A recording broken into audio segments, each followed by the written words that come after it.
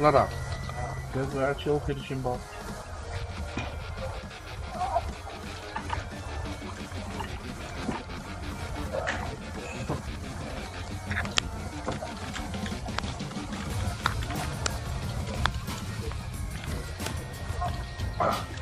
Let up. There's your finishing box.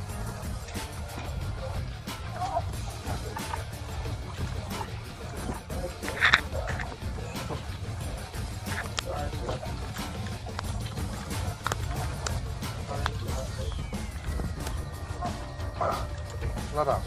There's your finishing box.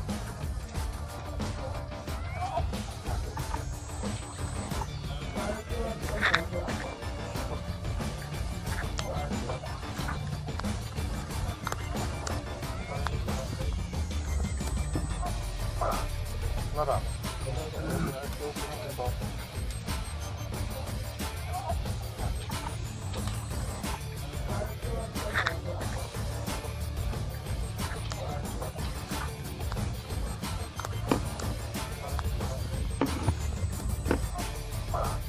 Let up.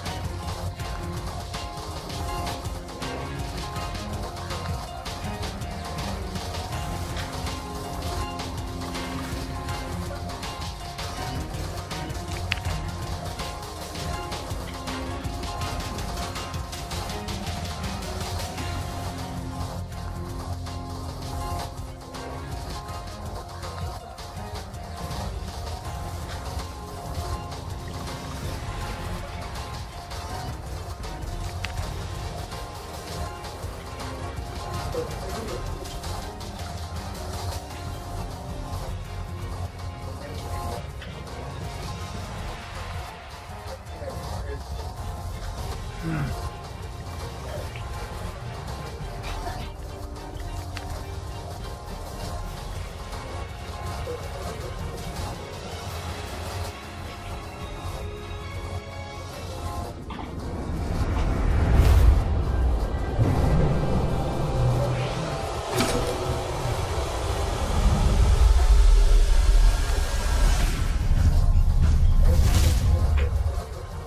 new Galaxy Note 9 has more power than you need.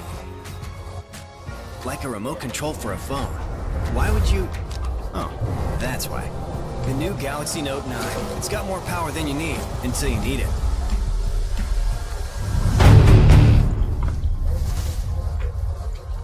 The new Galaxy Note 9 has more power than you need. Like a remote control for a phone. Why would you... Oh, that's why. The new Galaxy Note 9.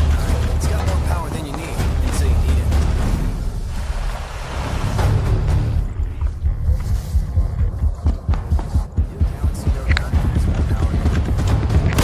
you need. Like a remote control. Why would you... Galaxy Note 9. It's got more power than you need until you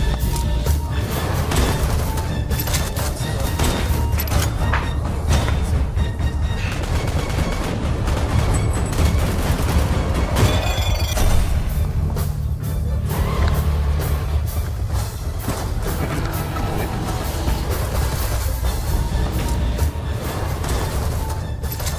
Hey guys, it's me, Brendan, here for the PMSC, the PUBG Mobile Star Challenge in Dubai for the World Finals. Let's go ahead and go. It's the biggest frame in the world and it looks so cool from the outside. And we're going really high. This is an amazing place to go if you just want to see all the sights here basically of Dubai.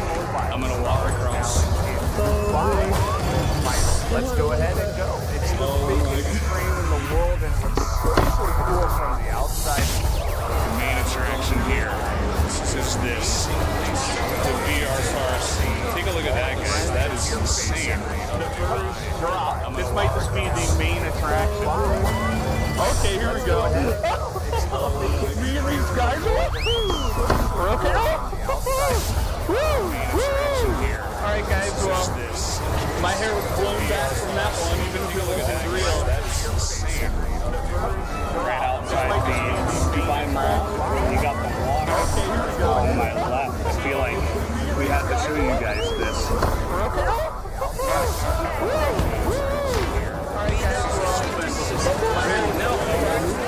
Oh, I'm a broadcaster in Korea for PUBG. You know PUBG Mobile? Yeah. Check it out. Thanks. We have to show you guys this.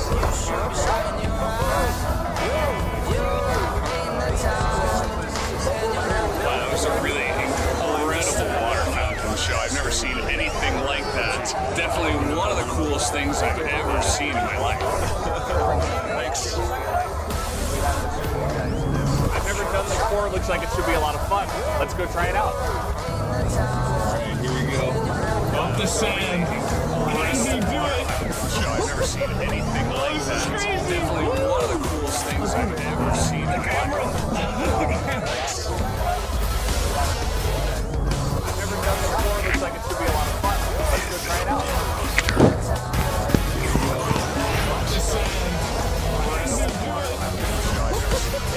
It's the weather just so amazing. And wow, we do have the Burj Al Arab. If you come down to Jumeirah Beach, you can take pictures, you can enjoy the water and the sand. I would highly recommend it. Finally finished our Dubai tour and we've made it to the front of the festival arena, as you can see right here, for the PMSC Finals. The best teams from around the world joining together at the World Finals here for PUBG Mobile Star Challenge, right in front of the building that's going to be holding your festival here for PMSC and we World Championships here in Dubai. Are you guys ready to get going? It's a tiny world within your hands. PMSC with PUBG Mobile, and it's a tiny world worlds within the world here at Dubai. Oh yeah, PUBG Mobile Star Challenge. Going to be holding your festival here for TEST-05 World Championships here in Dubai. Are you guys ready to get going? 10, 9, 8, 7, 6, 5, 4, 3, 2, 1.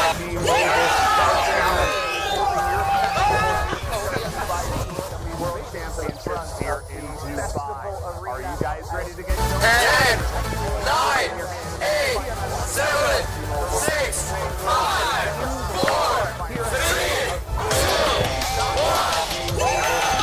1.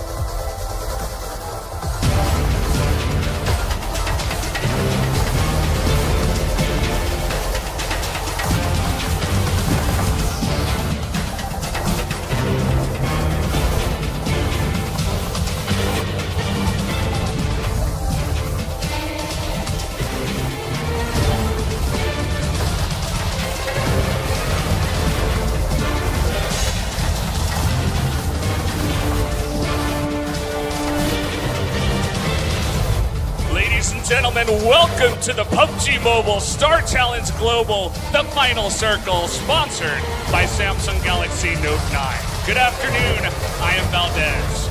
We are here in Dubai, the paradise city where all of your dreams can come true.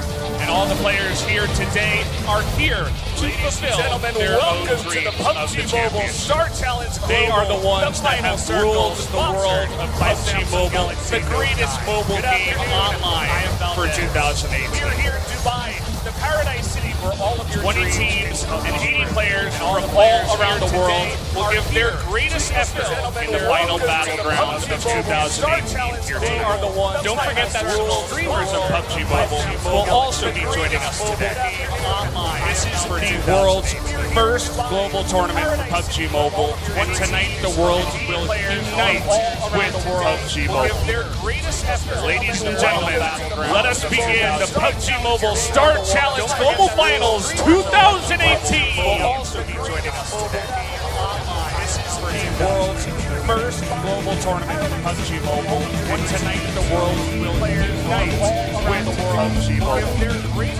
Ladies and gentlemen, let us begin the PUBG Mobile Star Challenge Global Finals. A warm welcome, ladies and gentlemen, to the analysis desk here as we get things going for the PUBG Mobile Star Challenge Global Finals 2018. My name is Kyle Lars. I'll be your host throughout the next 3 days of games as we break everything down. To my left-hand side, joining me, the devilish duo themselves. We do have Mr. Powerbang and we have Self-Related Gaming. Gentlemen, excited to be here. My first time in Dubai for the My first time in Dubai as well, and I am absolutely thrilled and possibly to be here in Dubai for the global finals of the Star Challenge. 20 teams have battled their way here. We're here now, and I cannot wait to take on Mr. Powerbang and Self-Related Gaming. Gentlemen, excited to be here. Are you kidding me? With that intro, I mean, big props to the performance. That was unbelievable stuff. That intro was to be here in Dubai for the and global overall, finals of obviously, the these Star teams Challenge. come from across the world. We've been at some of the qualifiers as well, along for the ride to try and see who is going to become our world champion. Becoming world champion, the first ever world champion of PUBG Mobile, is a big thing in itself. So definitely is, because there's much and overall, I'm actually going on from India. And this championship, so one of the things with those teams, because they probably just want to fight. Yeah, we can talk about teams in more detail in just a few more slides. For now, though, let's get you up to speed with everything that's going to be going down here throughout the 3 days. Not only the tournament rules, but also points are going to be breaking down and the prize pool as well. Because obviously that's very, very important for you guys to know to follow along with everything that is going on. But overall, just very, very high world tournament. Very excited to be here. We've got a great crowd here already lined up for things. And let's check out all of the action that's going to be going down. So we have 3 days worth of games that are going to be played out here to find our world champion. 29th, 30th, and the 1st of December. 5 games are going to be played each day. Days number 1 and 3 are going to be third person, and day number 2 is going to be all first person. But don't forget as well, we have our exhibition matches, which are going to be taking part at the very beginning of the day, which will be round 1 in each day. Very, very important to know. Then from there, 2 through 5 will be our official matches, where the teams can rack up those points to try and get themselves the prize pool as well as becoming the world champion. And then of course our max in the first round of each day is going to be Sam the Bragg, and then around 2 to 5 are going to be Erangel to make sure that we know who is going to become our world champion. How are they going to get those points? Well, you're going to see 500 points awarded to the first place finisher in each game. Those games that count, 500 to first place, 365 to second place, third place will receive 315 points on down the line. Of note, at the bottom, 16th to 20th will receive 100 points. Everybody's going to get some points. However, it's the kills that really set us apart. 15 points for each kill. Those games that count, 500 to first place, $2,000. As you can see right there, first place is going to go and take home 200,000, second place 100,000. So there's definitely a lot on the line here today. definitely. And also, we can take a look at the teams that are going to be participating. 20 teams from the world are going to take action here and crown themselves the world champions. China brings 3. We have North America bringing 3 teams. Thailand brings 3 teams as well. Middle East going to be bringing 2 in GG Games and Arrows Madness. We have Korea. We have Japan from Team Japan. And with that, we have the Terror from India. We have Indonesia bringing Big E Tron. We have Turkey bringing Heroes team. And we have Russia bringing another team. And we have plenty more to come here. That's a 1.5. But these 20 teams are going to be vying to become world champions. Indeed, they are. I cannot wait to see who's going to persevere out of the top. We've got a whole lot of things we want to take a look at today. Some teams I definitely like to keep my eye on. We're going to be taking a look at the folks coming from GTU, and I really think those Chinese guys are going to come at it with their amazing guns led by Chu. So really, really good stuff. Some teams I definitely like to keep my eye on. We're going to be taking a look at This is the Terror. Also from Thailand, this is RRQ Athena. Representing Indonesia, this is Bigatron. Also from Thailand, this is Emo's Burnout. Another team from Thailand, this is Illuminate Gen Z. From Thailand, this team RR Turkey, this is Pyro. Representing Indonesia from South Korea, this is KWCD. Also from Thailand, our team from Saudi Arabia, Arab Madness. From Thailand, this is from Russia, this is Big Russian Bot. Turkey, this is Pyro. Kuwait, this is BGT Gamer. This is KW. One of our international teams here tonight. This is from Saudi Arabia, Arab Madness. From the United States of America, this is Cloud9. One of our teams from China, this is from China. This is CPT. One of our international female teams, this is Full Send. Also from China, this is CPT. From the USA, this is Wildcard. From China, this is LH Douyi. International female team. From North America, this is Gangstar. And our 20th team and final team from Japan, this is Team Japan. This is Wildcard. From China, this is LH Douyi. From North America, this is Gangstar. And our 20th team and final team from Japan, this is Team Japan. This is Wildcard. From China, this is LH Douyi. From North America, this is Gangstar. Having it up there at the very end. But guys, you already kind of alluded to it at the very beginning, just before that. I want to kind of bring us back to that. So I wanted to ask you guys, who some of your wildcard teams are coming in? No pun intended, of course, but who are you guys looking out for? There's some big favorites here, but I want to ask you guys deeper in who are your dark horses having it up there. We're definitely going to talk a lot about the first place finishers from the regionals and a lot of the favorites to win today, but there were some dark horses that we've seen throughout the tournament thus far. You alluded to it just now, Wildcard themselves from North America. They finished in 3rd place in the North American region, but they dropped the most kills out of any North American squad during that tournament. Watch out for Sika. He's known as one of the best close-up players in the North American region. Definitely got my eye on Wildcard to do well this tournament thus far. Wildcard themselves from North America. Actually has to be the Terror. They won the Canada's Championship, as I was saying earlier, and I think they're going to have during that tournament. Watch out for Sika. He's known as one of the best close-up players in the North American. Also, keep your eye on GT Boyu from China. They finished 2nd in their regional. GT Boyu has an amazing leader, and he is an absolute beast on the gun.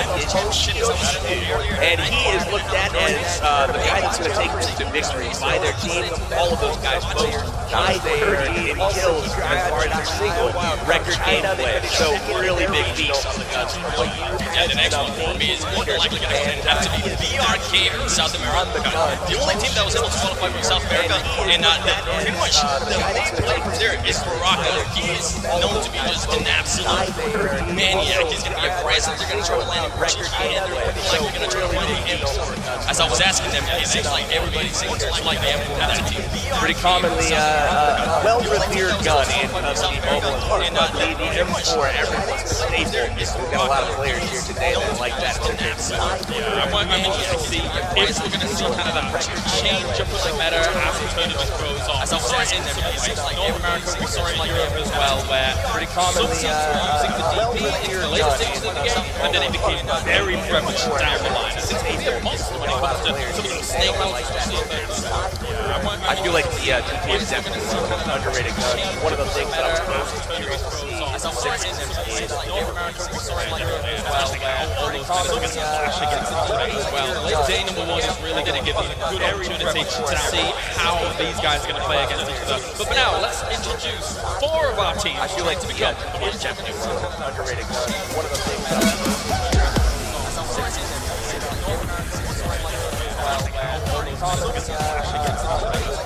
Day number one is really going to give us a good opportunity to see how these guys are going to play against each other. But for now, let's introduce 4 of our teams to become world champions. Meu nome é Wagner, conhecido como Fuso, e sou streamer. Me chamo James Luquete Gomes, sou streamer do Pubgm Mobile. Meu nome é Gustavo Felipe Andrade Prado, ID é Zodic, tenho 19 anos e sou jogador da BR. Bom, o que eu espero com esse campeonato é o crescimento da minha área de streamer como jogador profissional, o crescimento que isso vai me trazer para funcionar, né? Me sinto muito feliz, principalmente muito orgulhoso por ter chegado até aqui, porque Meu nome é Gustavo Felipe Andrade Prado. muita gente. Olha, a característica principal do nosso time é ser um time muito estratégico, né? As partidas que a gente ganhou, todas as partidas que a gente ganhou na última, teve um time completo, livre, ninguém caiu nenhuma vez. Então a gente é muito estratégico e a gente evita colocar tudo no começo para poder ganhar no final. É rushar. A gente sabe que tem um squad num certo lugar, a gente corre lá e tenta. O nosso ponto forte é tentar pegar o máximo de pontos. Bom, eu sou o capitão do time, minha posição no time eu sou mais agressivo, eu gosto de fazer o jogo, passo a ficar o pouquinho também cuido da administração também. E vamos supor que eu sou um cachorrinho do time, onde o dono ali em um certo lugar, a gente corre lá e tenta. No meu caso, humor, gameplay com humor. Sim, normalmente quando a gente trabalha, a gente faz uma live muito longa. Agradecer a todo mundo aí, principalmente aquelas pessoas que mesmo assim apoiaram a gente e falaram, vocês no meu caso, porque é uma comunidade muito grande, a gente é muito grato a todos eles que estão sempre suportando, sempre dando suporte para o trabalho de Pubgm Mobile. A gente veio preparado para jogar, vamos buscar o título que vence o melhor. Galera, fica ligado, o BRK chegou, principalmente aquelas pessoas que mesmo assim apoiaram a gente e falaram, vocês no meu caso, porque é uma comunidade muito grande, a gente é muito grato a todos eles que estão sempre suportando, sempre dando suporte para o trabalho de Pubgm Mobile. A gente veio preparado para jogar, vamos buscar o título que vence o melhor. Galera, fica ligado, o BRK chegou, principalmente aquelas pessoas العمر 35 سنة الاي دي ماجد 09 العمر 24 الاي دي في صالح العمر 17 المهنة طالب الاسم خالد العنزي الاي دي كاريزما 3 المهنة اخصائي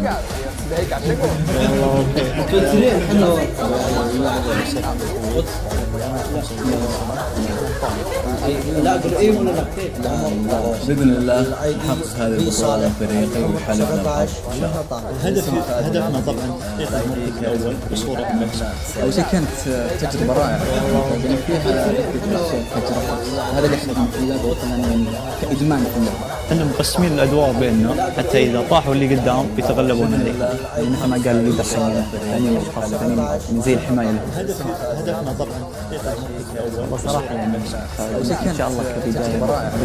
اي السياره هي لها هي اللي يحب السيارات كل حال. مقسمين الادوار بيننا حتى اذا طاحوا اللي قدام بيتغلبون عليه. استخدم العقل قبل المهاره وراح اتغلب عليكم بعد زي الحمايه.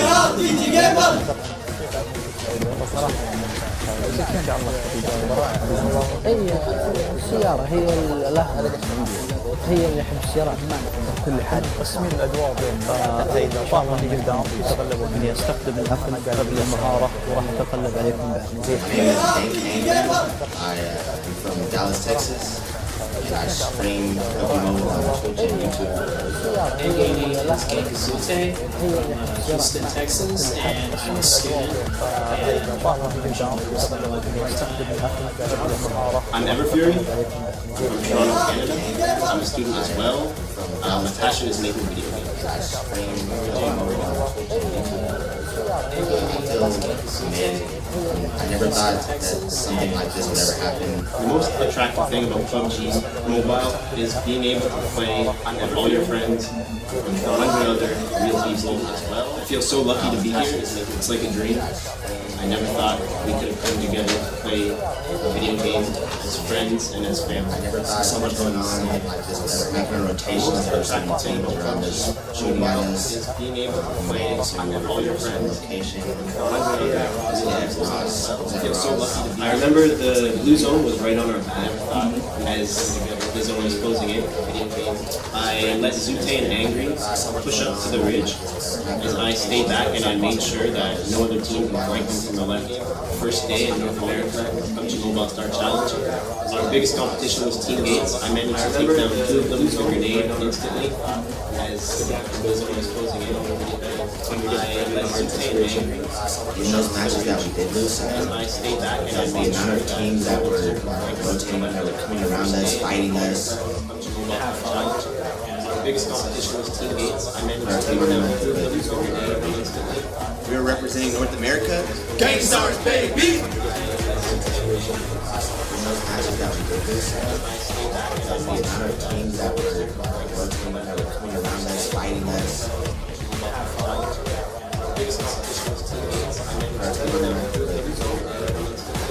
We're representing North America. Hi, I'm Rick. I'm 28 years old. My game name is Hot Juice. I'm from Poteet, Texas. Farmer and also winery owner. Hi, I'm Jonathan, aka Outsider 9K. I am 23. I'm from California. Hi, my name is Jesus, aka Siga. I'm 19 years old. Hi, I'm Rick. I'm 28 years old. Hi, my name is Dylan. My NBA name is aka Lucy. Farmer and also winery owner. 26 years old. I'm a business facility engineer.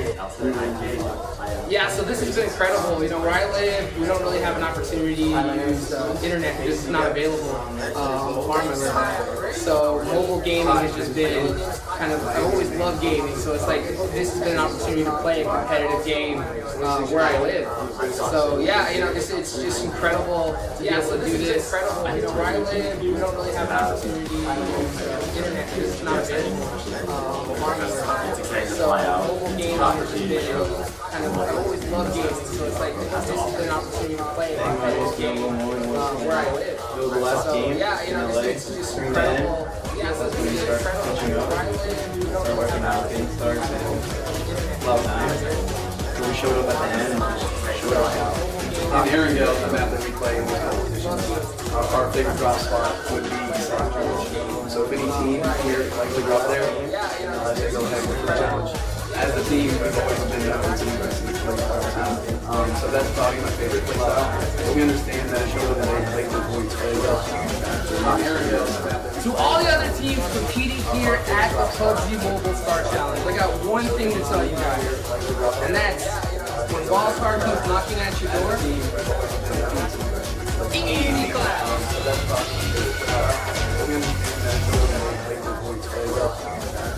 Gets me every time, and overall though, great to hear from some of our teams coming in already. Let's talk about some of these teams, of course. Gangstars is a team that we're very familiar with when it comes to actually seeing them during the North American Championship, and for a lot of people they were one of the favourites over there. They weren't able to completely get that top spot. They already mentioned the team gets one of their highest, but gets me every time. They've come here with a bit of a boost change. Overall though, great to hear from some of our teams coming in. They are missing one of their top players and in-game caller available, and shout out to him and all when it comes to actually but they are still a very formidable team, some of the best gunners out there in North America. These guys are really curious to see how that strategy continues to evolve without Bale calling the shots.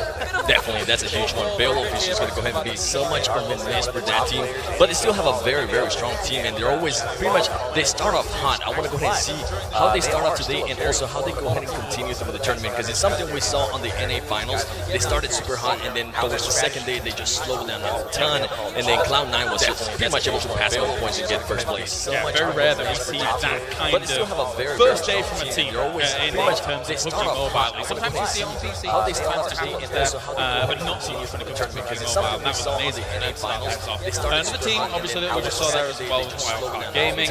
They come in.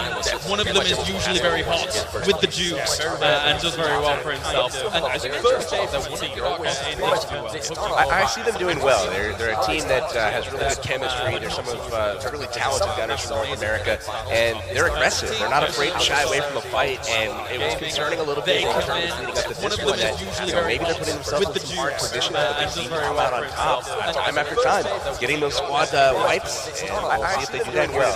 Yeah, just talking about being aggressive, they're actually, I believe, on day one of the NA finals, they pretty much just kept getting killed or kept getting third place, but they weren't able to go ahead and start securing those first places. And then on the second place, they just pretty much riled up. Hot Juice got super freaking hot and riled up his freaking team, and they were able to go ahead and secure their third place. And as you mentioned earlier, they did get the most kills. Talking about being aggressive, they're actually, yeah, they definitely did. They pretty much well. You mentioned the Beowulf is here, filling in for him at this tournament. And then Ira, who is part of the original roster anyway, so freaking hot. If I had to very team, and they were able to play. I'm really kind of angry that they picked up the reins. Very good fragger.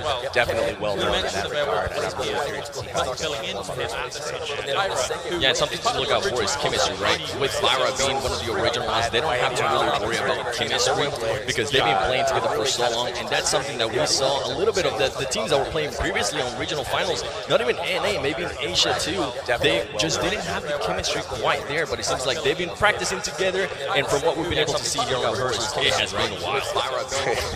Speaking of while, no pun intended right there. Oh look, he knows he's on camera already, of course. Anyway, regardless of the fact, that is Wildcard Games here looking to also but that's two of our big North American representatives. We've talked about who else round things out as well with Cloud9, who used to be Team Gates coming into this tournament, picked up by Cloud9, one of the most successful esports organizations on the planet. So it's pretty good for them. Anyway, definitely, it's a very well-known, reputable organization. They picked them up for this final tournament, and Rolex and Squad are going to be looking to do the same thing they did in the last tournament, which is set the pace early, come out, get those kills, and I'm really curious to see how they compare to some of these vaunted teams from Asia. We hear a lot about the Chinese teams coming in, about the teams from Korea, the Thai teams, unbelievable stuff, and then also we've got Team BRK here coming in from South America. BRK pretty much with Baraka, they just, from what I was talking to them, the little one that I was actually able to speak to them, because I don't really speak Brazilian,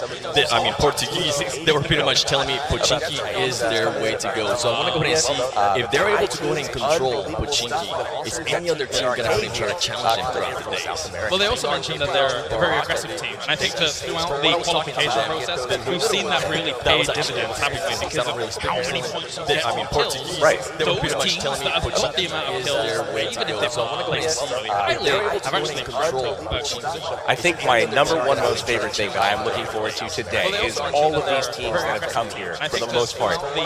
They're the top teams in the region. These guys are the aggressors. They're the ones that aren't scared of anybody. They're going out, they're fragging, they're killing. But so are the people across from them and next to them. And they're not necessarily used to playing in a different meta. Like the meta game can be different in Asia versus North America versus Europe versus South America. I'm really excited to see how these styles blend together. And then we talked about the drop location, South Georgia. Wildcard invited a challenge over there, and they said they'd be up for it. Well, there might be some other folks out there that eyeball South Georgia.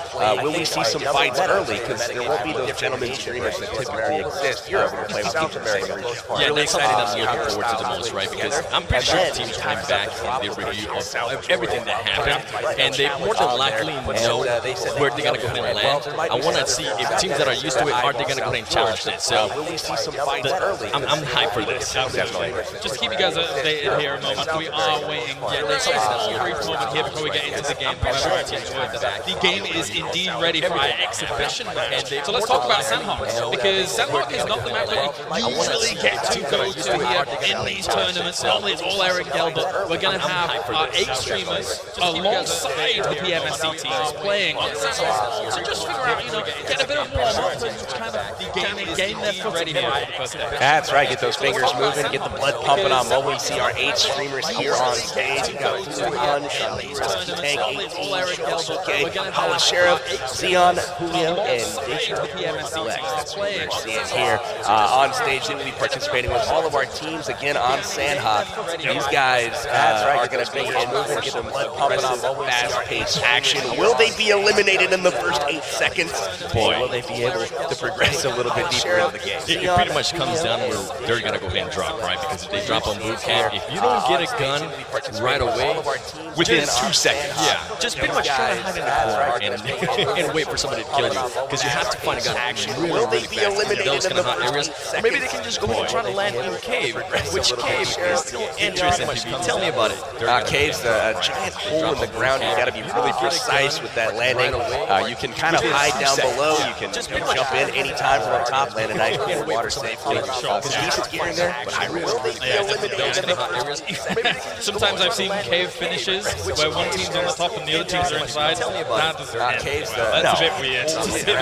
Just when are you gonna jump, guys? When are you gonna jump? You just wait. You can kind of hide down. Just gonna try to jump into water pretty much. And as we can see right there, Sandhawk just coming out on June 22nd, 2018, and it's as we were mentioning, it is one of the smallest maps in the game, 4 kilometers by 4 kilometers, and the action is just pretty much phenomenal. So make sure you are ready to see a lot of action back.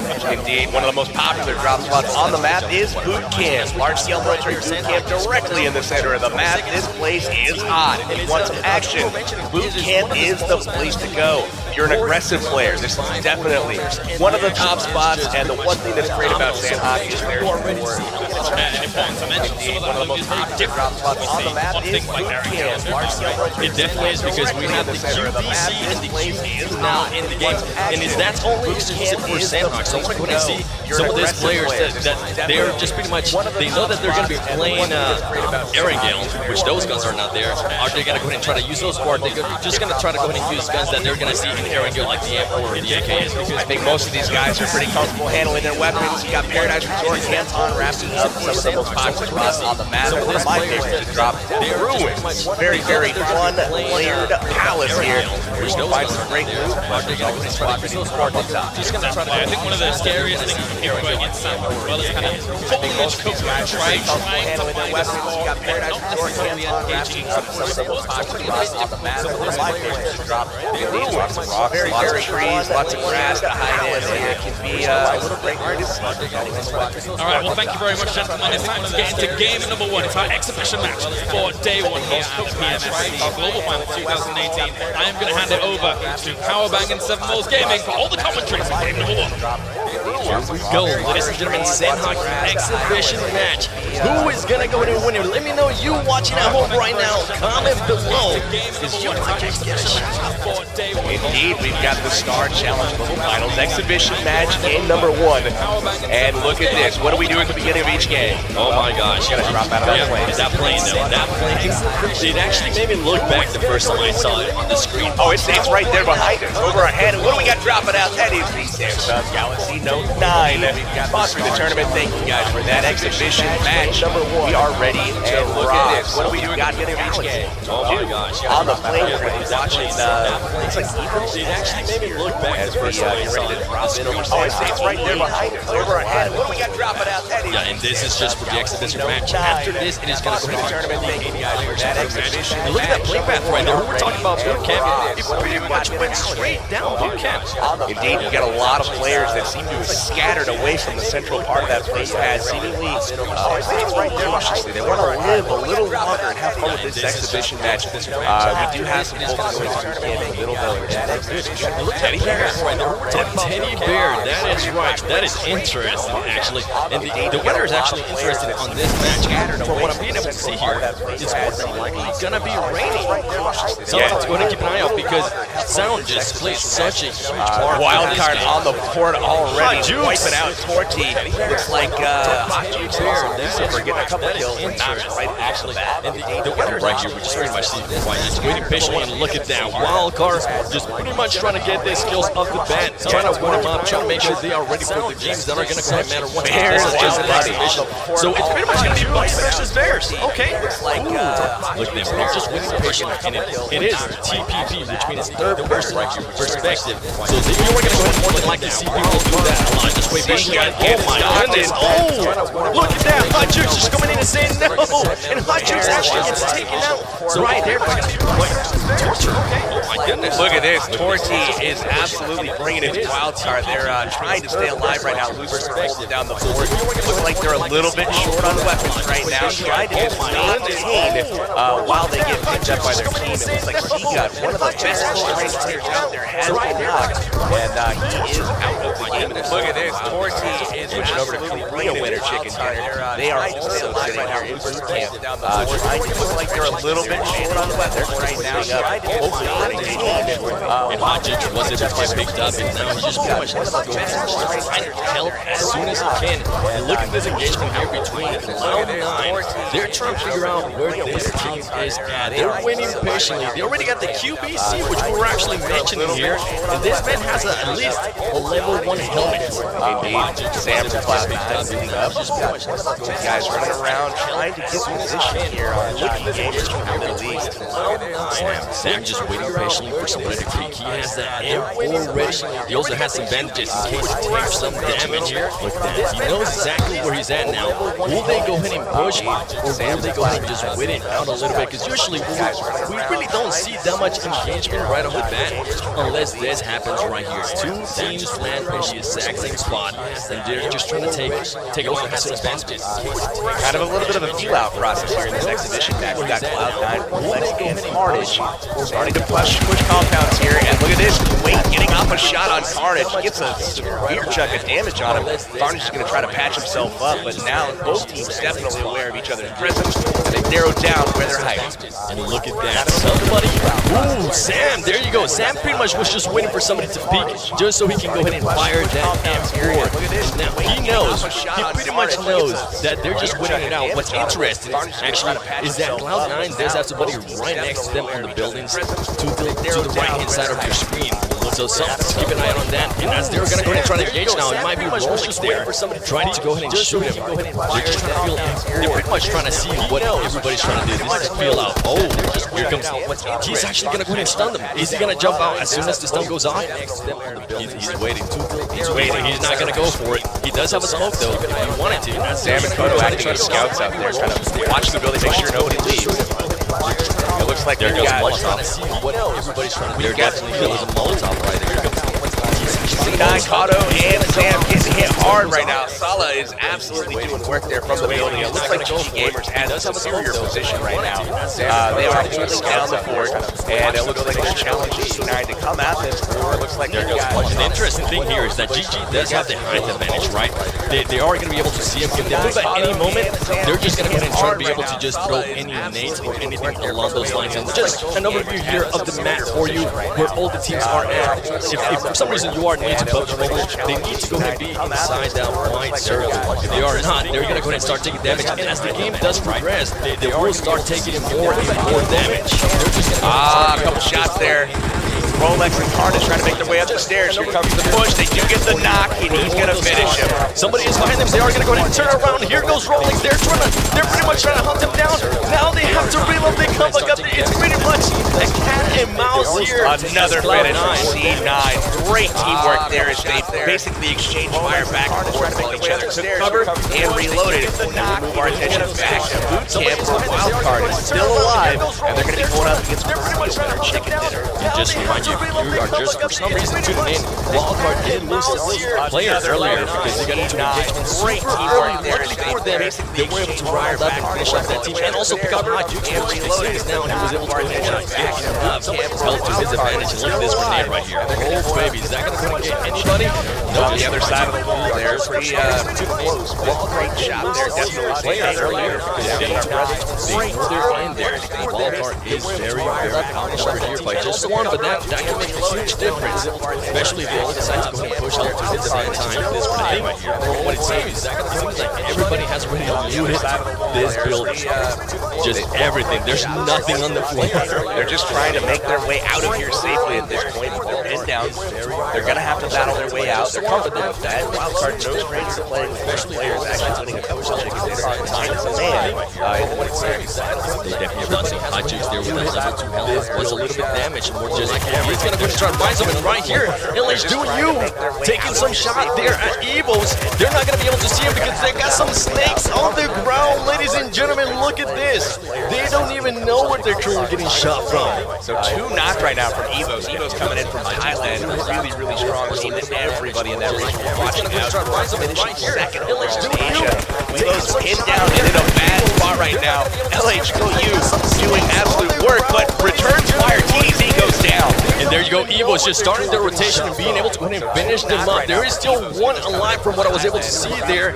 What is he going to go ahead and do? Is he going to try to challenge? He is. Look at this madman. He's just going there by himself. He doesn't realize that there was also somebody there to his left as well. He just pretty much got on number. He did. Evos really, really low on health, and a couple of guys not, but they were able to persevere there, getting the squad wipe. They will come out on top there, and they will be able to patch up and have all 4 members moving forward. And check out this circle right here.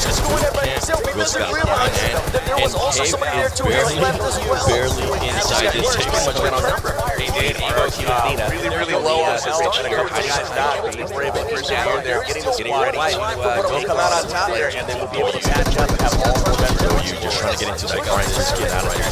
They do not want to engage this current. They actually played that really, really good. Just about that building, getting inside and just getting out of there as soon as possible. They say, no, this is way too early to go ahead and engage, and that's completely fine because they want to go ahead and just save some of those, everything that they have until the end. And look at this fight right here. CPT just pretty much trying to take up that card. They did not want them to go ahead and escape like we just saw that previous team do.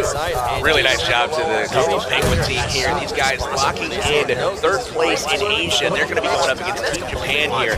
Really, both teams here very aggressive. Pubgm getting hit with a grenade there from range. He's going to toss one right back. Not intimidated whatsoever. They're just pretty much waiting patiently here. They're actually taking some damage as one is currently down. 3rd place. We got Salt Chia here pushing away around. He gets the knock here. Nice job. He's going to get knocked in return. And look at the push coming out and comes from the Penguin team. Absolutely making intimidated where good Team Japan. Team Japan will go out early here. They're the 2nd team eliminated. It looks like 18 remaining at this point in time. 69 left on line. And we turn our attention to one of our stream teams. And it looks like we've got Sion here with the QBZ. QBZ being able to spot one. There goes one down. Pretty much not able to really see that name. But Sion is trying to push forward. Oh my god, 1 HP. 1 HP and he's just winning out that little snake. And there you go. That's it for him. He doesn't get taken out. That's the team, actually. That whole team got taken out. He's being able to spot one. That's right. Stream team is going to go down. They will be taken out. Really nice work there. Illuminate Thailand, guys. Absolutely. Peeking that ridge, take one down. And it looks like right now we're going to shift our attention over to the arcade. They're down to the last. That's going up against Mandy. And look at this right here. He does have a vector. He's able to go and take one down. He has to watch out. The other team might go and just Katarina Suki absolutely played in the house. Getting a couple of finishes here. Baraka taken down. This is our all-female team that is here to send, and they are representing so far. Mandy gets knocked. Nice playing there from Zod. Zod working his way around, going to get the finish here with the vector. Mandy definitely not able to see any of that. Cabrera pretty much gets taken out. Interesting play there by BRK.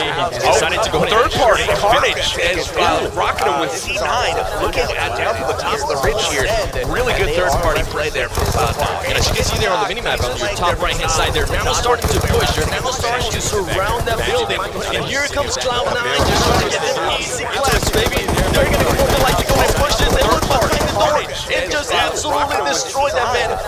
just go ahead and need to find the last player for really good sand, as Rolex is just pretty much trying to loot up as much as they can top right hand side. They're starting to push the gas. It was a smart play, man. They took advantage of two weakened opponents. They were able to get in and get the job done, wiping both squads there. Finish off Catherine and Suki. Really impressed, though, with the play of full send there, taking down South America's team. Really nice job to them at Team. Yeah, that's a good surprise, honestly, to me. I was not expecting that. I thought BRK was going to be able to win that engagement. But full send coming in hard. I want to see the next game. Let's see it. Let's see some more from them. We got Hero officially here for Team Hero. They're taking us like South America. Penguin team here. That grenade, that Kobe, baby. Hero, that was a very, very nice grenade. And now they have to go ahead and watch out. Now, the only thing that we do have to the team start worrying about here is getting their body season. So with Cloud9 full send here. Look at the flank. Look at the flank developing right now. 7-6 player coming around. Look at that. Beautiful job. Big Rosa just pretty much being able to go ahead and destroy Hero. That might be it for his team. They got Kenris up on the hill. Kenris is up on the hill with Boxer. Those guys are absolutely lethal as well. But man, what a clutch flank there for 7-6. Coming on ground right now. Just sneaking up on them. They were trying to pick up their teammate, and oh my gosh, that was it for those guys. They're trying to hit them up as soon as they can. That is going to be it for them. They are wearing the the bear suits. Getting confused here between this team, which they are actually wearing the bunny suits. They're just waiting patiently. They don't want to move yet. They want them to go ahead and push. They're using that third person to their advantage. Yeah, we need to see the map here shortly, but we've got Foxer basically holding serve here, waiting for 7-6-2 and his team to push out of the compound, and it seems like the Penguin team is trying to do just that. They've got a good position, but it seems like they're trying to hop the wall and head towards zone. Will they be able to get it to the zone before he moves? Actually, they are already in the zone. Check out this shots right here. He's able to see him. My goodness, the aim on this man with the M4, the recoil control, and he's trying to go ahead and finish him off. That is it for that team. They actually got third party there by TTN, and he still thinks that there's still somebody there. He didn't notice the kill fit there. They're pretty much gone. Wow, that was really good stuff there. TTN coming on hot, third party once again, and that's something that we're just seeing a lot right now. You can see the Galaxy team getting slapped there by C9. They're going to knock a whole bunch of them, and just like that, they wipe them out. Cloud9 already racking up the kills with 9 kills. Keep in mind, once this is the exhibition match. Once it's not an exhibition match, they are going to be getting 15 points per kill. Indeed, right now it's just kind of a warm-up. Players getting used to it. We're going to see some streamers doing work. A couple of them already eliminated here, but we do have Anand here. Moving in from distance here. AK with a 4X. Waiting patiently there. I heard that sniper rifle. They're moving in smart, actually. Rock to rock, they're making sure they don't get caught out in the open. And as I say that, somebody does get caught out in the open, but as soon as he hears the shots, as soon as he actually gets tagged by one, he finds a tree to hide behind. That's right, the terror from India hiding behind the rocks in the trees right now, trying to make their advance. CPT from China holding court here, basically hiding behind the walls, making it very difficult for the terror to advance. They're saying, no, not yet. We're just going to wait here a little bit more. And Amit there being pretty much left his head out for a little bit too long and was getting tagged from a different team, actually. That's one thing I've noticed about all of these players is the aim is really on point so far. These guys are not missing shots when people are showing their bodies at all. They're getting hit hard, so it's very, very evident the skill of all these players at the global finals. Who is going to go ahead and make a move here first? Is pretty much what it comes down to sometimes, PB. Who is going to go ahead and just decide, you know what, now is the time to move, as we actually see a brand new zone. And look at all the teams that are currently outside of that zone. Ooh, hiding behind that car. I don't think he's going to be able to make it. This man with the AWM, that is it, baby. Evos just takes him out as he starts getting shot from the right-hand side. He's going to go ahead and start just moving away from that. He knows that he might be getting third party here, and he's like, nope, not yet. Evo's Bull Shark staying alive. He's been knocked once already, but he's able to stay up. It looks like Terror has gotten the AWM shot on CBT as well on the other side of the map. Lots of action going on. But look at this. We've got Bull Shark focusing in on one of our stream teams. Some good stuff. And Bull Shark now starting to head towards Cloud9. Now, one thing that I actually like about Bull Shark here, besides the AWM that he does have, he also has the ghillie suit. You can only go ahead and get that ghillie suit from an airdrop, and somebody just pretty much destroyed with the QBC and the QBU as well. Putting in a show here.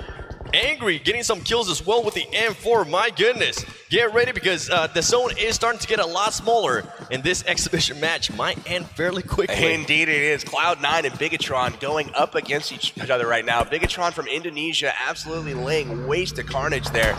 They are going to start to rotate now, leaving some of the squad left alive. We also saw Gangstars and RRQ Athena, two heavyweights, going at it, trading some knots, but let's see how that finishes up here. It looks like Bigatron pushing up the hill here into the zone. Oh, this is madness. This is gonna get crazy. GTA is now starting to push from the right. He decides, you know what? Let me just back up a little bit. Let me go ahead and see if I can find a different angle.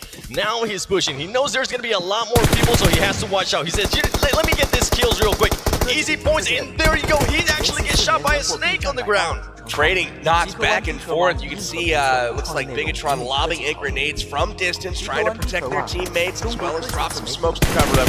And then in from the distance, we've got GT Doyu. We've got Ed there with the lethal M4 and 4x combo, just laying waste to all of these guys in his way. And a trend I'm starting to see here, all the teams that don't have the height advantage are pretty much getting destroyed.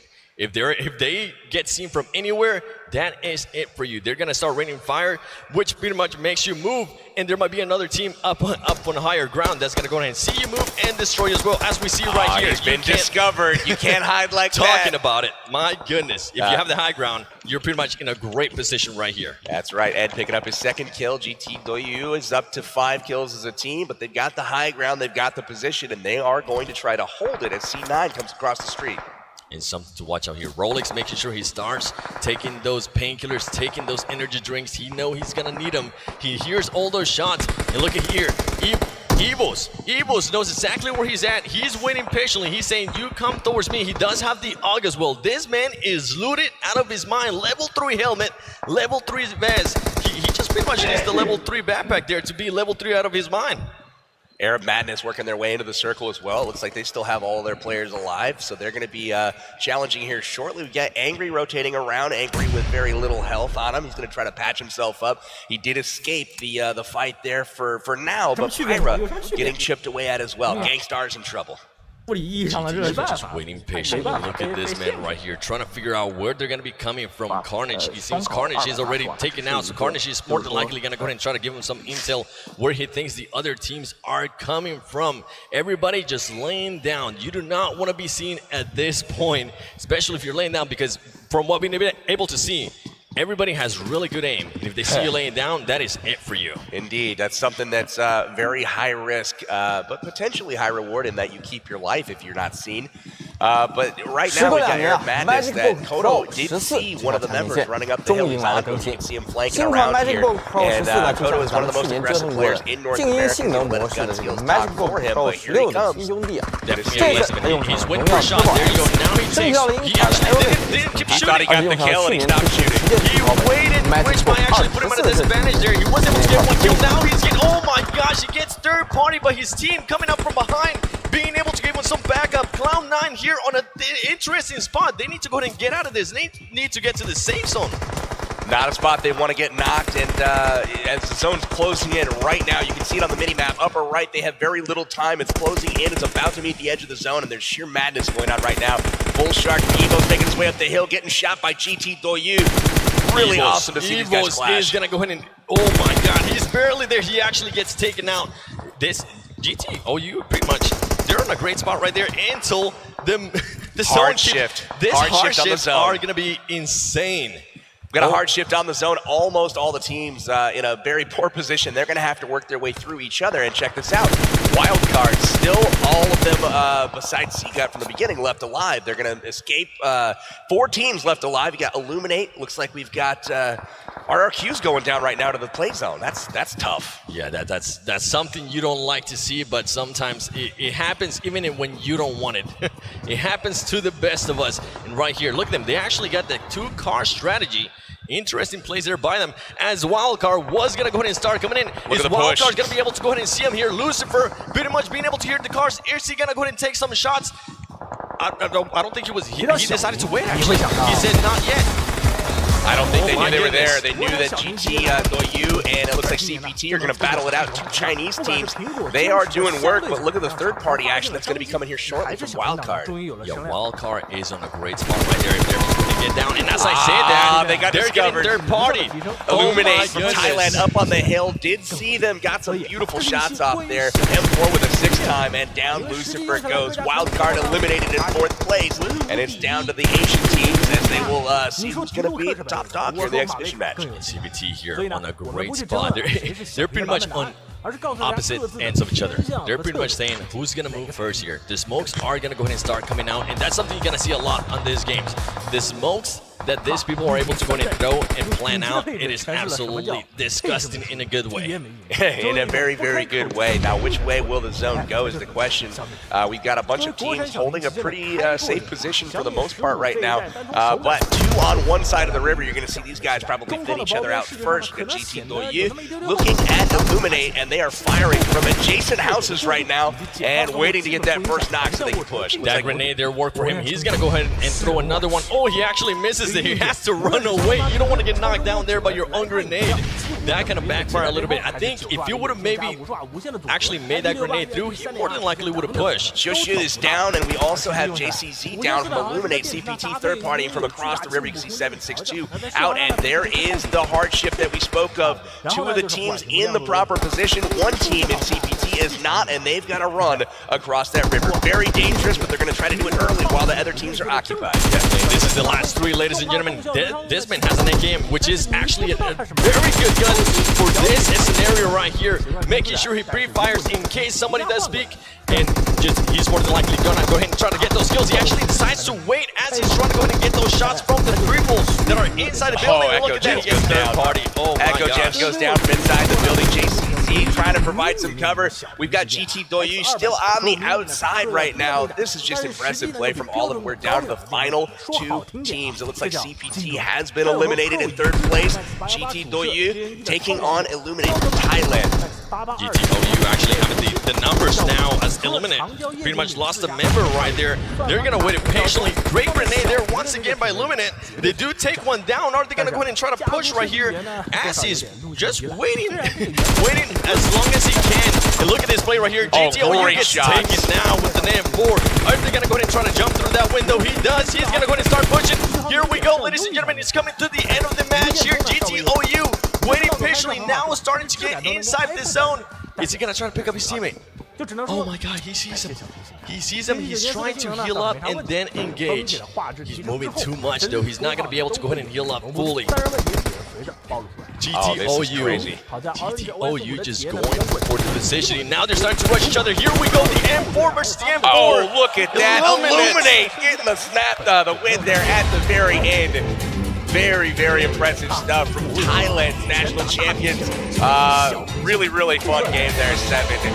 What did you think of it, my man? Boy, let's just say if that is gonna pretty much be the pace of the next games, I am so ready. I'm so down. Teams came in hot, and as we saw there, even though Wildcard lost a player there towards the beginning, they were still able to go ahead and, you know what? They said, all right, we're gonna play smarter now. We're not gonna go ahead and push as much. So I'm looking forward to see how they're gonna go ahead and react in the upcoming games. That's that, yeah. Illuminate taking the exhibition match to start things off. Impressive stuff from them. And overall, looking at how Sandhawk played out, a lot of aggression very early on in just kind of isolated areas. Just teams here, teams there, just having like that 1v1 kind of face-off at the very beginning. Right, there was a very slight lull in the middle of the game, but overall a very aggressive, a very action-packed game the entire way through. Notch from the very beginning by Wildcard, and then all the way through to the very end. You see Illuminate here, your champions of the exhibition match, coming out on top. Yeah, he used to finishing first. Yeah, and he came down there to pretty much a 1v1, and they were able to win it as GTOU was just trying to run away get his health in, but for some reason, he just kept on moving. He wasn't able to actually get that full health in. I wonder what was happening there. I mean, it's very rare you end up in those circumstances, right? It was, both teams were kind of still alive, but 3 were down on each team in the same building. So a very hard decision to make, I think. And definitely, you saw them kind of struggling with that decision. Do I revive? Do I let him go? Sure would be nice to have an extra guy on my team right now, because you know there's only one left on the other side. But ultimately decided to go out, take his attention, and knock him down at the rock. Yeah, and that's something more than likely we're going to go ahead and see in different teams, right? They're just going to go ahead and sacrifice a player or whatnot. Definitely. Very cool stuff. Also, at the very beginning of the game, I want to kind of talk about some of these things chronologically. Cloud9 versus GG Gamers. It's very impressive, and it's going to be a little bit of a confidence boost, I think, for Cloud9 to take a team 4-0 in that situation very early on in those kind of tense moments where you're going in 1v1 against. Definitely. I especially like the fact that they were able to win that fight, even though, arguably, I think GG had the superior position being holed inside the compound, and all together you saw Cloud9 split 2v2. Had GG pressed the action a little bit, they may have been able to pick up an outnumbered situation. Unfortunately, it wasn't meant to be. Rolex and Carnage able to push up the stairs and really do a nice job in tandem, alternating their fire back and forth, so that there was always some sort of suppressing fire coming down onto GG Gamers. Definitely. With Cloud9, another thing that we actually saw there is they were able to third-party a lot of people. They were able to pretty much just come and clean up kills and just start racking up the kills, which is going to be a huge thing in this tournament. Definitely. And we can take a look at some of the highlights from that game, of course. There's plenty of kills here, there, and everywhere. We saw a lot of edge play that got exploited, I feel, especially by a team like GG Doyu, as teams were coming in, easily able to kind of clean them up in certain positions. Lots of edge play there, firing across the map, and you saw GG Doyu. I thought that it might be a little bit risky to play that way, especially with some of the hardships we see oftentimes on mobile. However, they had those cars there towards the end, and as it looked like Wildcard might catch them and actually be able to take them down before they made that final rotation into the last zone. They got the vehicles, 2 of them, just in time, made their escape, and then made their edge play all worth it. Just in time. If not, Wildcard more than likely would have been able to go ahead and get those goals. And you know what? We can talk about it pretty much all day. Why not? Let's actually go ahead and see some highlights here from the first exhibition match. Highlight number 1 is a plane flying directly through the arena. We've got Evos and LH doing battle at one of the supply drops right off the bat. Flare called in, and these guys did battle. Snaking it out of the grass. LH getting the upper hand, but the tables quickly turn. Not able to finish off any of the Evos players. Evos turns it around, squad wipe. And Bullset right here, one of the surprises actually of this match. Bullset being able to go ahead and take out some people from BRK, as BRK lost a lot of players in a Letter Brion saw. Cloud9 just came in and cleaned up house. Zod, the hero there, keeping his squad alive, but he's only a hero for the next 15 seconds. Cloud9, third party, and coming down from the mountain, wiping out both of them. And Sam with the M4. My goodness, does that man have a name? And look at this man right here with another M4. We're seeing a lot of M4s from that match. You know, with the amount of QBZs available on the map, I am, a little bit surprised there is not more variety, but the M4 definitely the weapon of choice. Look at this, the 6 times on the M4 from range. Wildcard getting taken down in 4th place, top finishing team from North America there. And Illuminate pretty much just being able to go ahead and clean up when they needed to go ahead and clean up those skills. They know that that team was going to have to go ahead and push towards the zone, and they were able to secure those skills. And right here, if you peek, they are going to go ahead and get you. And GTOU just getting some amazing kills there as they see people peeking in the 1v1 towards the end, securing that win for Illuminate. Great position from 6 God there. GT Doyu unfortunately forced out of the zone, and he's got to confront him, probably not on his terms. That ultimately cost him. You can see Illuminate finishing in 1st place there, GT Doyu in 2nd, and then we've also got the comfortable Penguin team from China wrapping up your top 3. All important though that this being an exhibition match, none of those points mattered towards the overall standings. It was fun. It was some warm-up. You got some great streamers involved. Shout out to all of them who participated. Hopefully it was fun going up against the pros. I know that would have scared me a little bit. I tried it once. Not again. Well, guys, let's hear from our winners who are over with Valdez on the stage. Thank you, Calaris, for handing it over to us. I'm here with Echo from Illuminate Gen Z. They just won the exhibition match. And it was a fun one, down to the wire, it really was. So, how do you feel after winning that first match here tonight? ก็รู้สึกดีนะครับผม 不管是 ถึงมันจะเป็น 这 การ 张 แค่ 1 ซ้อม 2 แต่ 1 3 ก็ 4 ทำให้เรามั่นใจในการแข่งขันจริงก็เราจะทำให้ดีที่สุดครับเพื่อคนไทยครับขอบคุณครับ I feel so glad that I win this match. Though it's a warm up, but I will try my best in the following game. Okay, that's fantastic. So you are one of the teams here from Thailand. There's 3 of you representing the Thailand region, and it's very well known that you guys are fantastic at PUBG Mobile. Do you have confidence that you can represent Thailand and perhaps win the entire thing for Thailand and for Eliminate Gen Z?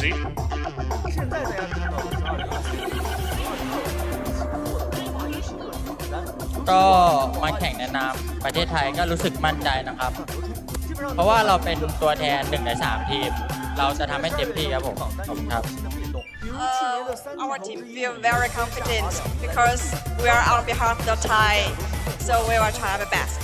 Okay, that's great to hear. Thank you so much for having this interview with me, and congratulations, and I hope you all the best for the next matches. You guys can now return to your seats, and we'll hopefully see you up here on stage next time as well.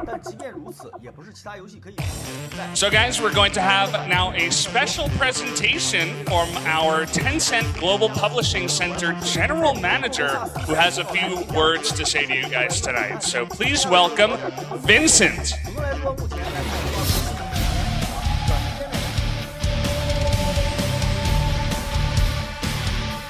Hello everyone.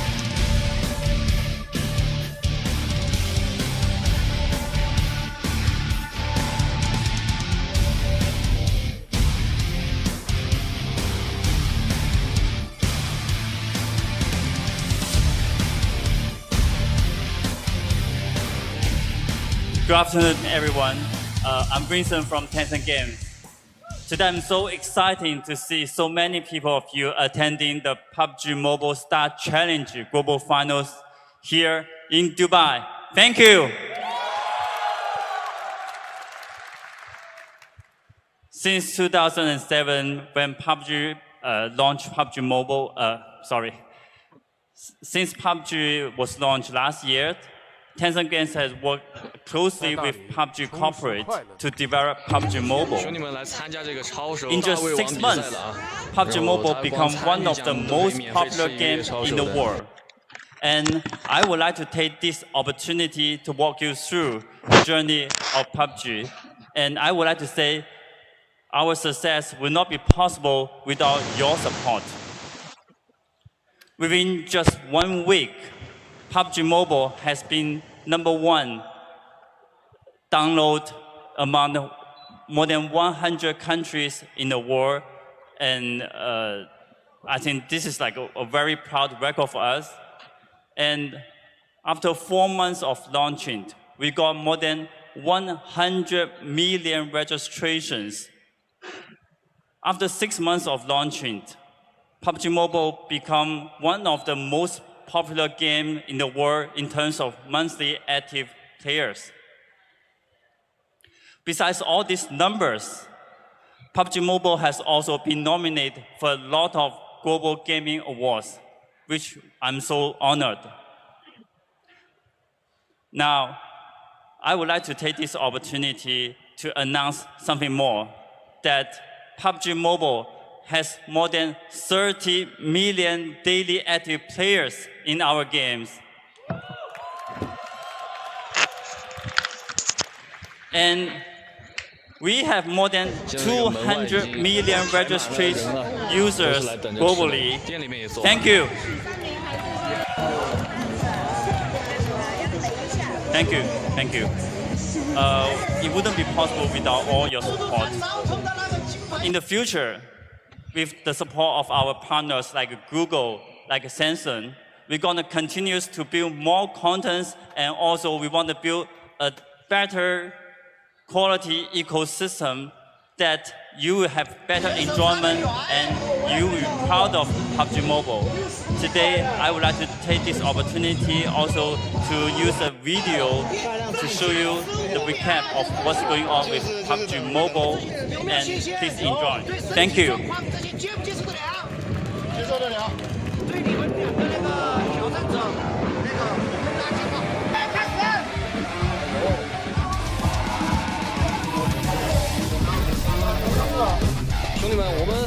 听友啊，今天都有那个参与奖，1个月的那个什么免费吃那个券，但是1天只能用1张。如果后面有兄弟来的话，就想吃，我们可以免费送他。1个月啊，就是加起来就是90万了，90万了，这个加起来。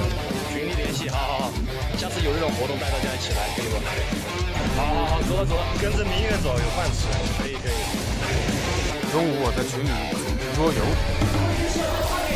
哇塞！太刺激了！玩到最后的这是。我操，真的玩到最后的。晚上 KTV 给本地靓仔庆生。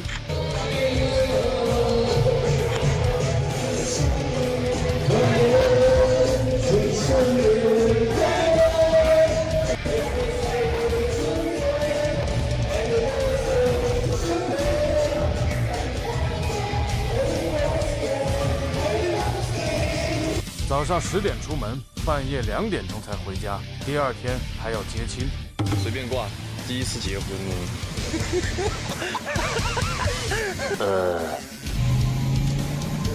新郎。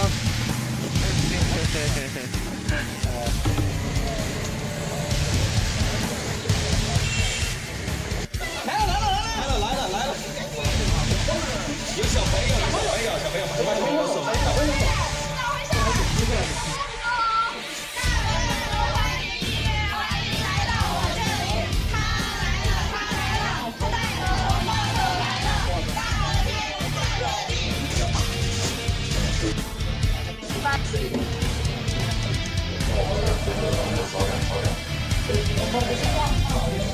据说在婚礼仪式当中，那种地方家乡什么时候举行？还有现场所有朋友讲鲜花的提。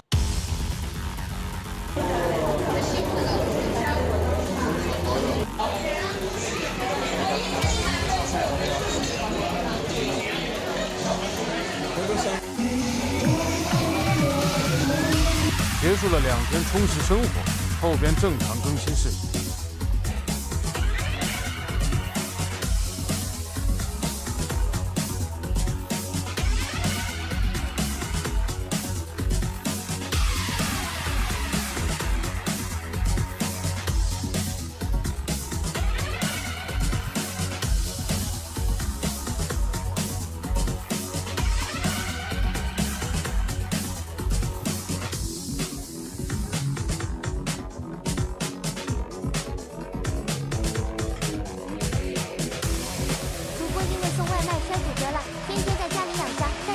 想赚钱，所以主播昨天接了个黑奴单，我也不知道50块钱1000万够不够黑奴，反正是接了，还是专业黑奴平台接的。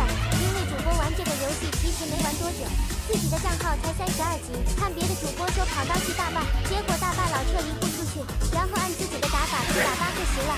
因为主播曾经打过和平战神运营，所以把这个游戏运营跟偷鸡摸狗都挺上手的，就是不熟悉地图。比如这把卡里就1队人，我一个没杀就灭队了，队友一个为了抢物资被鳄鱼咬死了，另一个队友出了滑膛箱拿狗牌撤离了，留下主播一个人在卡里找了半天拉闸点，本来决定8分钟没找到就去博物馆拉闸，结果主播连出口都找不到，真的很路痴，找了很久才找到出口，结果已经没时间了。这里终于出来了几个主播直接跳了下去，虽然主播知道已经没时间了，但是还是没有死心，还在疯狂的往博物馆跑。这里还运控主播一下，真的有点破防了。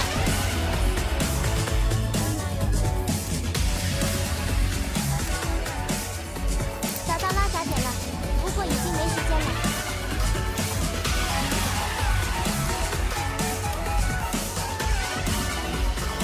看着4分钟的撤离倒计时，主播真的快疯了，看着背包陷入了沉思，决定整理一下仪容仪表。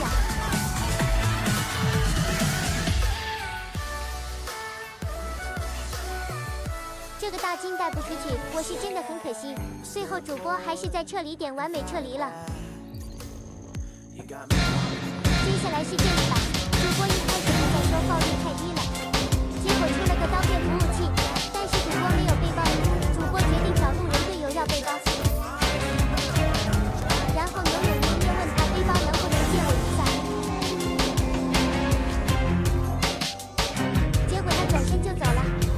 这里主播看见队友跑进去，心想完蛋了，结果队友居然没拿，叼了个准就走了。他这个皮肤我也看不出来，他是不是也没有背包？管他呢，世上还是好人多。这里听到脚步，以为有人来了，决定殊死一搏。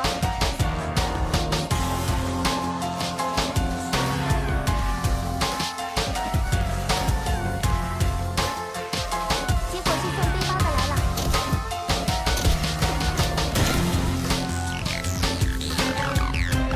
拿完背包赶紧去拿服务器。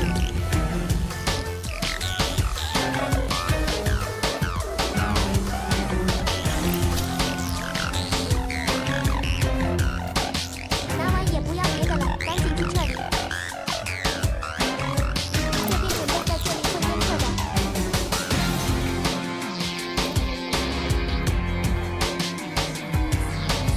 结果不知道这边还有个墙，又输在了地图不熟悉。没办法了，这边时间不够了，只能等下一个了。这边主播已经摸到进度。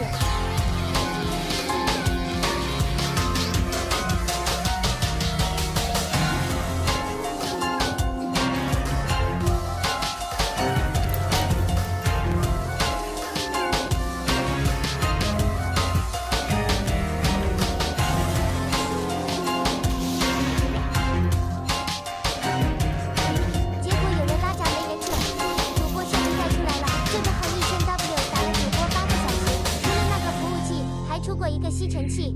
不出这2个红主播，感觉还要再打2-3个小时，一个号要打10个小时左右，才有1000万，还不排除一直被捕鼠大队抓的情况。10个小时50块钱，主播觉得很黑牛了。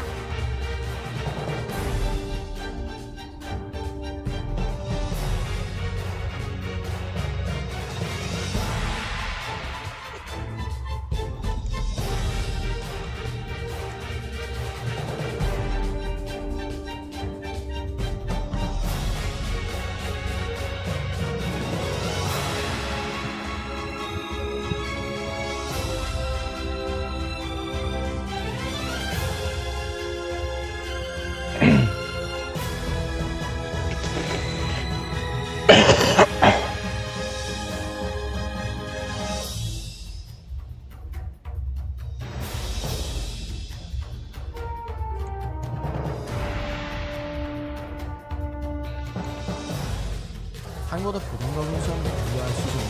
专门为他们提供学校午餐的机构又是如何为他们制作料理的？同时，这家企业还为一些大公司、工厂和医院提供办公餐、员工餐。这种中央厨房的料理趋势，那么这样的食物。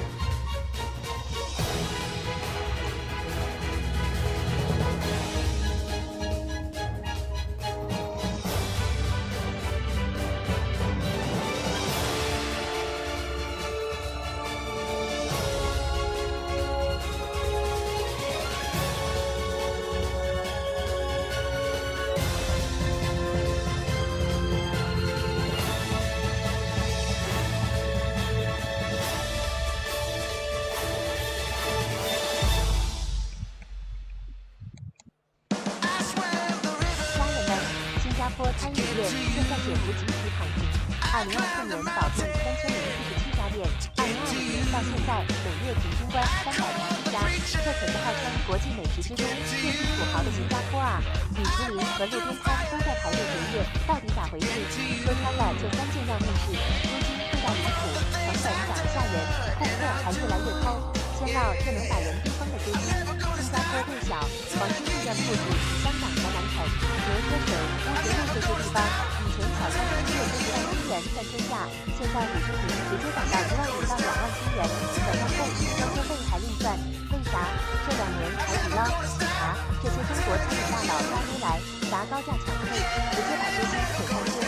而且新加坡商铺租期一到，房东就坐地起价，开了10年的酒吧 YLVLT，最终租金暴涨30%，8月到期只能关门。商场里的店更惨，连月租还按营业额抽成，疫情后人少，抽成了催命符。租金只是噩梦开头，水电、人工、食材成本严重火箭。新加坡水电靠进口，能源涨价，餐厅水电费1000破万，招人难，本地员工起薪至少2000元，破万时还得办准证，将人头税，人力成本涨20%，食材90%靠进口，俄乌冲突，运费上涨，白菜都比风米雪。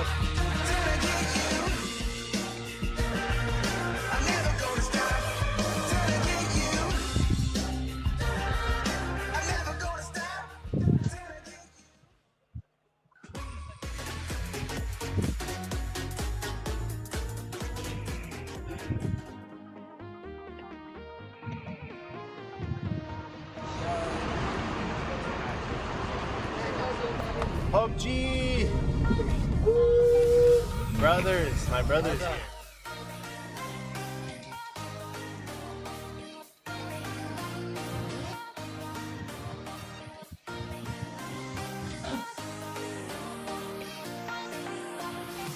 Here we go. Where are my other people at?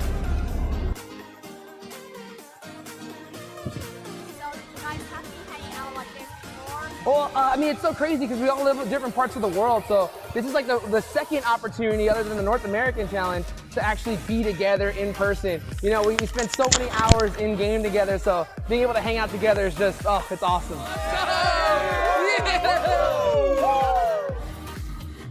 I'm excited. I'm excited.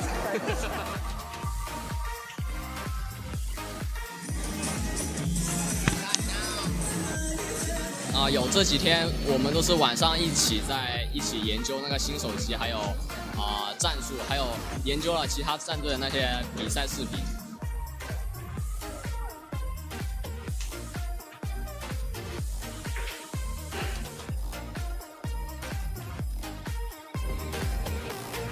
يلا كل واحد مكانه. And thankfully to PUBG Mobile, the campus championship that was held in India gave us the opportunity to come here, and we are really excited for the PMSC Global Finals, and we really hope we can win it. 이게 1회로 끝나는 게 아니라 2회, 3회 계속 이어질 수 있으면 좋겠고, 저희뿐만 아니라 많은 전 세계의 사람들이 이런 기회를 얻어서 좋은 경험을 해봤으면 좋겠어요. 사야수가 PUBG Mobile! PUBG Mobile!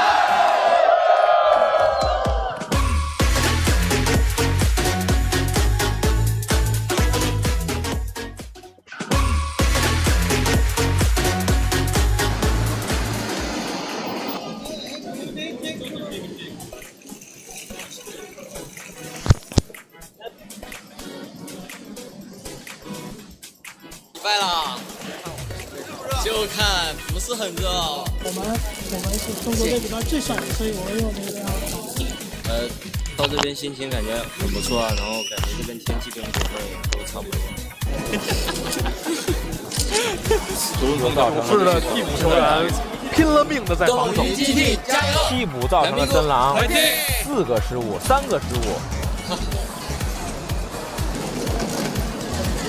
桑托斯调整一下，3分命中，110分。我想这就是很多球迷还是又造了一个，还是不愿意离开，这真的就叫输人不输阵。没错。Like a remote control for a phone. Why would you? Oh, that's why. The new Galaxy Note 9. It's got more power than you need until you need it.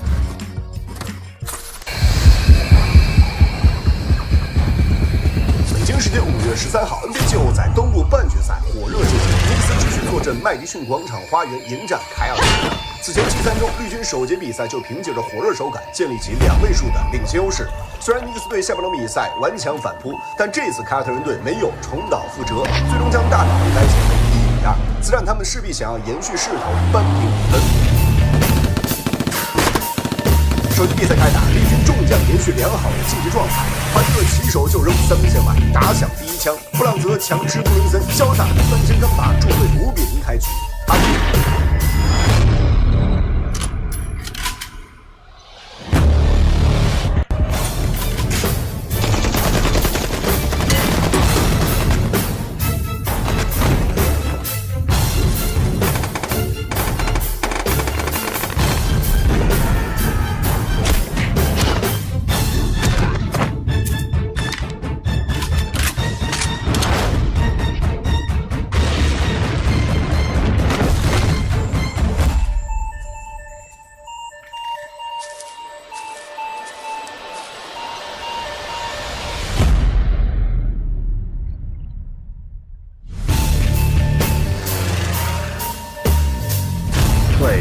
Mobile for free.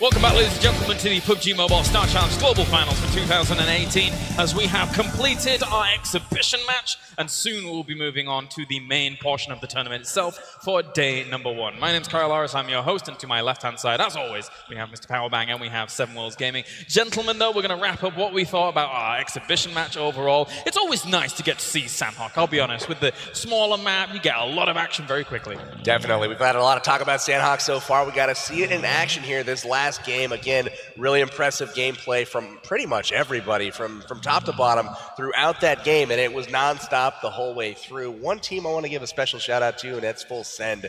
Really impressive stuff, taking down a really good opponent. Yeah, that was definitely one of my surprises. As we pretty much mentioned that earlier, is Full Send was able to go ahead and take out some of the best players from South America from BRK. That's something we did not expect at all.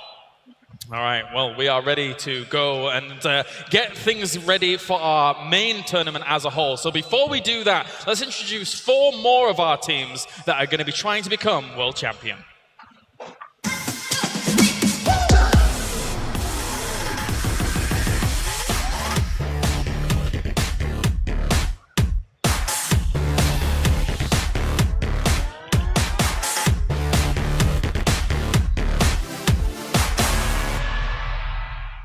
안녕하십니까. 저는 유광현이고 게임 닉네임은 삐에롱을 쓰고 있습니다. 직업은 열심히 구하고 있는 중입니다. 안녕하세요. 저는 RK 저스티스라고 하는 선수고요. 고등학교에 재학 중인 학생입니다.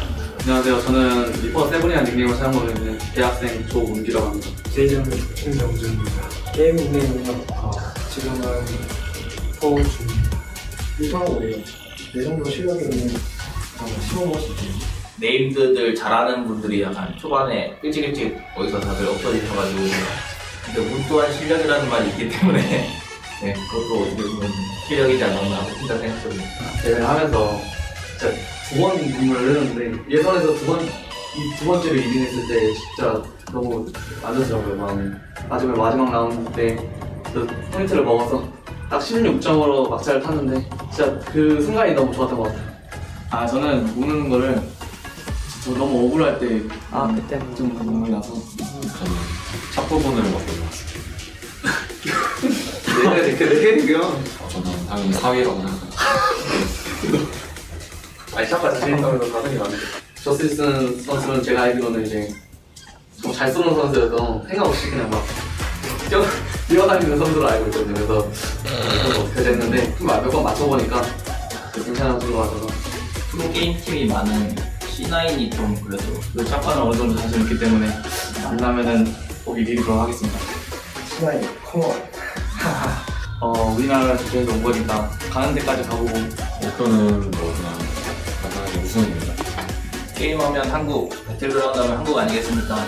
열심히 해서 1등 하겠습니다. 화이팅! 코리아 위너 치킨 디너 야!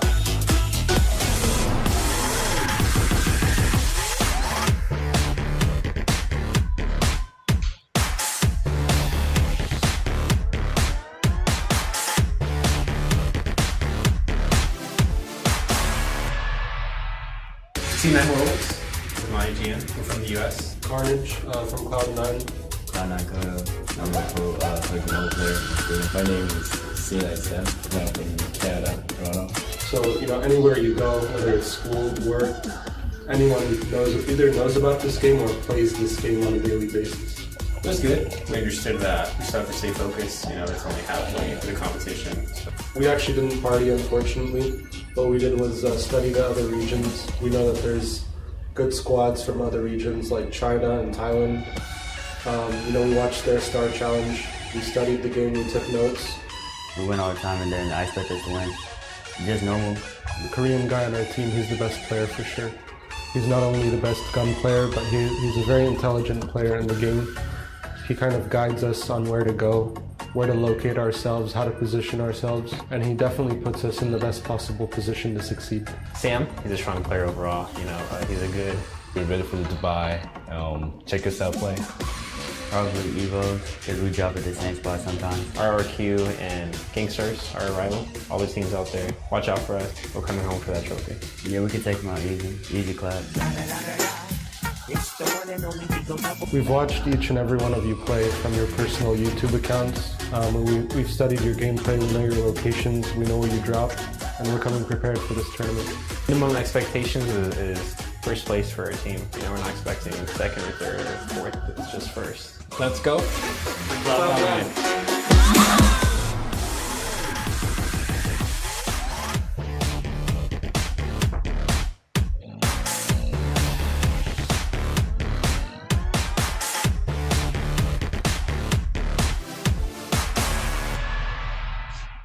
ผมชื่อนัทครับชื่อในเกมชื่อบูชาครับมาจากประเทศไทยนะครับเล่นตำแหน่งเป็นลีดเดอร์แล้วก็สไนเปอร์ครับเป็นคนคอยสั่งเกมให้กับทีมนะครับชื่อเจครับมาจากประเทศไทยชื่อในเกม EVOS JC ทำงานตอนนี้มาเล่นเกมโดยตรงนะครับเป็นเกมโมบายชื่อแจ้ครับมาจากประเทศไทยครับชื่อในเกมก็ EVOS X ครับผมชื่อเอิญครับมาจากประเทศไทยชื่อในเกม EVOS นี่ครับผมทำงานเป็นนักเรียนครับสนุกครับได้มีกับภาพด้วยแบบได้เปิดโลกกับสังคมในเกมอีกอย่างครับก็อยากสัมผัสเวทีระดับโลกครับผมพอเปิดรับสมัครพวกผมก็เลยสมัครแล้วก็ได้ผ่านเข้ารอบมาถึงเวทีระดับโลกที่ดูไบนี่ครับรู้สึกตื่นเต้นที่ได้เจอหลายๆทีมหลายๆประเทศก็ได้มาระดับโลกด้วยกันครับก็มีว่าจะนัดกันไว้จัดปาร์ตี้ไปเที่ยวในประเทศไทยครับในบ้านเราผมเชื่อทุกคนนะเพราะว่าเราขึ้นมาเป็นคำว่าทีมนะผมเชื่อมันทุกคนก็ได้หมดครับเพราะว่าทีมเขาก็เป็นทีมที่น่าเก่งพอสมควรดูจากสปอนเซอร์ข่าวนายแล้วหลายๆเกมอะไรเงี้ยทั้ง CSGO ทั้งอะไรน่าจะพอสมควรก็ต้องยิงให้หมดครับแต่ถ้าเกิดคุณยิงไม่หมดคุณก็ไม่รอดครับเป้าหมายของทีมผมก็คือเป็นแชมป์โลกครับก็จะทำให้เต็มที่นะครับอย่างที่ครอบครัวได้ฝากไว้ครับก็ครอบครัวเขาบอกว่าให้เต็มที่ครับขอให้เราเต็มที่กับการแข่งขันนี้ก็ฝากถึงเป็นแฟนทุกคนนะครับไม่ว่าเป็นแฟนนิวหรือRRQอะไรนะครับฝากเชียร์ได้นะครับมาแข่งขันนี้มาในนามทีมชาติไทยนะครับส่วนก็อยากให้ฝากติดตามเชียร์ทีมชาติไทย3ทีมนะครับจะเอาแชมป์โลกไปให้คนไทยทุกคนแน่นอน EVOS Number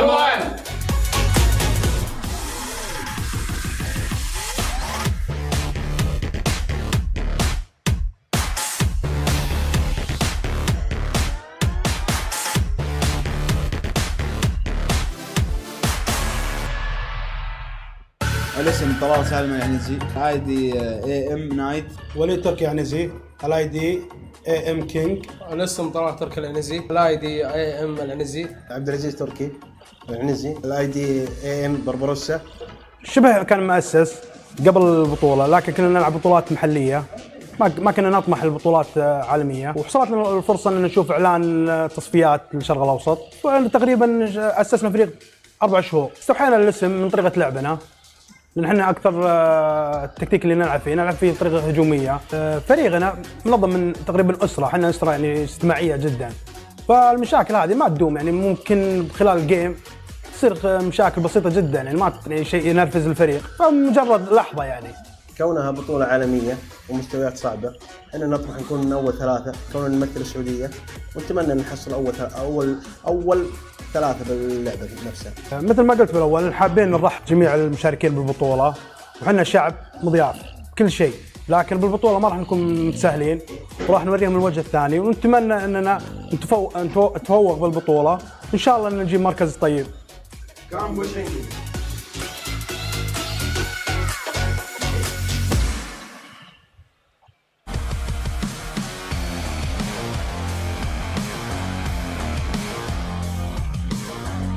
Them's fighting words from Arab Madness coming in here and trying to put the other teams down as we get into the main tournament itself. Once again, Pubgm as well as Seven Worlds here joining me to get into our main tournament games, which are going to be on Erangel. And I'm very excited to get back onto Erangel here to find out who is going to be moving on into the big points. And I want to talk to you guys about drop spots, potential drop spots. There is plenty of room for 20 teams here. However, there are certain locations that favor more loot than others, I would say. Certainly. There's some really popular drop spots on the map. You're going to see Northern Georgia Pole. You're going to see places like Pachinki and Novorepnoye.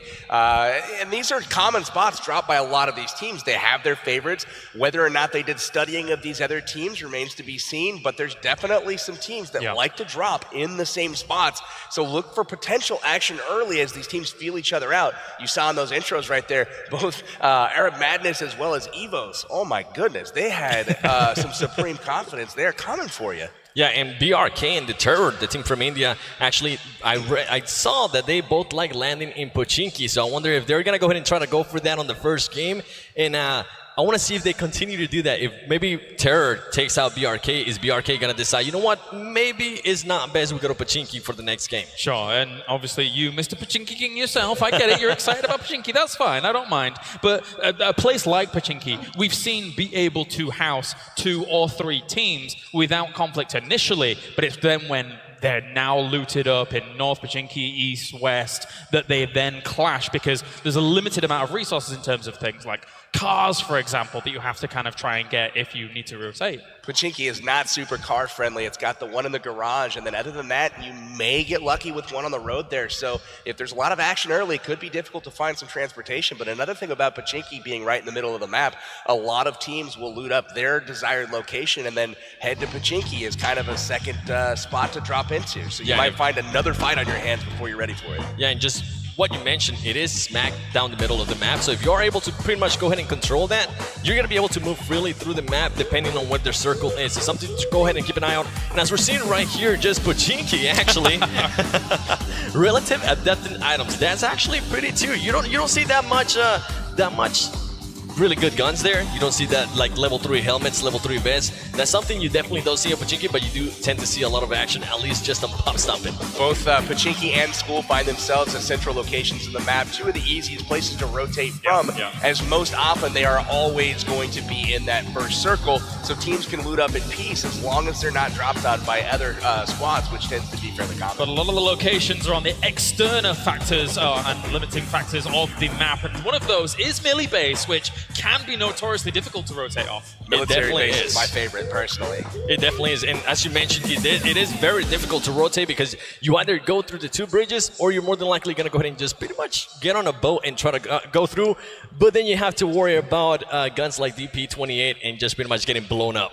All right, gentlemen, well, without further ado, it is time to get the main tournament ready here and going for game number 1 of Erangel. So, 7PB, take it away for game number 1. I'm excited. It's time for it to count, baby. These games will all count towards the standings. Who is going to make their mark on the global finals first? Who's going to get that first chicken dinner served up here in game number 1? Who's also going to go ahead and strike first? Because keep in mind, now every single time a team gets a kill, that is 15 points to their tally. So you're going to see more than likely teams trying to finish off anybody they see down, even if it is third party them. And look at that right there. Round 1, ladies and gentlemen, of Erangel. Brought to you by Samsung Galaxy Note 9. We're going to be taking a look at some of the best teams in the world.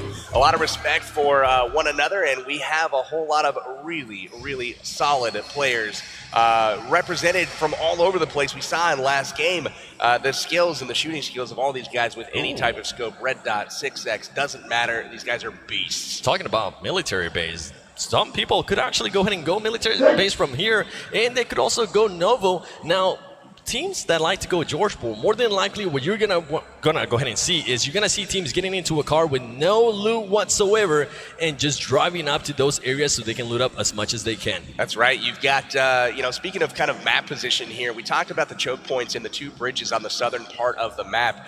Very, very difficult to transition between the middle part of the map and the southern part, and the zone really dictates when you have to rotate. Now, the northern part, while it is a little bit segregated, it's not nearly as segregated as the southern part. The northern part has probably 6 different routes to get get across, so it's unlikely that you're going to be camped there on the bridges or the land passings up there by Stalber. And it seems like nobody wants to go there, just Naya or Mansion, which can be quite divine. But a lot of teams, look at this. A lot of teams going there to military base in Novo, and oh my goodness, look at that view. You saw the players all up there. You're going to see them get knocked out one by one. We'll see how quickly they want to keep their face up on that board, I'm having a feeling. And BRK here right behind Team Terror from India. Terror decides, you know what? I see a team behind us. Let's just not go there. And BRK actually not going to Pochinki. Interesting plays there by him. They're more than likely going to go ahead and just try to play it safe from the get-go, see where all the teams are going to be landing, and then just try to adjust their strategy. That's more than likely something we're going to see from a lot of teams here. Hey, PUBG, can we get Watertown's name on that map there? It needs some love. Watertown, we absolutely love it. So we're going to see some people looting up here. We've got BRK from South America looting up right away in Watertown, and they are all alone. Watertown, I actually don't see many teams looting here. The loot quality is not up to standard, and as I say that, he does find pretty much an MP9 and a Tommy gun, which those guns can be really, really good up close. And talking about, was that Wildcard and Fandy already going to go ahead and just pretty much fight it out? Full send? We'll see. We've got some action here. It looks like Wildcard dropped into Primorsk down in the southwestern part of the map, and we also have some company down there. Hot Jukes and Seagut looking out the window at Fandy. She's thinking probably the right way. Let's get the heck out of here. And Fandy already has an AKM. Oh my goodness, she's looking out for some action there. You can't peek for too long, because as Hot Joke said, if you peek, you're more than likely gonna die, especially against Wildcard. So it's something to go ahead and take a look at. And look at this, Cloud9 decides to go Yasnaya instead of Novo. That's something that I have not seen them do before. Novo was definitely a ways away, and then we're going to have to compete for a car to get over there. As you remember, wow, here we go. We're going to transition to action right away. Outsider putting some really lethal shots there onto Fandy, and they are going to advance and try to press their advantage here. Fandy more than likely telling her team, you know what, I'm getting shot. I'm going to need some help. Fandy very, very low there as Outsider is able to go ahead and just pretty much knock her out there with the UMP. Outsider being able to go ahead and just say, okay, that might be 15 points for us right there, ladies and gentlemen.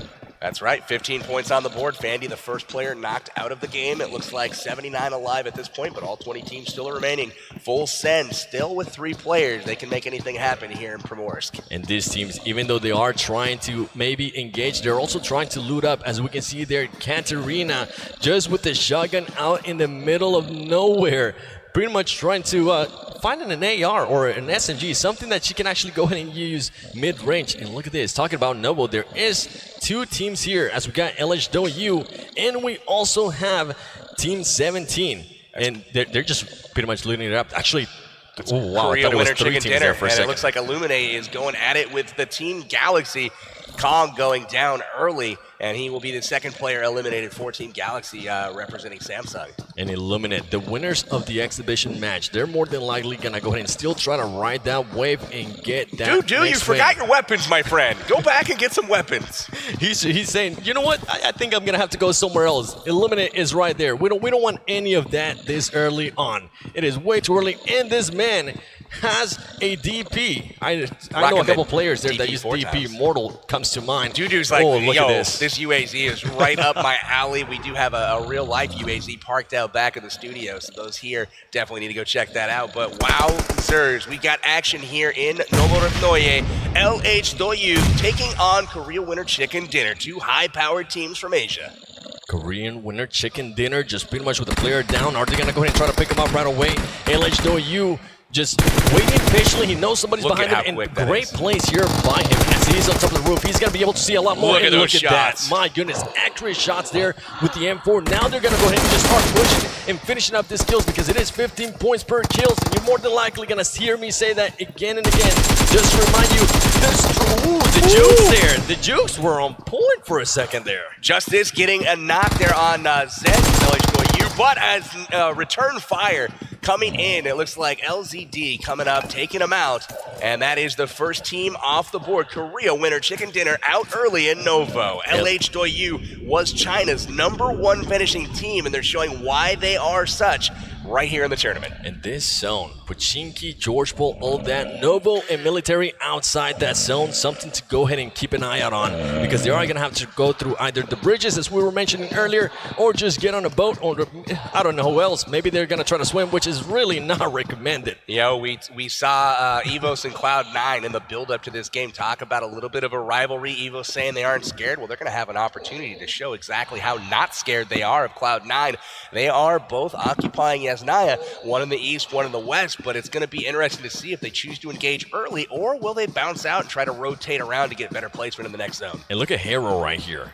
My goodness, that man's got some cojones, because he's out in the middle of nowhere and rushing towards a full team that's more than likely already has a gun to their name. His squad's behind him as well, though. Hero pushing into Severity right now, trying to catch these guys off guard to see if he's actually able to accomplish that. It doesn't look like he even knows anyone is there. A full squad, it looks like Team GG gamers from the Middle East. They are sitting and waiting, booting up. Severity was pretty close to that plane path, but it looks like they could see some action here shortly. Yeah, and Hero does have this car automatic rifle, so if he does need to go ahead and engage, he will be able to maybe take out more than one against that team. And look at this. Hero's pretty much telling his team, you know what? I think there's somebody here. Please come and help me out. I Doc's think we out can for a maybe wipe jog. them out. Doc is out for a jog. It looks like Hero is just out getting some exercise up north right now. GG looking pretty strong, getting that loot. We got Majed. He's getting that top looter there. Not much Getting left. those smokes, too. We're going to see a lot of teams just trying to get as many smokes, especially towards the end of the game. And look at this. Sam already got a little bit hurt there. Here comes a grenade from Evo's trying to catch Sam. 2 grenades, backing it up there. Kobe, baby. Is he going to be able to get him? Ooh, no. Sam actually, you know what? Sam noticed that, and he backs up a little bit. But wow. This is pretty much going to sit the knocked engagement and under fire. They're trying to pick up Sam. Evo's on the advantage early, and they know they're going up against Cloud9, but Rolex coming out of the window and knocking one of the Evo's players on top. Both teams have knocked players, but unfortunately, Nade's doing damage to Sam, and Cloud9's top player is on his knees right now begging for some help. And as we see here, Carnage is pretty much just trying to go around. They don't want to sacrifice a player just yet. They need to go ahead and pick him up, and that's exactly what they're doing. If for some reason, Evo's decided to go ahead and push this, at least they also have Kodo for Cloud9 as backup as well. There's great rotation there from Cloud9, using the buildings for cover, going all the way around the long way, but also timing it so that they did arrive in time. Rolex again putting out some suppressing fire. They're holding Evos in their place, making it so they are unable to take advantage of their advantage in this situation. And talking about the smokes, here comes the smokes. You're pretty much giving Sam some room to be able to move, just back up a little bit, and it seems that's exactly what Cloud9 is doing. But look at Rolex. Rolex hasn't even moved a bit. Rolex, there you go. Now he more than likely heard his team saying, you know what, let's not engage that. We already know who that team is. Maybe let's wait it out towards the end there. No need to fight against one of the stronger teams right off the bat here. They decide to fight another day, but good job to them by getting their player up out of harm's way early. Now they know where they stand, they know who's near them, and they know where they have to rotate. Rolex did a great job sitting on point there on the building, really holding Evos in place, making sure none of them could peek efficiently as he got that early knock, and then also covering them on their retreat, making sure his team was out of harm's way before he himself fell back. And look at that zone right there. Still, oh my goodness, that zone has nobody in it, so that's actually good for all the teams. I have actually got caught a little bit on that bombing zone, and it is not fun. You can actually go ahead and lose all of your players from that bombing zone. Keep me away from that thing, man. I do not have good luck with that red zone. If I'm in it, I'm a dead man. Let us know in the comments. You currently watching at home, have you ever died to the bombing zone? Yes or no? Definitely let me know, as we see CPT here just trying to gather around, actually, because the Japanese team might be coming, and as we're seeing that, here comes the shots as well, pretty much with the Saved UMP. by Pan. Did you see that bullet go off his pan? He's getting shot from 2 directions right now. Look at this BTR cruising on by. All kinds of cars in tow here. Japan firing. Oh, barely being able to get over the mountain. Oh my goodness. If he would have went down there, it would have been game over for that player. And Wildcard with the DP28 hot jukes. My man, he's more than likely going to be looking to get a sniper rifle. And Siga just driving around trying to throw him off, as we do have Wildcard against Full Send. And here we go. Siga says, you know what, let me go ahead and jump out. There you go. There goes one outsider being able to go ahead and take out Katarina. They're going for the points early. They wanted to be aggressive. They knew which team they had on their hands with the early knock on Fandy, and you know they're going to try to wipe them before clearing out of her board. Oh, look at this though. Exclusive being able to go ahead and take Hot Jukes. Hot Jukes got a little bit careless there. Pushed a little bit too much by himself. And he gets taken out of the game. But Wildcard coming in and then just taking full revenge for that. They pretty much just destroy them. But Hot Jukes. Maybe getting a little too confident coming up the stairs there, trying to push the advantage. Exclusive taking him down and getting the easy finish. Definitely a situation where you got to wait for your teammates on that one, so you have more than one person coming up those stairs. Full send there. Now back-to-back games that they take out players that we really didn't expect to go down that early. Hot Jukes, a huge hurt there for Wildcard as we see the zone coming in now, and we also see an airdrop smack down the middle towards Pochinki. Is anybody gonna go ahead and go for that? Because the AWM is in it, and as we're talking about it, look at that, the M249, level 3 military vest, all that good stuff. Yeah, this is looking really solid for a lot of the teams. You can see the meta is kind of developing right now. A lot of early rotations, not as much edge play here. We do have a lot of terrain, though, for teams to kind of find their own place and nestle in here for the second circle. But for the most part, not a whole lot of teams on the outside right now. Everybody vying for position early. Yeah, everybody more than likely just waiting a little bit longer. They don't want to engage this early. And if they do engage, as we saw early there between Evos and Cloud9, one player gets knocked down, another player gets knocked down, pick them up, and you know, say, not right now. Let's wait towards the end. And talking about Cloud9, look at Carnage right here, just riding along with, they're actually doing the 2-car strategy. That's something that I've been seeing a lot more in PUBG Mobile. Teams just pretty much getting on the 2 cars. And now we start to hear those shots there from Cloud9. Cloud9 trying to get somebody. We weren't able to see there. I think it was the Japanese team. Here goes the shots. They could always also go for just pretty much exploding that car. They definitely could. But look at this. They just drove right on top of CPT, who was waiting for him at the compound here, quickly veering away. Cloud9 says, nah, we weren't ready for that one. They had wasted a lot of ammo on Japan across the field here, and they definitely weren't ready to stumble across the full squad who was waiting for them. And BRK finds themselves in an interesting spot here as all of them are inside the exact same building. Baraka is still alive as well. Here comes Cloud9. Caveira is able to see him. He's gonna go ahead and take it down. He starts shooting. He does. He's able to go ahead and take one down, but he gets taken out himself. And Sam right here just pretty much picking up some as well. They're now gonna go ahead and lay down, try to heal up as fast as they can. Look at that. Bigatron up at the castle, actually third party in this fight. Really solid play from them. Cloud9 in trouble. BRK in trouble. Will Bigatron take advantage of the situation and push in? And Baraka here with the AKM just pre-firing as much as he can. He is by himself here. He needs to go ahead and get out of the spot. He's able to go ahead and take out Connell there. He's gonna keep on shooting. He takes out another man. BRK taking people out left and right. Look at that. Baraka finishing off Kodo. He is down and out. Carnage, Sam, both trying to get back into the fight here. It looks like Rolex has been hit as well. This is trouble for C9. Rolex out of the game early. Kodo out of the game early. Sam Squash 1 takes one out. Sam down. Taking out himself. BRK on the defense here as now Cloud9 is starting to push and just pretty much destroy him there. Bad play by Baraka. And down they go. Cloud9 out early for North America. Huge plays there from BRK. Baraka getting some kills. Caveira getting some kills. Zod doing his thing. Really nice work from the South American squad. Give that man an AKM every single match. My goodness, that got me hyped. BRK is showing that, hey, we are the #1 South American team for a reason, baby. We're here to win this, and they just pretty much took out the first team, the #1 team from NA, North America, Cloud9. Absolutely. What they need to do is send a thank you card to Bigatron over there, Indonesia's team. Drop it in the third party on Cloud9 right when they got on scene. I feel a little bit bad for Cloud9. Every time they got into a fight early, they ended up stumbling across another squad. First it was Japan, and they stumbled across CPT. Then it was Bigatron taking on that fight there with BRK. Definitely GTOU there, just trying not to get killed once again by that bombing sound. That bombing sound can be annoying sometimes, especially if you're trying to work on positioning. Look at this. They decide, you know what, let's go ahead and put the car inside the compound. That way nobody shoots the tires and we can still maybe get out like bandits.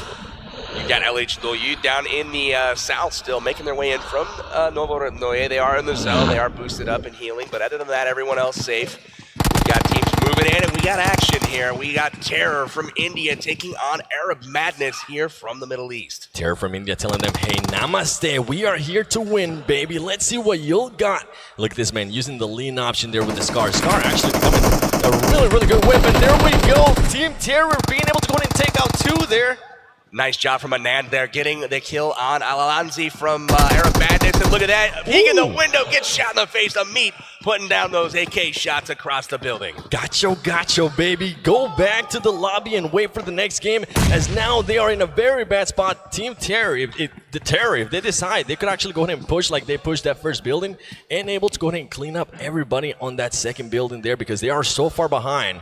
More than likely, they are going to go ahead and try to sacrifice that player. Arab Madness in trouble right now, but one thing they do have going for them is there is no one from Terror flanking or really spreading out at all. They are susceptible to grenades right now, so this could be interesting as they try to pick up their teammate.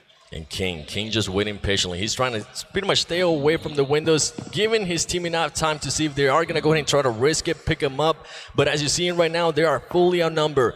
Team Terror has 4 of them, and Arab Madness only has 2 players. I wonder if they're going to go ahead and still try to engage this, or just back up and go for placing, ladies and gentlemen, as Zakria waiting patiently for somebody to go ahead and peek with that Scar. I'm seeing a lot of Scars on this first game.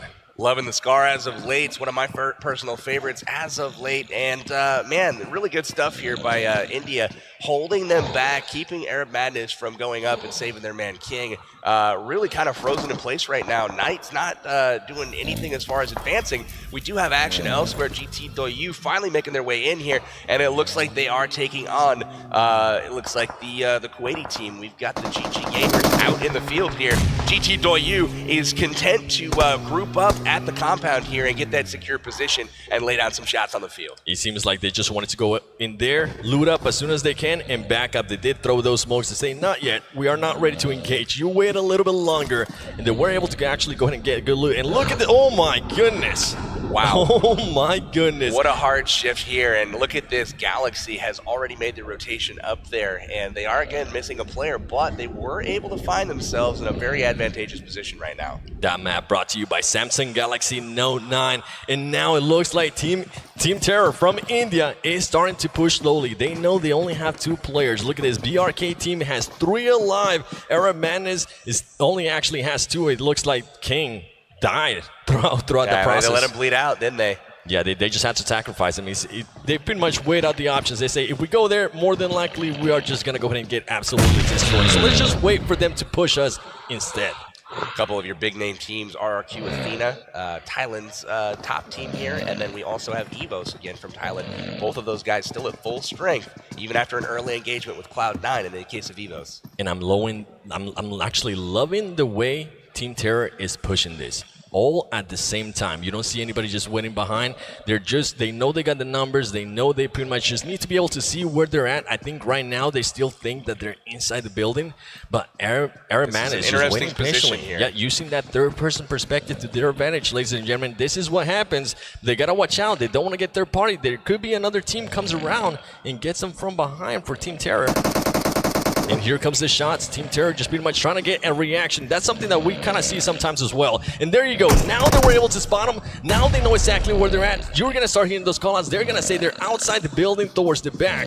Waiting patiently. Arab Madness Knight just says, you know what? Now they see me. Time to move on. Let's go ahead and use this bush wikis to our advantage. They were trying to use the element of surprise, or you saw them on both corners of that lower story. And they were trying to get a push from Terror, but Terror taking it very cautiously, very methodically, pushing out just a little bit at a time, shifting our attention to GT Doyu. They are taking on Bigatron right now, getting some great shots in. They've got one down on the field, and they are in trouble. Speaking of Bigatron there from Indonesia. And you got to watch out, because I saw Wildcard there towards the end, and look at this. GTOU says, you know what? It doesn't matter how far away you are, we're still going to shoot at you. We need the kills. Interesting stuff. They're deciding not to go ahead and blow up the cars here. Now they've got that DP, and they're going to leave that car alive. The DP is absolutely one of the weapons that the Asian players tend to prefer, and it's definitely not something you're seeing in the meta in North America right now, although I do feel it's probably one of the most underrated weapons out there. The DP is an absolute beast. Love that gun. It shreds vehicles. The only problem is that it does take a little bit longer to reload, so if you do end up using that gun, you more than likely want to go ahead and have another AR or an SMG, something that shoots fast. That way you can go ahead and switch between them, and look at these shots right here. Steady shots now. Now they're starting to take off the tires of that car. They're saying, you know what? Oh my goodness. Look at Outsider 9K here. Outsiders moving up slowly. Being a little shark. Wildcard on the aggressive per their MO. This is a really interesting move right now. This team has no idea they're there. So here we see him moving around, trying to get position. Will he make enough noise? It looks like they are aware of the presence. Oh, he noticed Seagut. Seagut gets some shots. Seagut going down. Seagut in the water. Doesn't pay off there for Wildcard. They lose a second member. Hot Jukes and Seagut will join each other in PUBG Heaven. And now Outsider 9K saying, you know what, this might not be worth it, ladies and gentlemen. I could get on that boat and just run away. I think that boat is certain death right now. Wildcard, an interesting choice to go across that river at that time, but it looks like right now, is that Terror going across? It is. They decided to disengage with Arab Madness, and they're content to move on. Terror. That was risky. They just pretty much went between all those teams and said, you know what? We're just going to take the risk. And right here we see Seagut just going down. If you're in the water and you get knocked down, you're not going to be able to get revived. You're just automatically going to go ahead and die. They tried to take advantage of the distraction, these two squads fighting each other, and unfortunately they swam directly in the line of sight here of a firefight that was going on. Other than that, maybe he would have gotten lucky there, but Seagut goes down, and there's still 16 teams on the board, so everyone here is still in it. But you're going to see Wildcard start to play for position most likely, and probably cut back on some of the aggressive play. Definitely, we saw Team Japan there just waiting patiently, starting to move that car around, and look at this. We got BRK still in the same spot where they were able to go ahead and take out Cloud9.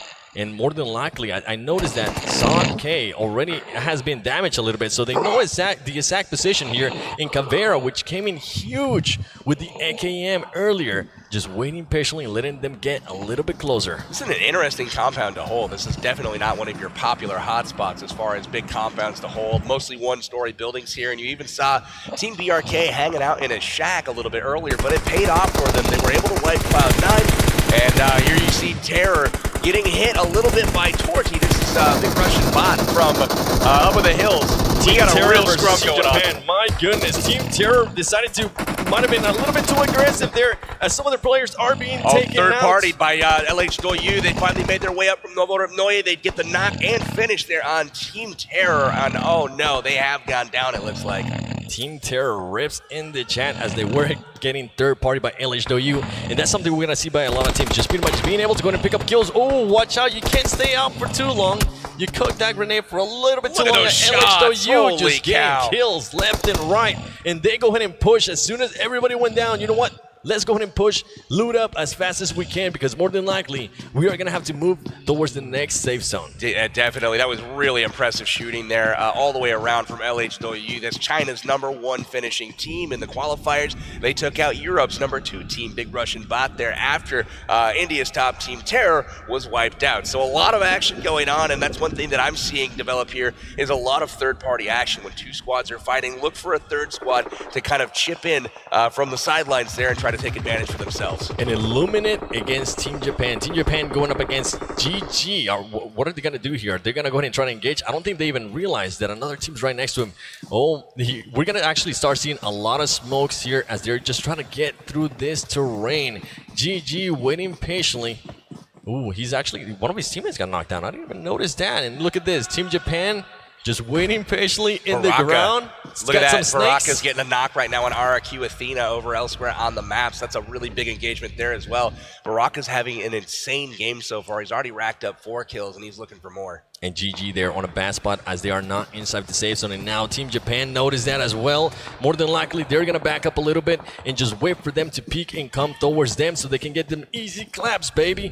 Team Japan looking really good there. Oh, this zone. This is the worst final zone I think that exists on Erangel. This is oftentimes the battle of will it go north or will it go south of that river. And it looks like GT Doyu in that tower right on the banks is in prime position to hold it, and we'll see how they do holding that division. Oh, look at this. Oh my God, just a barrier Baraka of all out. the cars. Baraka out, actually. Whoa, okay, but Illuminate, look at this barrier by Illuminate. And right here, GG decides to go ahead and push, and Team Japan was ready. They were just waiting for them to go ahead and push. They knew that they couldn't stay out there for too long. LH Doyu is knocking everybody. They just took out another one of Wildcard's members. Wildcard is out. They will go out in 13th place. It looks like, oh my goodness, so much happening right now. RRQ is in it with GT Doyu, but LH Doyu is literally knocking everybody right now. So many different members of different squads popping up. They're really, really impressive so far. And something I'm seeing towards the background there, Stars is nearby, and they are just They've waiting been for quiet. they're being quiet this whole game. They're just pretty much waiting there towards the end. More than likely, I've heard them say when the kills count towards the end, but they can also be aggressive. Gangstars is notorious for kind of taking it slow early on, not really seeking a whole lot of action, but trying to find themselves very well positioned in the zone, moving very methodically and getting that best position early. This zone, however, the two spots that are the best positions have been occupied for a while now. GT Doyu right on the coast is really, really well positioned. And as we talked about, Gangstars, they are taking on LH Doyu right now with GT Doyu chipping in from the sidelines, helping them out.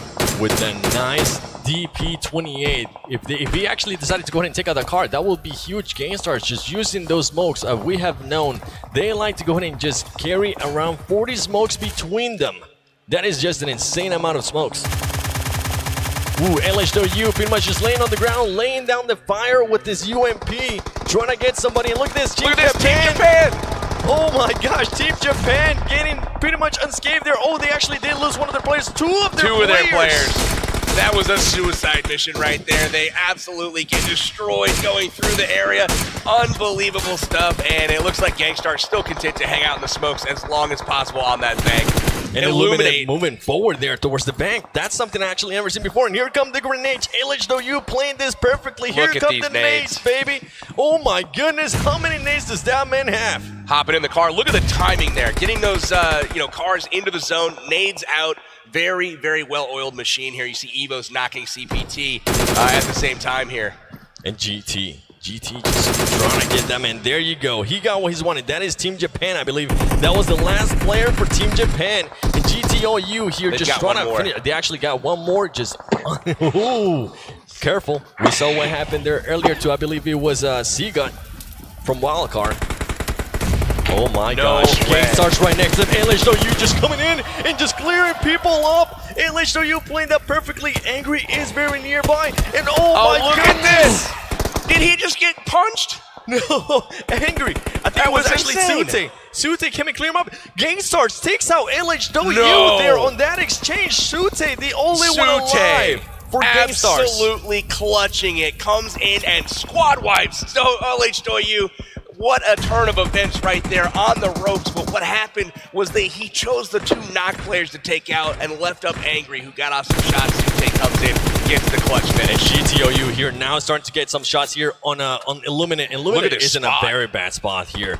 If they decide to peek, they're just going to go ahead and get taken out. And here we go. He sees another player. More than likely, he's going to go ahead and try to blow up the car. That car is going to be done. That car is gone. Smokes are out. There you go, ladies and gentlemen. He's able to go ahead and explode the car and just take him out. But Illuminate still has two players underwater trying to move around and position themselves a little bit better. GTOU using those most still in advantage. it.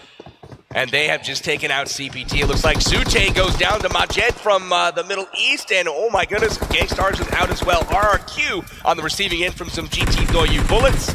RRQ Athena here going up against BTR. GTOU, my gosh, look at this madness right here. Ladies and gentlemen, we are getting closer to the end of the game as GTOU is now starting to push this sniper tower. This circle is tiny and there's still 17 people alive. 6 teams left, fighting to get that top spot here in game number 1 of the global finals. BTR jumps out. He's gonna get the AKM. He actually decides to back up. He's gonna be able to take him out. He does take one down. Huge kill, but he gets taken out as well. Oh my goodness, this is madness. Look at how many players in these smokes. It's just gonna be a complete luck fest. Who finds who first? GTOU looking very strong right now. They do have Lucy very close by. And they also have other players as they start jumping up. You don't want to jump up out in the open like that. GTOU is looking very, very deadly here as they're just waiting patiently in the circle. It is so small. And here comes the grenades, ladies and gentlemen, as GTOU is going to start pushing. Oh my gosh. This is an amazing push here by GTOU. Nade's gonna go off. They're gonna make their final push. There it is. He gets the kill. Team eliminated. Oh, GTOU actually gets taken out there by Luxy. Is he going to be able to finish them off?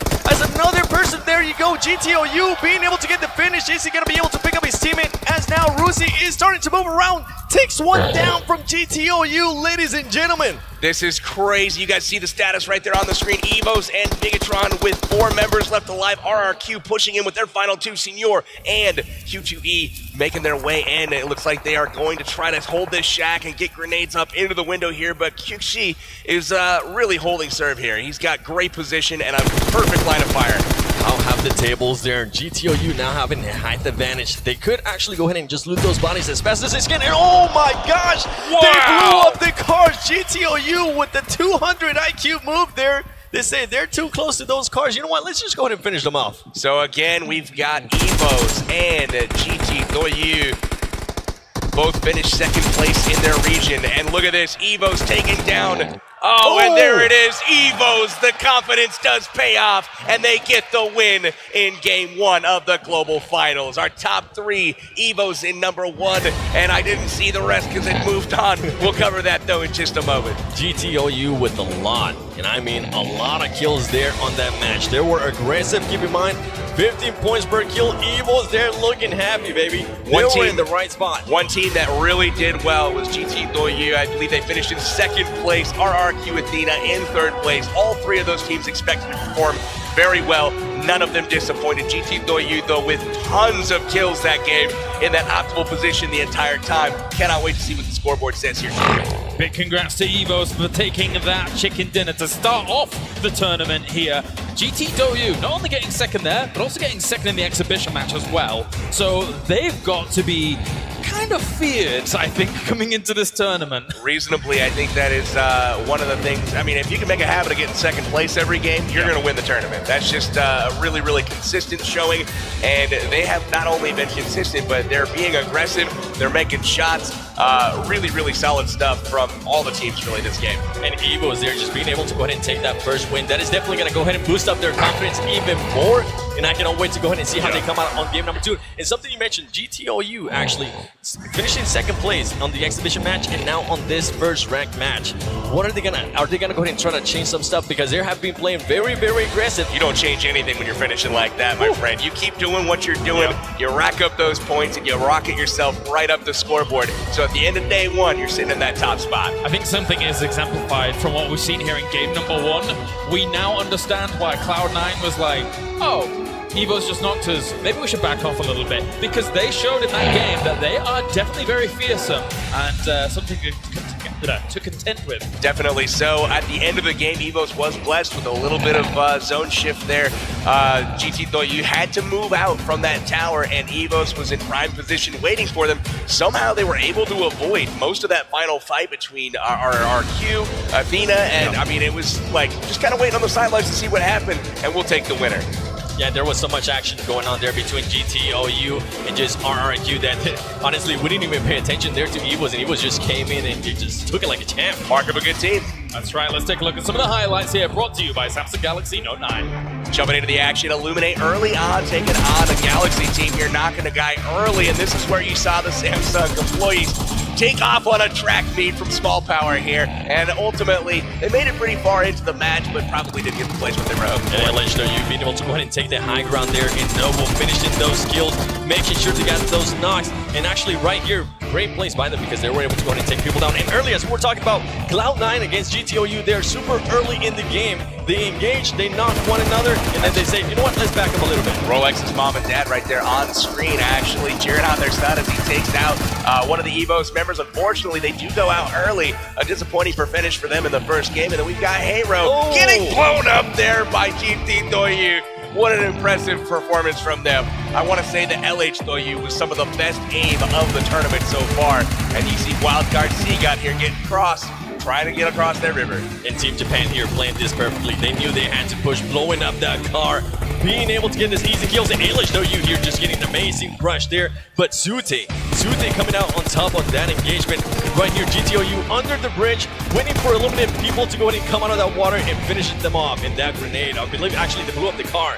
being able to go ahead and take out those 2 players there from RRQ. One of the dangers of having so many vehicles is you risk having them exploded. But look at that. Huge victory there for Team Evos. They are confident, they are good, and they are currently at top dog in game number 1. Definitely good points coming in here, but look at that. Who gets the most kills? It's Do You overall. That's some, not only baby Wow, that's some, look at that. The Chinese team's absolutely destroying everyone else. The number 1 and number 2 teams from China putting up a combined 34 kills between them. My gosh. Wow. That's some daddy sharks wow. right there. I knew that LH Doyu put together an impressive performance. You saw what GT Doyu did, but those numbers right there, yeah, I'm scared. I mean, the big problem is that for all of the teams, Evos, despite them actually coming first in that game, they didn't get anywhere near the amount of kills that the other 2 teams did, and they were quite high up in the ranks, especially GT Doyu finished in 2nd place. You can see big shout out to Baraka there, really holding it down, sitting in that shack there at the beginning of that fight. Really good stuff from them, but you see a lot of the Asian teams dominating the kill scoreboard there. Evos with a couple of members, LH Doyu with a couple of members, GT Doyu with a couple of members.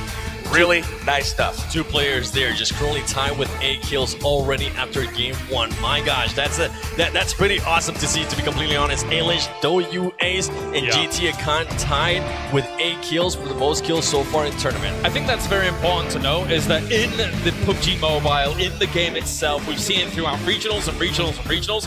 Very rarely do you see teams in one game get that many kills. And on this world stage, that's massive for these 2 teams. That's a huge statement to come out and put up performances like that. Look at this. We see some of the statistics from the 2 top finishing teams. You've got Evo's Ernie there finishing with 1 skill, 6 squad kills though, and they finished overall in 1st place. And then you've got Shushi from GT Doyu with 6 kills, 16 squad kills for him. I'm interested to see if they might actually go ahead and end up 1st place on the standings. Look at this, ladies and gentlemen. Evo's Verdi just pretty much ranking up the kills there as well. And look at this now, the placement. GT Doyu finishing after round 1 in 1st place just on kills alone. They got 605 points, and Evos with 590 points. LH Doyu with 400 points, ladies and gentlemen. Very close to start off the standings here for game number 1, so that is the difference. It's not only about kills, there's also the survivability factor that comes in, and something that really hindered some of these teams, of course, was that potential 50-50 river circle that we saw, which is important to highlight. It's very hard to make the decisions right at that moment. Absolutely. Taking a look at the standings really quickly, the top spots dominated by Asian teams. All over the place from Asia. They are really strong. You can see North America 8 and 10, and you've got the European champ all the way down at number 19. Definitely. So those are the standings so far. Good to check in with those, but of course, we still have plenty more games to come. We've got Just 3 1 more out today. of 12. That's right. Right? We got a long way to go. That's right. And obviously, you'll say our exhibition matches at the start of each day as we continue things on. For now, we are ready to head over to the stage as we have an interview. Valdez is ready. Thank you, Claris, for handing it on over. I'm here with Evos Bullshark. He was able to win with his team in the official round 1. So that's 2 Thai teams now in a row that have won. How do you feel about representing Thailand, and do you think you can continue that streak?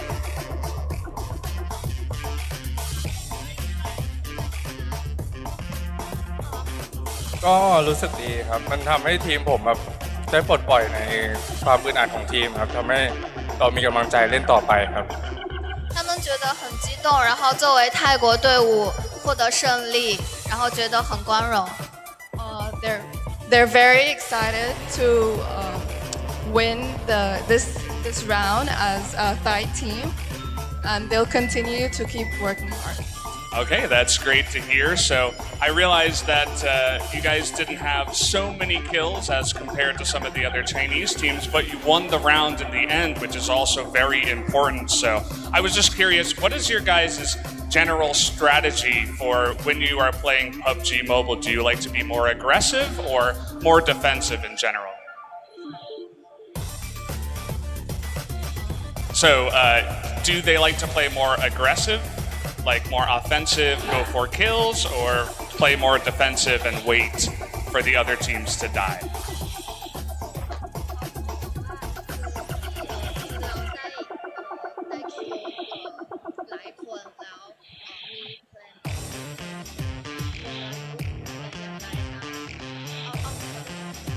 ก็กลยุทธ์ของทีมเราก็คือเล่นให้แบบเซฟให้มากที่สุดครับรัดกุมแล้วก็ดึงอันดับให้สูงแล้วก็เราจะได้แบบมายิงคิวกันตอนท้ายวงนะครับ就是他们用就是队内配合，然后就是击杀了很多的人，因为队内配合很完美。It's because of the team cooperation. That's why it's perfect. That's why their playing strategy is very good. Okay, that's great to hear. So I wish you guys would give a round of applause for Bullshark and Evos, who won the official round 1. And you can return to your seat now. Thank you for the interview. That way.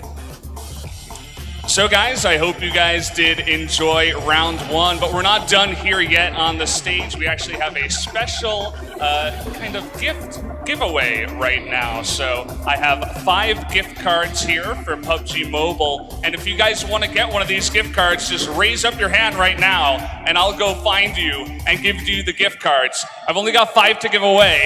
So right here, these guys, they lifted up their hands first. I'll give one to you guys. You'll have to fight it out. And this guy right over here, he seems like he could use one as well. Here, there you go. Right here in the middle. I'll give it in the middle. You guys can fight over it. Sorry. Let me go over this way. This guy right here, he looks like a big PUBG Mobile fan. Oh yeah, represent. I like that, just the one, yeah. And right here. I like the hair. Oh, you're playing PUBG right now. That's an awesome reason to give it away. I'm glad I could give it away to some big PUBG Mobile fans. So guys, that's gonna do it for this official round 1. We're gonna take another quick break. When we come back, we're gonna be here for round number 2. Stay tuned.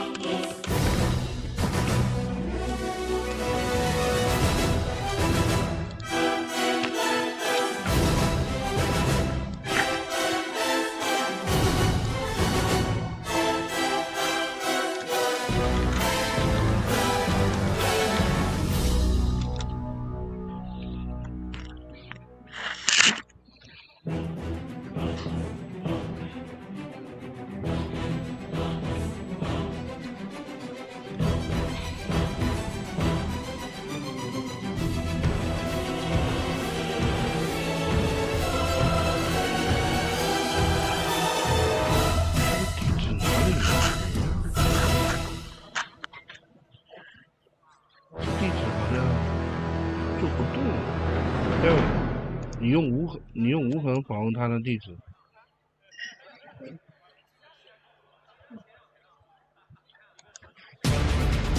你用无痕就可以判断下分。我怀疑他这个，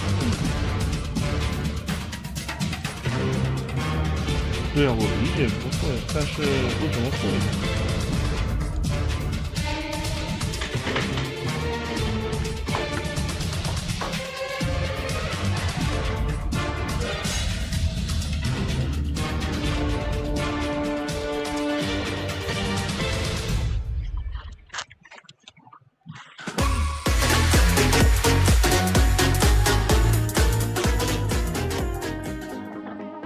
无痕就会，他是PUBG brothers, my brothers here. 地址不对呀。哇，可以不下，可以不下。他的地址好像不是伊朗那个地址。 Here we go. Where are my other people at? 他们那个成机关的时候点的时候。 Well, I mean, it's so crazy because we all live in different parts of the world. So this is like the second opportunity, other than the North American Challenge, to actually be together in person. You know, we spent so many hours in game together. So being able to hang out together is just, oh, it's awesome. I'm excited. I'm excited.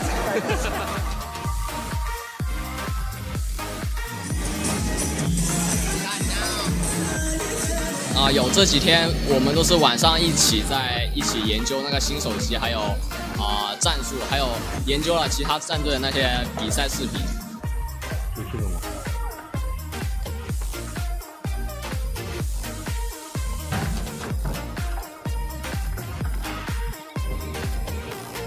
يلا كل واحد مكانه. And thankfully to PUBG Mobile, the campus championship that was held in India gave us the opportunity to come here.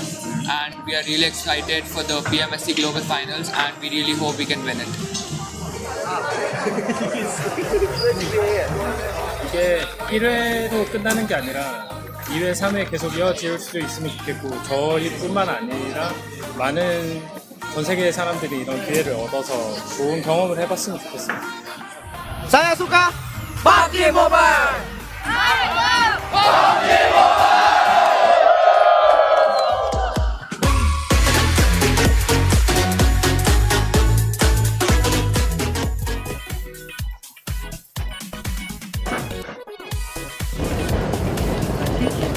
Actually, we'll practice more and more because we know that we are competing with most competitive teams.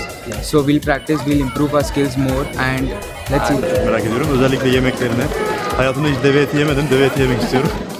The terrifying nightmares. Team Hyro. Fighting.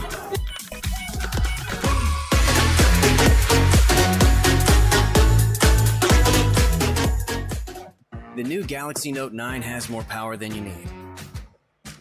Like a remote control for a phone. Why would you... Oh, that's why. The new Galaxy Note 9. It's got more power than you need until you need it.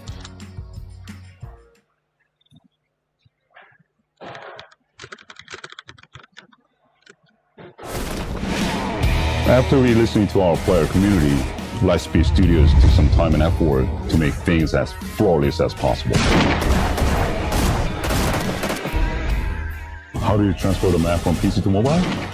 That's easy. We simply copied and pasted. No, just kidding. Yeah, whenever we have a bigger city area, there's a greater pressure on performance, especially on mobile devices.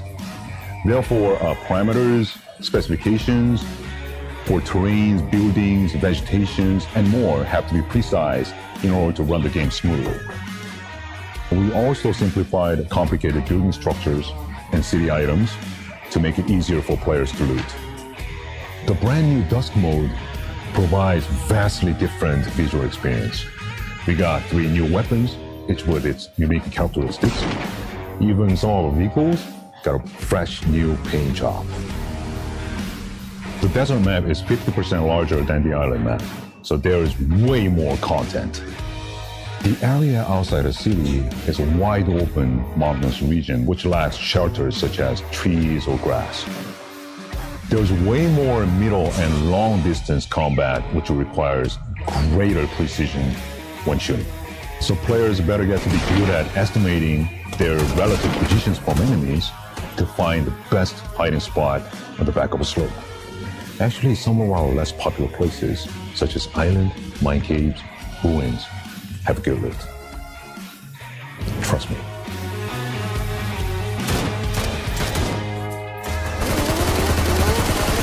This new map is awesome. So we're constantly working on stuff during the daytime, and then we stay up all night playing.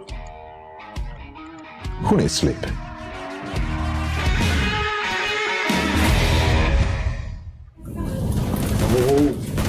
Oh, no! Oh, play Pubgm Mobile.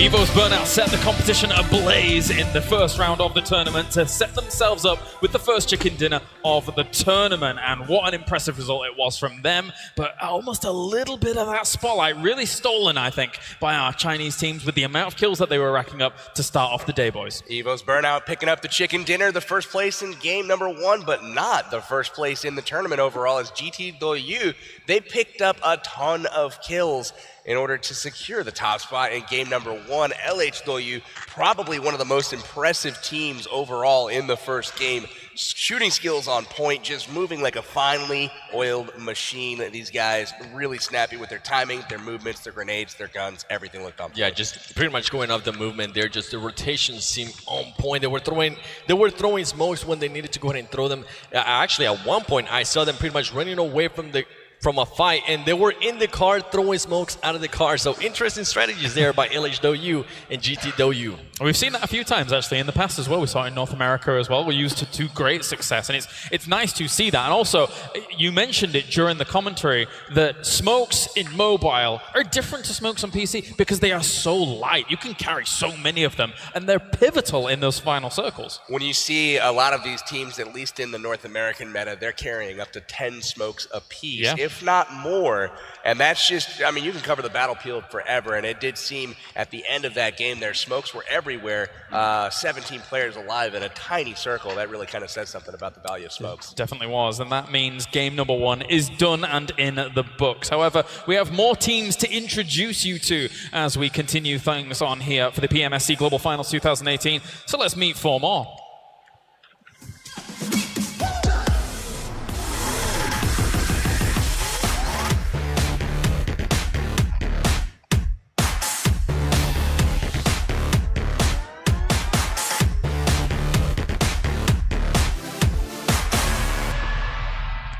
สวัสดีครับผมชื่อกล้องครับชื่อไอดีในเกมตอนนี้กำลังศึกษาอยู่มหาวิทยาลัยครับ สวัสดีครับชื่อโก้ครับชื่อในเกมเป็นRQG9 นะครับมาจากไทยแลนด์นะครับสวัสดีครับชื่อดี้นะครับชื่อในเกมชื่อ RQD2E นะครับตอนนี้ก็ไม่ได้ทำอะไรครับว่างเล่นเกมอย่างเดียวครับสวัสดีครับชื่อ2ครับชื่อในเกม RRQI2 ครับอาชีพที่ทำอยู่ปัจจุบันคือเป็นกราฟิกดีไซน์ก็ได้รางวัลระดับเอเชียที่1มาครับเราก็ยังไม่รู้สึกดีใจเท่าไหร่ครับเพราะว่าเราจะรู้สึกดีใจที่สุดก็ต่อเมื่อเราได้ที่1ของโลกก็สำหรับผมนะครับการเป็นที่1ของเอเชียก็ไม่ค่อยเท่าไหร่ครับเพราะว่าทีมผมก็ที่เราเข้ามาสมัครร่วมรายการนี้นะฮะก็จะโชว์ให้โลกรู้ครับว่าเมืองไทยมีดีแค่ไหนครับก็จากรอบที่3-4 จากรอบที่3-4-5นะครับก็คือวันนั้นมีผู้หญิงมา ปาร์ตี้นะฮะเราได้มองผู้หญิงแล้วเรารู้สึกกระชุ่มกระชวยครับเราก็เลยมีพลังในการเล่น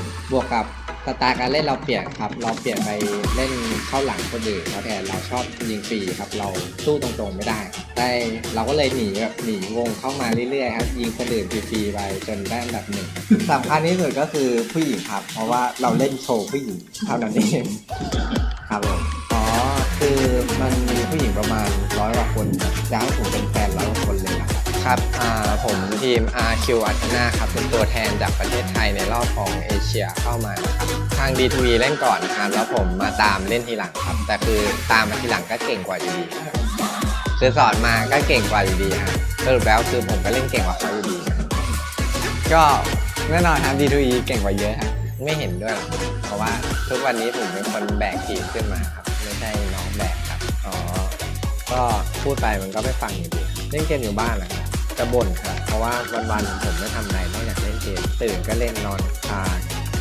ตื่นมาก็เล่นกินข้าวก็เล่นจะนอนก็เล่นทั้งวันก็ต้องโดนคงไม่มีใครมาชมคนเล่นเกมทั้งวันมันรัก PUBG Mobile นะครับผมรัก PUBG Mobile นะครับโอ้แน่นอนผมคิดว่าในระดับโลกก็คงไม่ได้ยากเกินไปที่เราจะคว้าแชมป์มาให้ได้ตอนนี้ยังไม่ได้คิดเรื่องเงินครับตอนนี้คิดแค่ว่าจะเอาที่1อย่างเดียวชิคเก้นลีดเดอร์ที่1ก็เราอยากฝากให้ทุกทีมนะครับคือระวังหลังพวกคนให้ดีครับไม่แน่เราจะไปยิงหลังพวกคุณเองครับ Winner, chicken dinner, IQ fighting.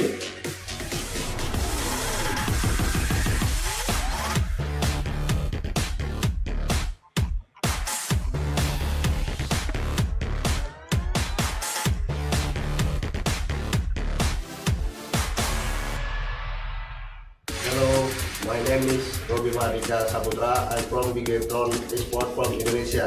Hello, my name is Galang Ida Ditama. I'm from Bigetron Sport from Indonesia. Hello, my name is Imali Bapak.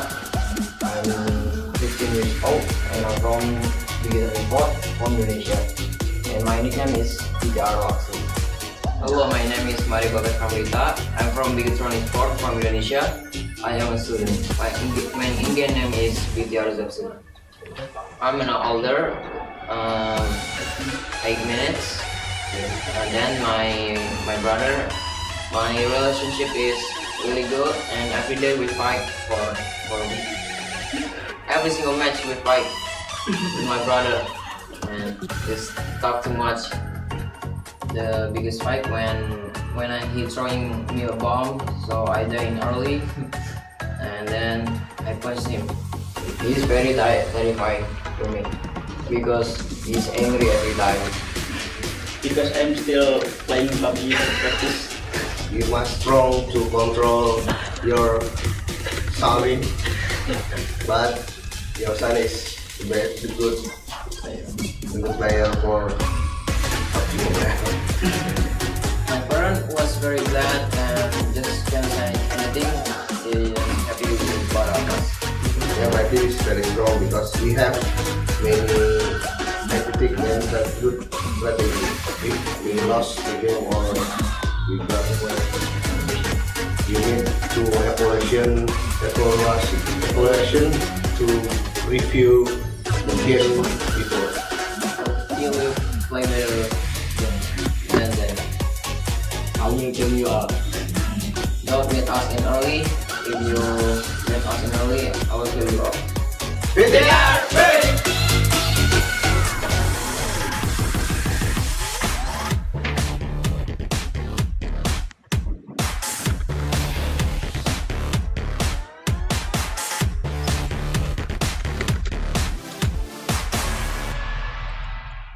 So hello guys, my name is Sakriya Puri and I'm the leader of the Terrifying Nightmares. I am from Mumbai and my gamer tag is Sakriya Puri. Hi, my name is Amit Sharma. My gamer tag is Amit Sharma 9184. I am from India. Hi guys, my name is Mehul. My gamer tag is Torpedo. I am currently a university going student. Hello guys, my name is Anand Puri. I am from India. I am a member of Team Terrifying Nightmares. Currently, I am a university student and my gamer tag is Anand Puri 19.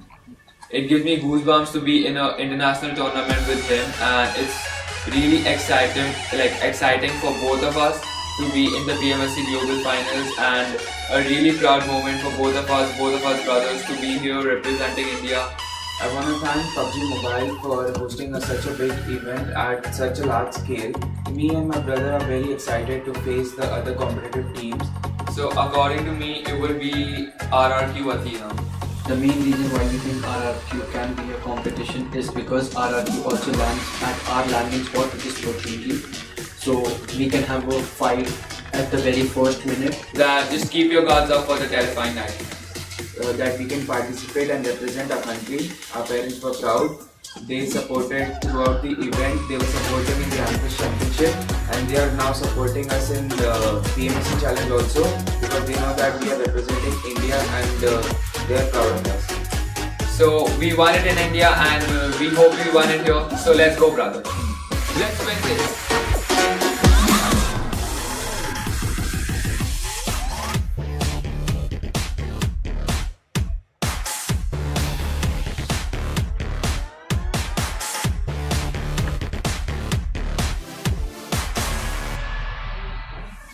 こんにちは。私はチームジャパンの荒金陽太と申します。ゲーム ID は JPN レイシーで出場させていただきます。チームジャパンの松本博文です。ゲームネームは JPN 真夏でやらせていただきます。チームジャパンの半沢正光です。ゲーム ID は JPN ドギーでやっています。JPN ソルトギアです。名前は大須賀和人です。で、家にギャラクシーの端末が一つあって、それならPUBG モバイルができると思って始めました。 PUBG モバイルは誰でもどこでもプレイできるのですごく魅力的だと思います。今回の大会に参加した理由は自分の実力を試したいからです。それ大会で日本予選は行われていたので、一人一人の打ち合いが強いところが長所です。少し緊張はしていますが、負けるっていうことは考えられないです。上位に食い込める自信があるので、頑張って上位に食い込もうと思ってます。3位という結果で終わったのは悔しいですけど、世界大会に行けるっていうことがすごく嬉しくて、で、予選は3位でも日本代表として1位を取れれば自分は満足です。全て分割して1位になりたいと思います。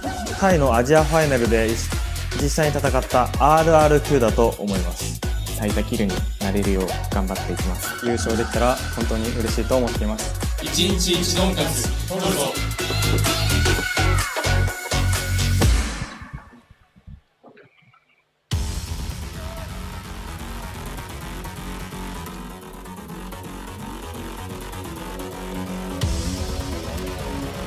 Welcome back, ladies and gentlemen, here, and hearing from all of these teams once again, brotherly love. That's what I extracted from that, my friends. So many brothers on these teams pairing together and bringing that kind of ferocity here to the table. It's really cool to see, actually. It really kind of breaks, it puts that bond in place where you always know what your brother's going to do. Absolutely. So it's perfect. There's chemistry there that's just natural, that's built in, that you don't have to learn.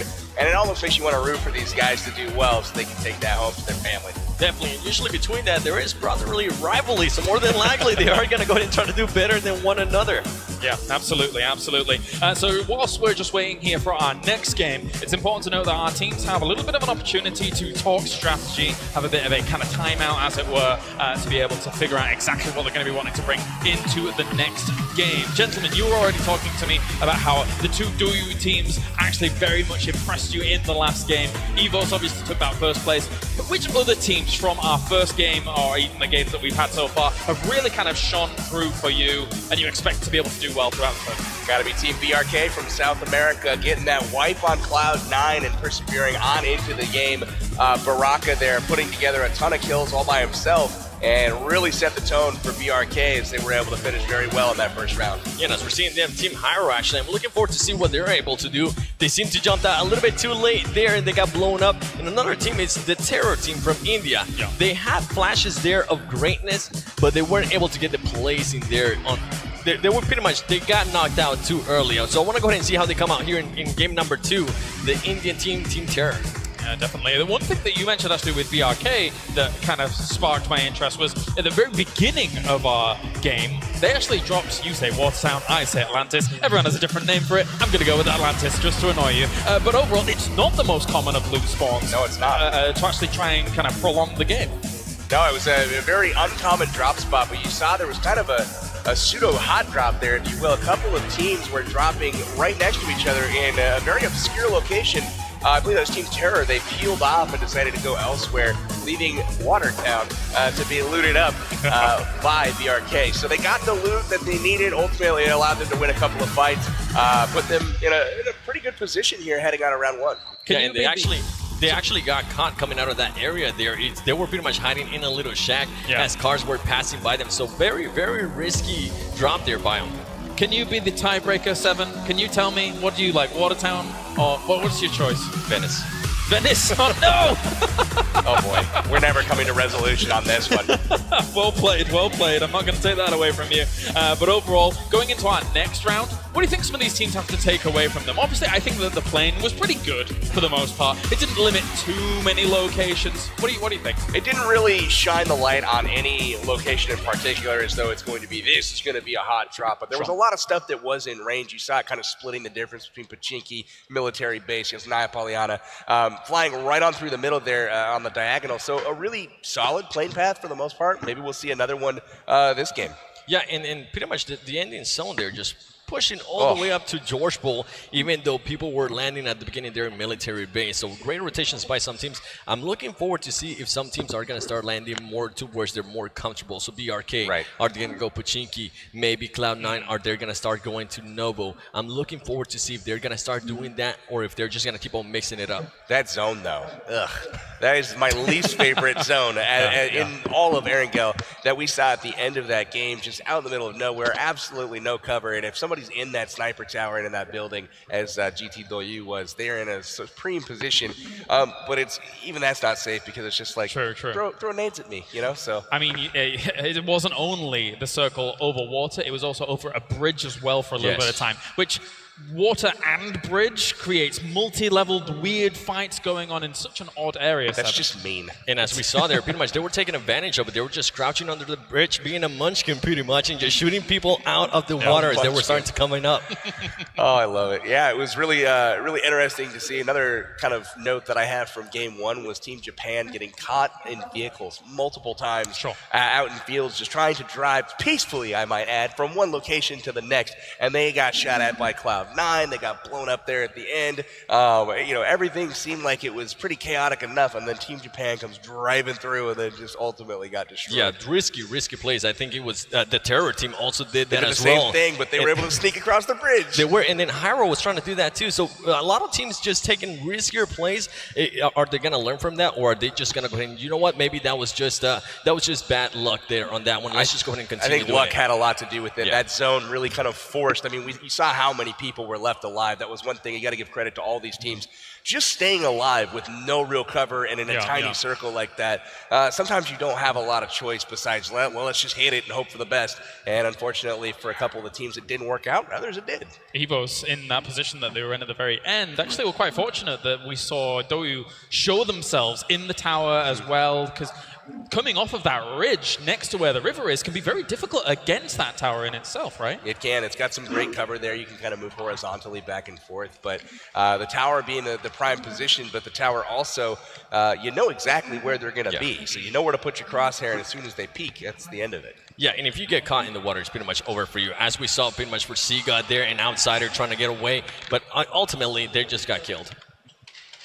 And obviously we saw whilst these teams were thinking about their strategies, they were able to kind of plan out some of their rotations, even with the little stylus of the Samsung Galaxy Note 9, to try and figure out exactly where they want to go. Obviously, they don't know exactly where the plane path is going to be just yet for this game, but overall, you can get a good grasp, especially if you want to drop towards the center of the map, to know where you want to go eventually. People have their usual path. Certainly. I want to see, as Seven mentioned, if the teams start to gravitate towards their natural landing spots. I feel like strategy played a big part in this first game.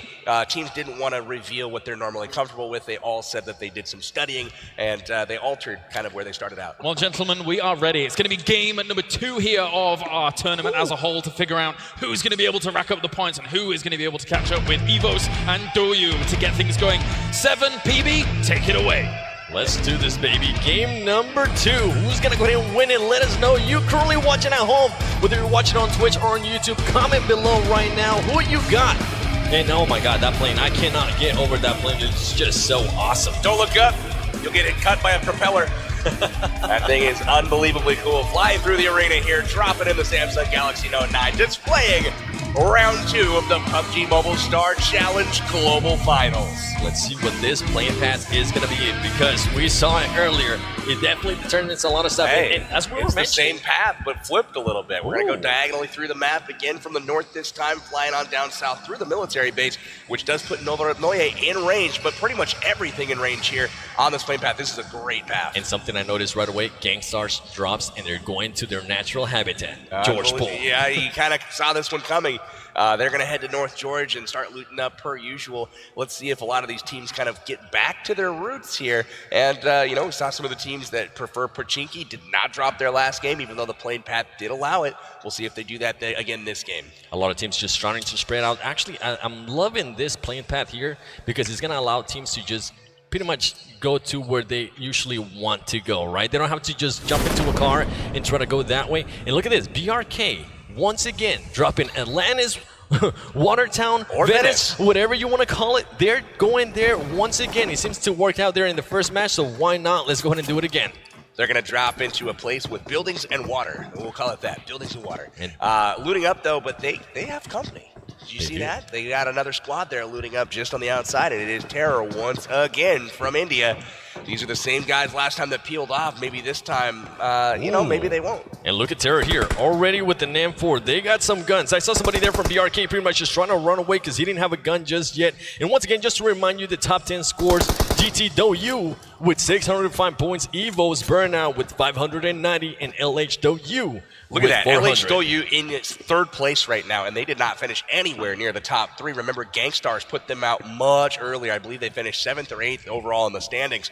But with the 16, or was it 18? It was either 16 or 18 kills. Man, they rocketed up those rankings. An interesting place here by the Terror team from India, as they are now starting to run away there from BRK. Now, the only problem with this is that they're going to be super exposed. If for some reason any team passes by, they're going to be easy pickings. I'm interested to see how these guys continue to play. It's kind of an interesting tactic, establishing yourself in an obscure location and then immediately giving up ground, even though you have the assault rifles and weapons already on your person. Not quite sure of that decision. They've been very passive so far in this, tournament. We've got Cloud9 and Evos again squaring off in Yes Naya. Again, I wonder if they're going to go ahead and knock each other down one more time and realize, hey, you know what? We're going to keep on dropping here. What are we going to do here? Are we going to try to take each other off at the beginning of the match, or we're just going to pretty much keep doing the same thing? Knock one down and then back up and just run away. One thing I see developing with Evos and Cloud9 there, Cloud9 very separate from each other. These guys are all looting up solo. So if Evos does catch one of them, it's going to be curtains for him, unless they can pull off some sort of miracle rotation to pick up their teammates. And LH Doyu actually having Novo all to themselves. My gosh, that's going to be a huge advantage there, because we saw them play really good in the last round.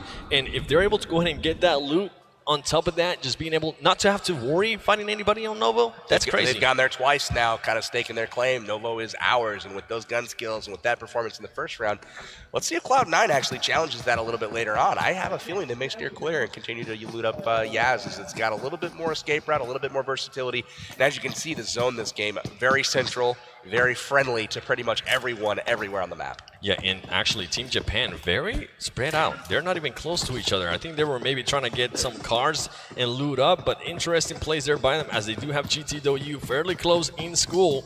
School, one of the people's favorite drops sometimes. We've got a split drop right now, looks like, from GT Doyu. They're heading School, Roz. I mean, they're trying to group up, but it looks like Team Japan over at the apartments right now staking their claim.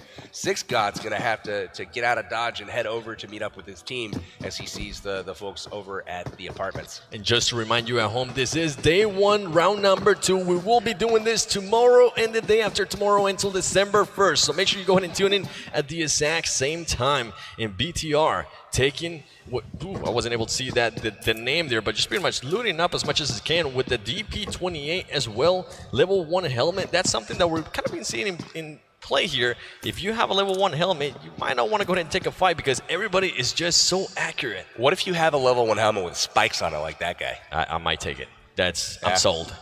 Yeah, maybe Kato has here the level 1 helmet with spikes on it as well. Looking pretty solid here, but again, sweet backpack, really cool gear, man. All these guys are looking fly. Carnage has got that sweet white backpack on, and these guys are, look at him, he's just scouting. He's just looking around. He's trying to find those Evos guys. It is. They're using that third-person perspective to their advantage. Once again, day number 1 is third person, day number 2 is first person, and day number 3 is going to go ahead and be third person once again. So you're going to be seeing a lot of people, if it's third person, you're going to be seeing a lot of people just put up their faces straight to the wall just so they can go ahead and look around the corner. What's that guy doing there? Just staring at the wall.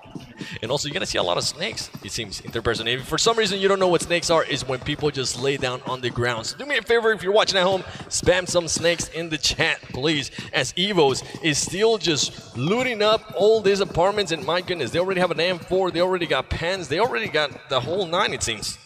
Yeah, they're looking pretty solid right now. Evos, again, a really, really solid crew. And they are, man, really great stuff. I mean, finishing first overall in the first game. CPT, interesting stuff here. Driving around outside of Pachinki, grabbing a spot on the hill here. Trying to find the ocean to go outside surfing. buildings. Interesting. Yeah, definitely trying to find the ocean to go surfing there. And he doesn't currently, there you go, he does have one gun behind him, but he's trying to find more stuff. And that man has a level 2. Oh my gosh, look at this right here. That zone, actually not bad at all. It's smack dab in the center. Even the teams that are out of it right now. Hero down in Primorsk. We got, looks like the Arabs up in the top left. They're, all good to go. And LHW and Novo, they're currently just barely outside the zone, but their loot is going to be just off the chain. And look at them. They're just pretty much switching ammo or Level whatever it is back and forth. for- Whatever you're more comfortable with, right? That's what it comes down to with these teams. If maybe a player doesn't like using the 4-time and one of their teammates does, then they're just going to go ahead and exchange that so they will be more comfortable and just feel that's something that actually comes that I notice a lot of players prefer to do. Pick up something that you are comfortable with, even if it's not as powerful. Correct. I think that's something that, I get asked a lot of times, why do you prefer this weapon over that weapon? And it's just like, well, I do better with it. It's a very simple answer. It doesn't necessarily mean that statistically it's better or it puts out more damage per bullet, but, a lot of times if you're good with a weapon, you stick with it. Yeah, ooh, and look at this drop right here for Wildcard. Wildcard just on crates. That man, C got already with the ghillie suit. That's going to come in huge, especially towards the end of the match if it's for some reason out in the open. And here we got, they're actually getting shot at. Big Russian bot getting shot at here. They're getting shot at and they're just waving around trying to juke them. They were able to actually get not even damage. They're going to be able to just loot up here and stand their ground. They're going to hole up here, it looks like, closing the doors, kind of getting ready to fight potentially. I don't know if they're going to get chased out from Pachinki. I believe it was one of the Chinese teams, CPT, up on the hill that was firing shots at them as they drove by. Big Russian bot. There you see CPT on the hill. But we've got Big Russian bot, second place finishers in Europe. And they've got a lot to prove here this particular match. Yeah, something that I would like to go ahead and point out is that there's not that much action here at the beginning. Before, in the previous game, there was already some teams already out. Right now, everybody seems to be playing it safe now that game number 1 has passed. And look at this, the Terror team from India being able to go ahead and just work their way all the way a little bit towards that. I believe that's a little bit towards Pachinki. Yeah. Yeah, this is the east side of Pachinki here, and it's looking pretty, or excuse me, west side. That's a nifty spot there on top of the couch through that little window with the DP. I noticed a lot of the teams from India like using that DP. Yeah, I think Asia in general really has a strong preference for the DP. You see some of the Chinese teams typically are preferring the M4 and like a 6-time scope, just absolute laser beams for aim. And then we've got RRQ here kind of pushing in. towards Terra. I wonder if they know that they're there, if they know what they're getting into here. You see two members of RRQ split off to the side, and Sakria's just waiting. Yeah, RRQ definitely playing it safe there. They might have been able to hear him, or they might have been able to hear something, because RRQ D2E is just waiting patiently. Oh yeah, they know. Senior is calling them out with that mini 14, baby. He's just waiting for somebody to go in and peek, and all of them are in the exact same building. That could actually, oh my gosh, look at this right here. GT getting some shots there on BTR. There you go. First blood of game number 2. Great position there. BTR unfortunately going to have to leave Zuxi behind as Zuxi goes down. Man, one of the brothers eliminated here early. And GT though, you just pretty much finishing up that man. They already got a lot of kills in the previous match. More than likely, they want to go ahead and continue that trend through every single match with already 1 kill and looting him up. Once again, the Scar. RRQ, Athena, and Terra have kicked off as well. Terra, one of their members, did get knocked. A nod goes down, and look at that grenade torpedo taking him down all the way in the warehouse. What a shot. He say, hold up a bit. Kaiseho, I see that you're there. Back up. You know, this is an opportune time for another grenade. You know where they're knocked. You know he hasn't crossed. The smoke's out. This is where you start lobbing in more grenades if you got them. You might be able to catch a second player down, and at that point, you have an opportunity to push. And something that I think RRQ is going to go ahead and do here is more than likely they might not even engage here. There it One is. of their teammates a little bit knocked. too late, though. It might hurt the confidence there. Usually that's what happens. When you see a team starting to rush and somebody gets knocked, they think about it twice. They say, I don't know. Maybe not right now. If he had followed up with that grenade just a little bit sooner, that would have been real trouble there for RRQ. Definitely. They do have the car in the back, so they could pretty much move out at any moment here. And they do have the bombing zone very close by. It seems like they're still going to go ahead and engage. They are throwing smokes all over the place just to throw Team Terror from India a little bit off. They drive the vehicle inside, trying to keep people out of harm's way from the red zone. Kind of a standoff here, and there it is. Look at that VSS. Woo! Getting the knock there on D2E. D2E goes down. Amit is, well, he's got 1 HP. Yeah, he needs to go ahead and bandage up. He probably noticed that one of his shoulders was sticking out, so he's like, you know what, let me go ahead and just move a little bit there to the left. That VSS from mid-range is just absolutely lethal as well. You're dead before you know that you're getting shot. Yeah, VSS actually, we saw it a lot there towards the end with Gainstar's Bilbo, which is currently not here, but he was one of the players that was using it a lot, and then Angry from Gainstar started using it as well, the VSS in the NA Finals. More than likely, we'll go ahead and continue seeing it here as first time we actually see it on this tournament so far. Keep in mind, it is game number 2 in day 1. Terrifying weapon indeed. We turn our attention to other parts of the map for a brief moment before we come back here to RRQ Athena in the warehouse. Ooh, somebody got knocked out there through an explosion. That's one of the CPT guys getting hit through maybe the red zone. Yep, and Wildcard now in that car trying to get out of here.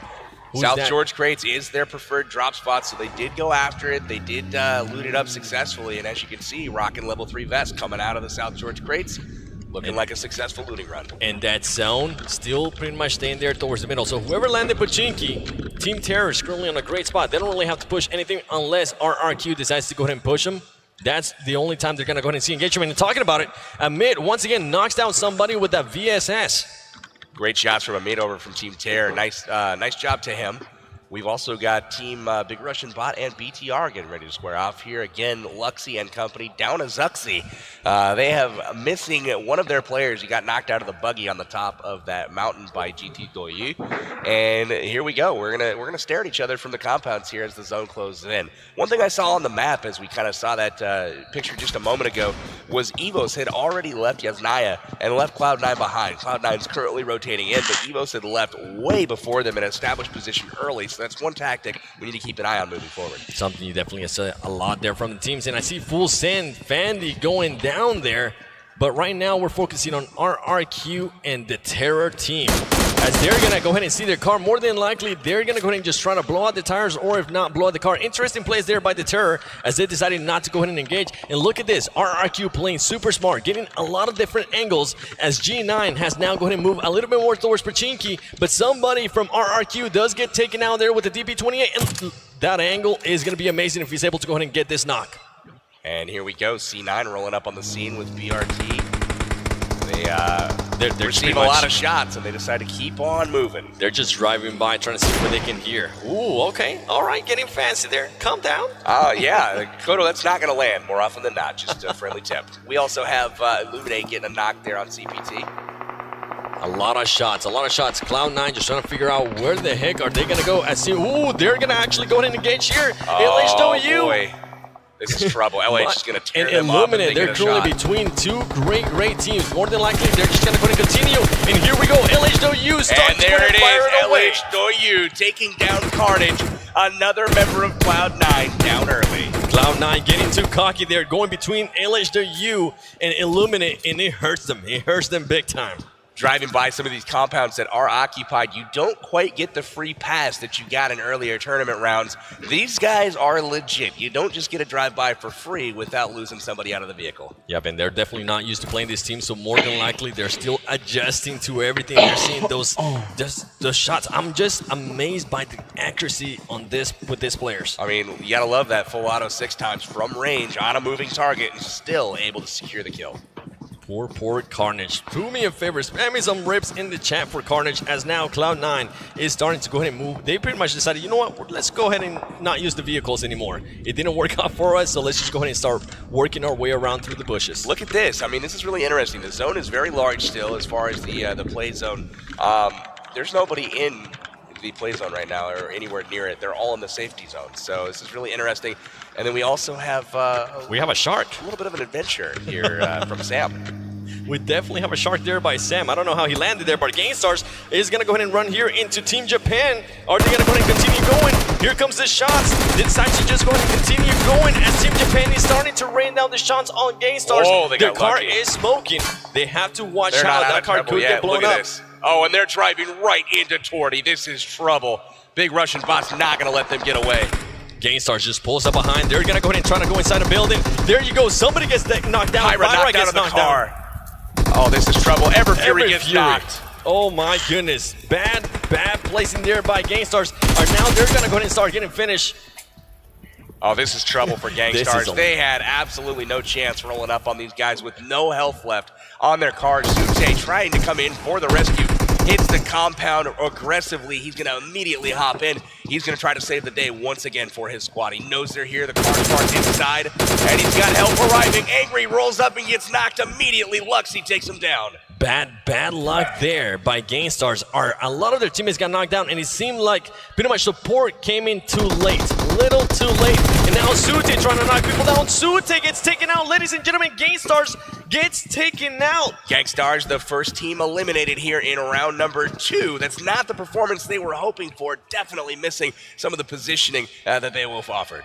Definitely. Wow, that DP28 there came in handy, as we do have GG. This is something that you never saw from GameStars prior to this tournament, was getting caught in rotation. Never happened before, and this is something that they're going to have to get used to, I think, this tournament. And I wonder if it comes down to just maybe Beowulf not being there, or what happened, or maybe just bad luck. You know, sometimes it does happen in this type of games, but that is definitely, we never seen them getting eliminated that early. Look at these guys hiding in the bushes. We got GG Gamers out here getting ready to take on Arab Madness, and these guys both from the Middle East. This is a battle for supremacy here. Saudi Arabia versus Kuwait. That new zone there, pretty much just going southeast. Southeast. This is a brutal one. And Sam is still in the water. He's pretty much having to work his way all the way around. He might even have to go all the way towards the bridge. Yeah, you know what's interesting about this zone is a third of it is in the water and not playable. So this is actually quite a small zone for 68 players left alive, 19 teams still left in it. And they've got, you know, limited space to work with here. So it's key to rotate early, to grab that position and try to defend it with all their might. And they actually go ahead and decide to start shooting. Interesting plays there by them. They pretty much just gave away their positioning, and they're not even inside the zone. They do have a car very nearby. Ooh, smart plays there by them, actually. As that, I wasn't able to notice that they had a UAC right next to them. They're ready to bounce out of there and pursue, and it looks like Arab Madness, the other part of their team, stayed behind. So this is really interesting here. You see them drive over the Gatka ditches without any concern, just hitting that boost button, and they're good to go. Now we see Wildcard coming in. Oh, no! Wildcard gets destroyed. Hot Jukes and Seagut cannot buy a break. But again, you do not drive by LH Doyu. They did not know they were there, but LH Doyu just absolutely destroying people left and right as they drive by their compound. We saw it early there with Cloud9, and look at this. Illuminate is right next to Team Japan. He is waiting patiently, and SX getting knocked. He's got to watch out. Evo's is currently getting knocked. Outsider gets knocked as well from LH Doyu. Gotta be careful there. Now there's just one player left. Lucifer is and left. He's got nowhere to go. This is going to be unfortunate. Outsider gets finished by Doyu. It looks like Evo's going down real early. BTR is taking it to him. And Nanatu just pretty much waiting patiently. He notices Lucifer is over there. Japan sees him and he's trying to take him down. Is he going to shoot? I don't think he's going to try to shoot. He lost him. I don't know what he was doing there. Oh, he heard those shots. Oh, look at the finish there. X getting taken out.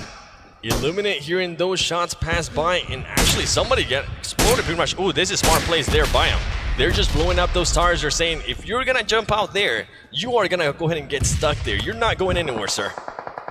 Oh, this is trouble for Evos. They are down to one player. They've gotten them back up. It looks like they're sitting with 2 right now. But again, there's still 18 teams on the board. They do not want to follow up a first place going out early like this. And look at this, BRK now getting into some action, ladies and gentlemen, against the Terror team from India. The Terror team from India currently in a great spot as they do have the height advantage. Down as well. Look at that. The Arab Madness team takes out C9 Sam. Sam has been eliminated from the game. And Sam was swimming there for a very long time. Interesting place here by Terror as they decided not to go ahead and push, even though they had 2 players and somebody from BRK was down. You might go ahead and cost him here. You want to go ahead and push. There you go. He's able to go ahead and take without a mid with the great shots with the UMP. Is he going to go ahead and try to push here, ladies and gentlemen? He's waiting patiently. He actually needs to go ahead and heal up himself. And Baraka's going to go ahead and throw a grenade right behind them. Wow, just a little bit short there. Wonderful attempt there from Baraka. Didn't quite get the finish. But Sakria getting the hit on Caviera over on the other side. So now Baraka and his squad are really in trouble. It's going to come down to him trying to get up Zod. Once again, interesting decisions here by Team Terror as they decide not to push right away when somebody is down. They're actually moving away from the action.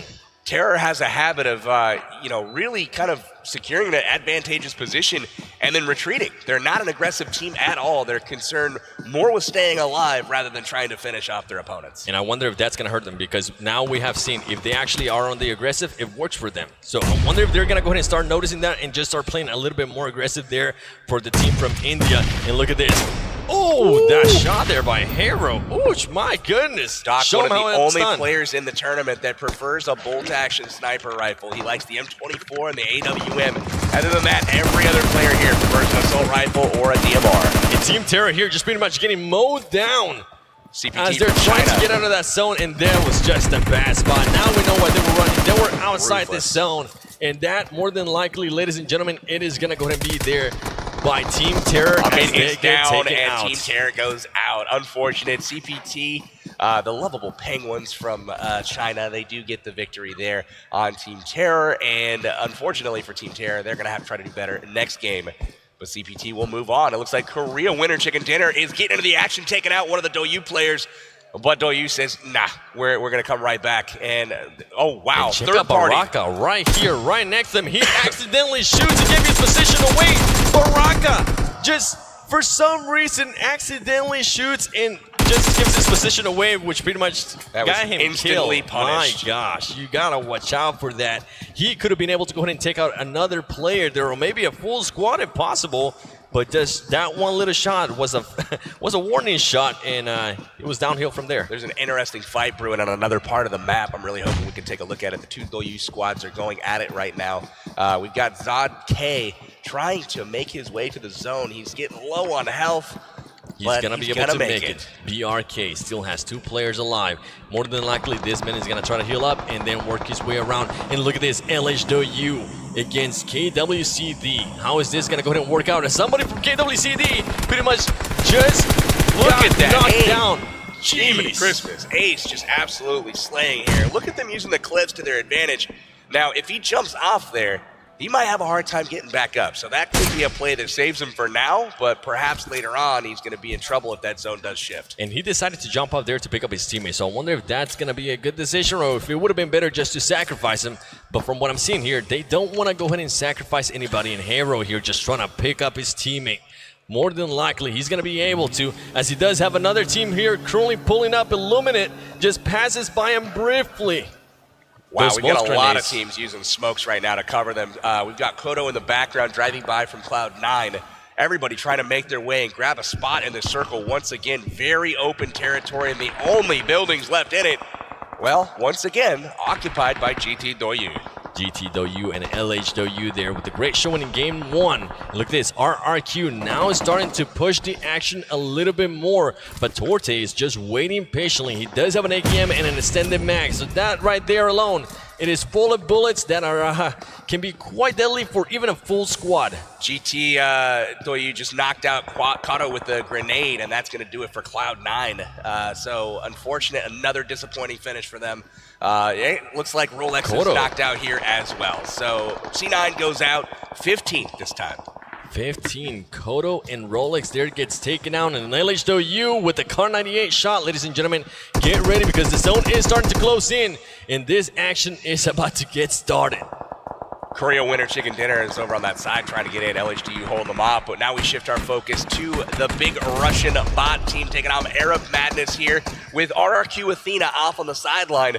Just spectating a little bit, seeing what they can pick off here. It's a three-way standoff here at the compound above farm. Definitely, and it seems like RRQ Athena there and his team is just waiting patiently. They want to go ahead and see more people get knocked down, and that's exactly what's going to happen. They do have to watch out, though, because they're currently not inside the safe zone, and the safe zone is starting to move. And look at Lucifer right here. Gosh. Oh, my goodness. This could not be any worse for Wildcard and Lucifer right there.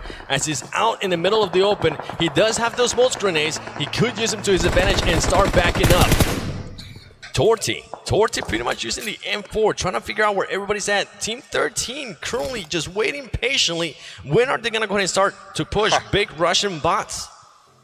Waiting, You got Wildcard Lucifer hanging out in the sticks, just trying to buy himself a little time, trying to get up that leaderboard for the placement points. You know you're not going to be able to kill a whole lot with just one player, so he's trying to do his best he can to get that Wildcard team from North America up the leaderboard. And as we can see here, Galaxy from Samsung still in it, and they're still rocking 4 members. And Lucifer gets spotted there. They're not able to take the shot. RRQ has to go. watch out. They're gone.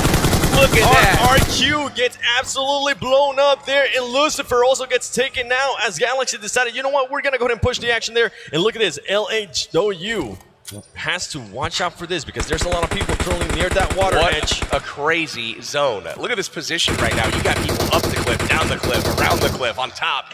They have no idea where each other are, but they're rotating around. They're going to meet up here in any moment. And Illuminate being able to go ahead and take out Galaxy on the kill fit. BTR also taking somebody out there from LH Doyu. Is he going to be able to pick him up? He might not be able to. He wants to go ahead and sacrifice his teammate. He knows the zone is coming. Interesting place here, Biomatch. LH Doyu does have the high ground. Are they going to be able to go ahead and finish off their BTR? LH Doyu in a great position here. They do have a slight berm just off of their side that's protecting them from the main part of the map. But they are trying to hold court on top here and take these people out that are down on the bottom. Evo's taking a look at Illuminate, swimming around in the water, and he knows he's got people at his back. LH Doyu getting spotted there by Evo. Somebody, I believe Evo was able to go ahead and take out somebody there from LH Doyu. LH Doyu gets taken out there by Evo's Bull Shark. And that's going to do it for LH Doyu. They are down. Evo's taking him down. Evo's will move on from this engagement, and now they're on top of yet another team, but do they know they're there? Do they think it was just LH Doyu? There's multiple squads in this cliff. They pretty much have to go ahead and wait for any type of sound to happen. You do not want to do what a teammate did earlier. Oh, he didn't know he was there. He didn't know he was there. BTR able to take the element of surprise. And look at that. Following up with a Molotov. If that lands, that player is gone. Bull Shark, is he on fire? It doesn't look like he connected with it, and JZ is going to come over to try to save him. And look at this little sneaky play. He's able to go ahead and get all the way up there. He finds Evos in the spot. Great play there from BTR Luxy, avenging his brother, and he is able to secure the kills there and make sure that they survive the Evos encounter. And I tell you what, that is the first time that I've ever seen somebody scale that little mountain. Same right here. there. I did not know you could go up in that particular spot and learn something new every day. Illuminate still looking strong right now. We've also got Hero still in it. Hero improving their 19th spot position from last game. They're looking really good now on the top 6. But look at this. They're in the car. Luckily for them, nobody's shooting at them yet, but they have to watch out. You don't want to be in the car for too long. Did they learn from their mistakes earlier when they got blown up? And they actually roll up on 2 different teams here. Illuminate is just laying down here. Illuminate not even taking some shots. He's just waiting patiently. Smart play, honestly. Look at this zone up on the mini-map. This is in the middle of nowhere. There's no cover. All open field. Hiding in bushes is what you're seeing happen right now. Kinris getting knocked by the zone potentially here. He's got to hurry. We've got Hero in a really, really jeopardizing position. They just drove over here. Unfortunately, they lost position, or they lost track of the zone and immediately had to backtrack, and they're finding themselves in trouble. Kinris does make it out, though. And a player there from Illuminate just waiting patiently, trying to see if he can find some more heals. Healing up. He's trying to go for that spot. More than likely, he's going to be able to go ahead and finish some people off. Throwing those smoke grenades. Huge awareness there by him. Wow, look at this play right now. Gosh. He heals up. Did he get that off? It looks like he's smoking his way in, but unfortunately gets caught from the flank. Echo Gens is able to take him down. Illuminate. I don't know if he's going to get this off. No. He goes down to the zone, and we're down to the top 2 teams now. Ladies and gentlemen, it is going to go ahead and be GTW. Are they going to be able to get 4 their players first win? Holding the only compound. Again, their position has been so strong both games so far this tournament. Again, commanding the ultimate last building and last compound in each of the zones. And they're going to try to get the win this time instead of falling short in second place. And look at this. They're getting the cars nearby. I wonder if they're going to go ahead and use them. They're using them as a barrier. That is so smart there by GTW. Snaking in here, CPT from China. Both of the teams in the final 2 Chinese teams. So again, the vaunted Chinese really bringing the play to back up their reputation. They definitely have. We saw it firsthand there on that game 1, and we're seeing it again here on game number 2. As GTW is looking currently on a great spot. They're both currently inside the zone, and they're trying to figure out where everybody is at. There's no smokes on the ground, so that's not going to go ahead and give him much information either. I think both teams are going to be content to wait here and see what the next zone does. Both have, they're holding right now. They're all out of sight of the enemy, no shots being fired. The next zone, though, is going to tell you if CPT is going to have to push this compound or if they're going to be able to lay in the field and wait while GTW has to go. And look at that. GTW is actually going to have to go ahead and push CPT. I like this all open field, and here comes the smokes. You're going to see things approach right now, and now you're going to see shots being fired. Looks like they're taking out some tires in the car, potentially. More than likely, CPT is going to go ahead and try to just take out those cars. And look at this. They're going to start snaking their way over there. The smokes, though, the smokes are just wonderful here. That cloud is amazing. Look at this. The whole area. I believe he was able to go ahead and see him there. I love the fact that they brought up the car. I mean, that's just brilliant play. Look at this. He's going to go back and get the other one. They're going to have cover. They're going to have cover. They're going to be in the middle of this field. The smokes are going to subside, and they're going to be hiding behind cars. I mean, this is absolutely genius. Do they park it together, or will they get an angle here? They're going to shoot the angle. Push it forward. Wow, GTW with 200 IQ there as they start moving the cars. And look at this. You don't even know where anybody's going to come from with so many smokes on the ground right now. Impressive play here from GTW. They're going to be grabbing angles on this team here. CPT hiding behind the tree, but it's all about who gets the first knock here. A-Can in trouble from GTW. No knocks there yet as GT-A-Can is very low. He does get taken out there by CPT. And here we go, ladies and gentlemen. They're now starting to engage. And look at that flank there by somebody from GTW. Is he going to be able to go ahead and find them? CP-Tham is able to go ahead and knock somebody down there as well. Really unfortunate there. Ed goes down, but we do have a flank in the works right now. GT6 God here going at it, and he's able to get a kill, but it's all going to come down to him. GTW, oh my again, gosh. Second place finish. CPT wrapping up the top spot there with Illuminate coming in third place. Look at the kills from CPT. Are you kidding me? We are talking 22 kills for our top place finisher here. CPT is going to be shooting up the rankings to join their Chinese counterparts. CPT definitely showing that they got what it takes. And GT though, you once again, more than likely, we're going to be talking about this later on. Second place. Hey, like I said, second place, if you can do that each and every game, you're going to be sitting real good at the end of this tournament. They got to feel good about that performance. They definitely do, but more than likely, I'm going to go ahead and see. More than likely, now that they finished second place back-to-back, we're going to go ahead and see them change maybe just some tiny little things there towards the end and try to go for that first place. Because once you're that close, you definitely want to go ahead and finish first place. Again, they got caught by the zone. Very last circle. They waited. The zone did not go their way, and they had to leave the safety of their compound that they established so early on in the game. They had to leave it. They had to approach a squad that already had position and didn't have to give up their position by moving.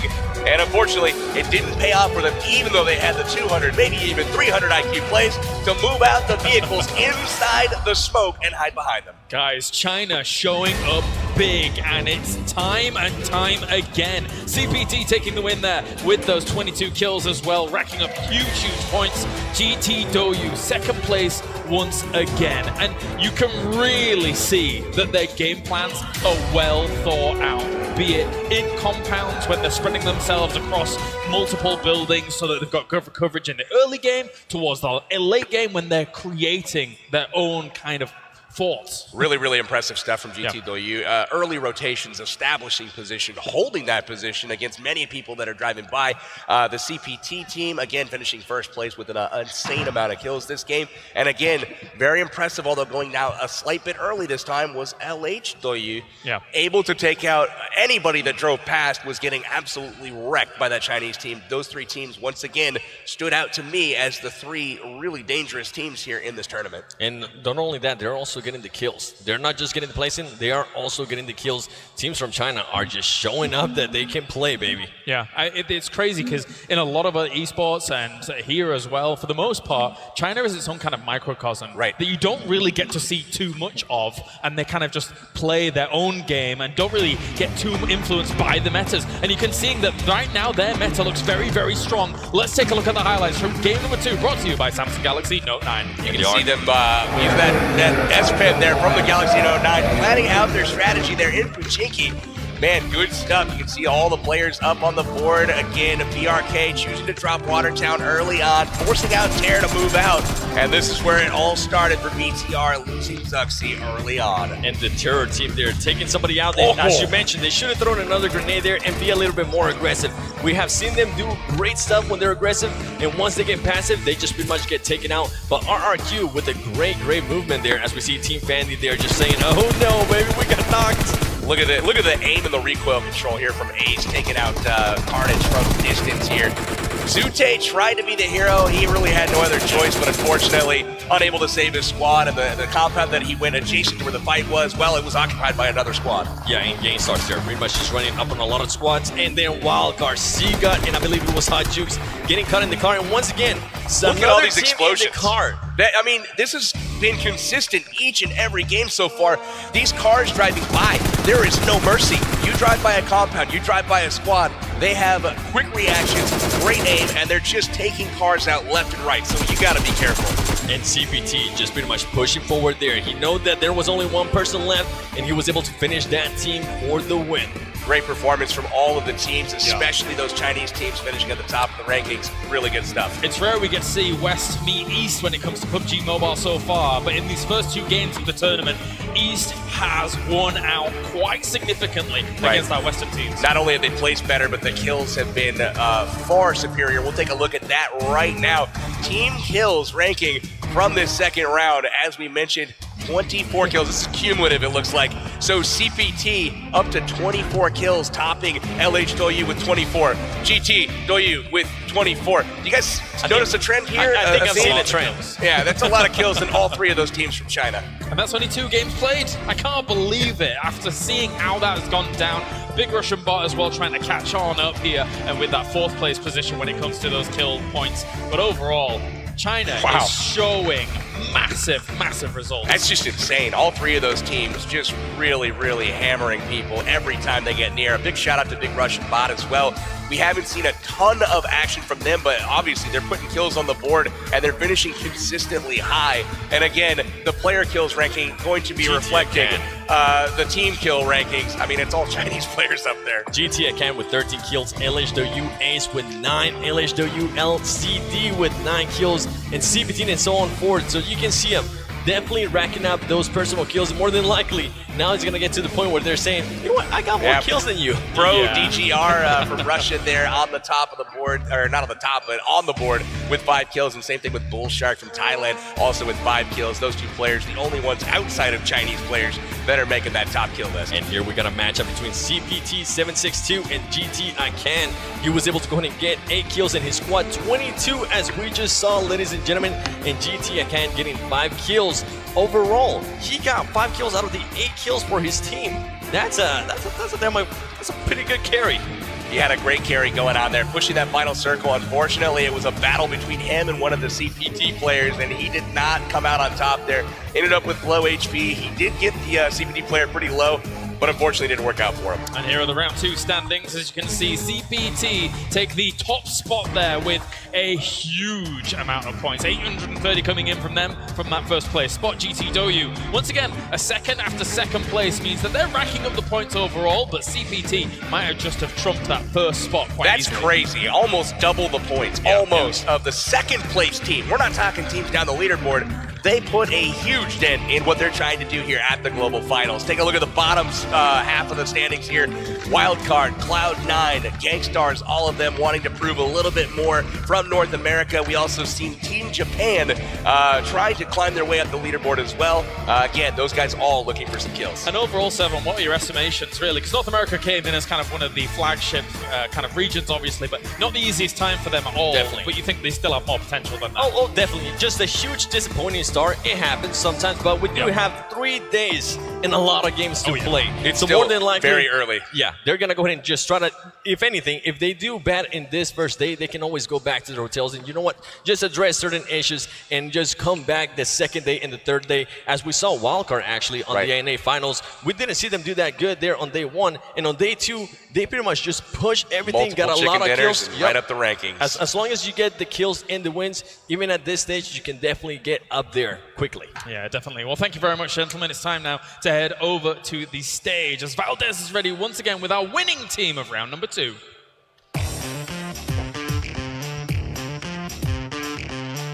Thank you, Calaris, as always. And we are here with CPT762 after he did win that matchup with his team. So we're going to interview him and ask him a couple of questions. So the first question I have for him is 2 Thai teams, 1 in a row, but now finally a Chinese team has come in and broken the streak. So how does it feel to win for China and for your team? 我们都是泰国队赢了，现在身为那个中国队吃到鸡有什么感受吗？身为中国队的第一鸡的话，感觉还是心情蛮不错的。As a member of the Chinese team, we feel pretty good at heart. Okay, that's good to hear. And second question I have is, all of the Chinese teams here so far tonight are getting so many kills, but CPT is also included in that, getting 22 kills in the last round. It's unbelievable. So I was just wondering, what is your guys' secret for getting so many kills every round? 击败了这么多人，有什么秘密吗？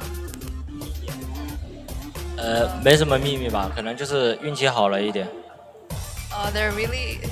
There really isn't any secret. It's just that they're good at playing. Okay, well, I guess that's all you need to be. You just need to be good and you'll get a bunch of kills. So thank you for that. Give a round of applause for 762 and CPT for getting that win here tonight.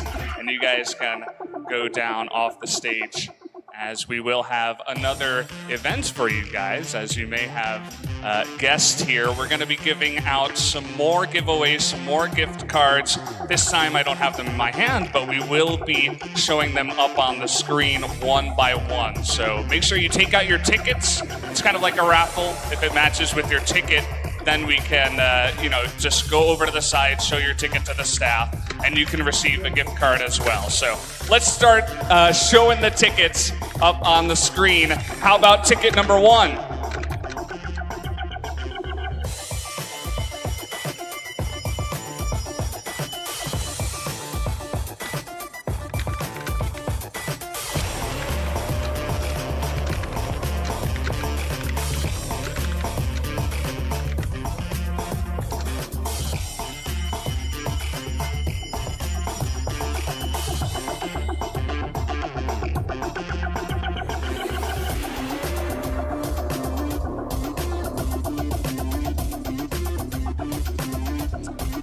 Look at those tickets up on screen.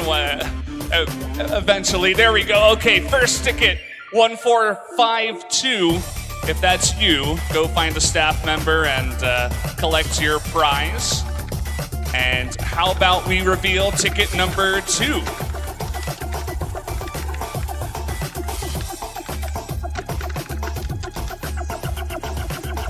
(0476). If that's you, likewise, go over to the side and show a staff member and pick up that gift card. And on to ticket number 3. There we go, 0082. If you're number 82 in the audience, go collect that gift card as well. Now let's reveal ticket number 4. 469. Go ahead and pick up that gift card if that is you. Let's reveal ticket number 5. 1673. 1673. Likewise, if that's you, go pick up your gift card and feel happy about your day. Let's reveal ticket number 6. 633. 633.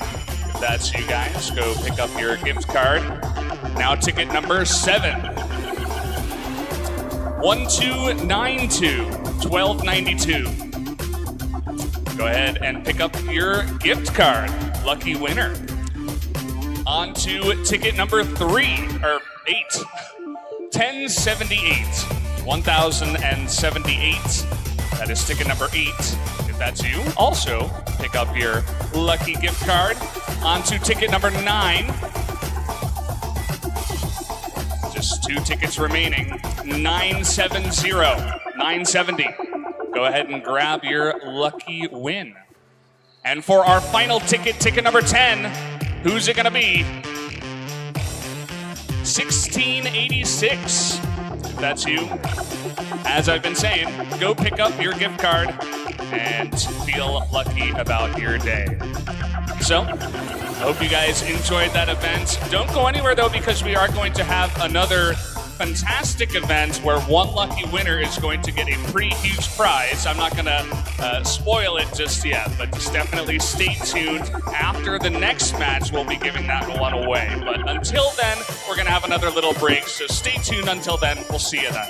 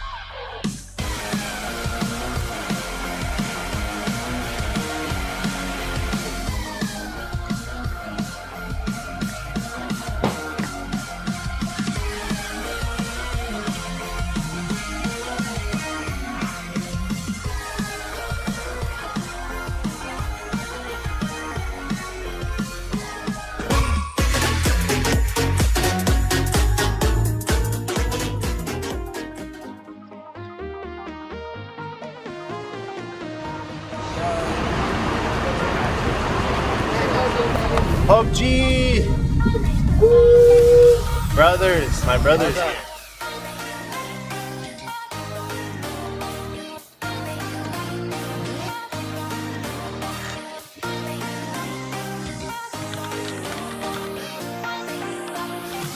Here we go. Where are my other people at?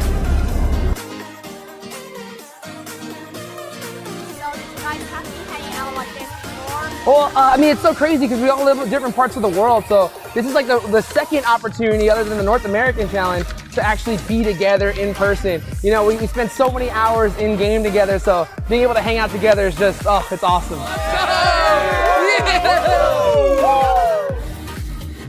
I'm excited. I'm excited.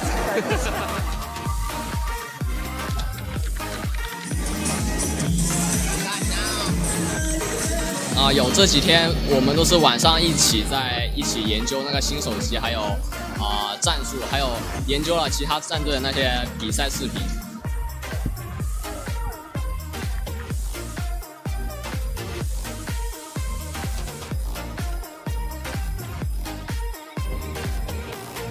يلا كل واحد مكانه.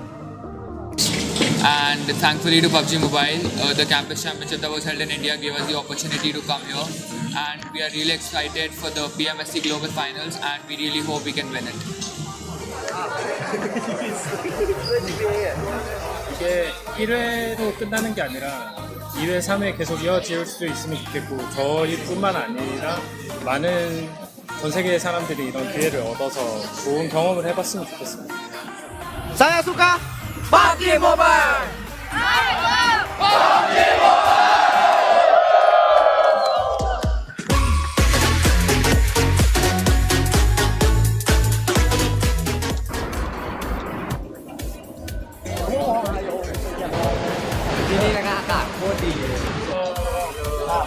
Thailand number one นี่ก็รู้สึกตื่นเต้นแล้วก็รู้สึกดีที่ได้เป็นตัวแทนประเทศไทย เป้าหมายก็แค่ที่ 1 ของโลกครับตอนนี้เพราะว่าไม่อยากเป็นที่ 2 กับที่ 3 ครับที่ 2 ที่ 3 โลกไม่จำครับก็เลยต้องเอาแต่ที่ 1 ประมาณนั้นเลยฮะเรามาเพื่อเอาที่ 1แล้วครับไม่ได้มองที่ 2 ที่ 3เลยมีเป้าหมายมาเป็นที่ 1 โลกอยู่แล้ว PMSC Fighting.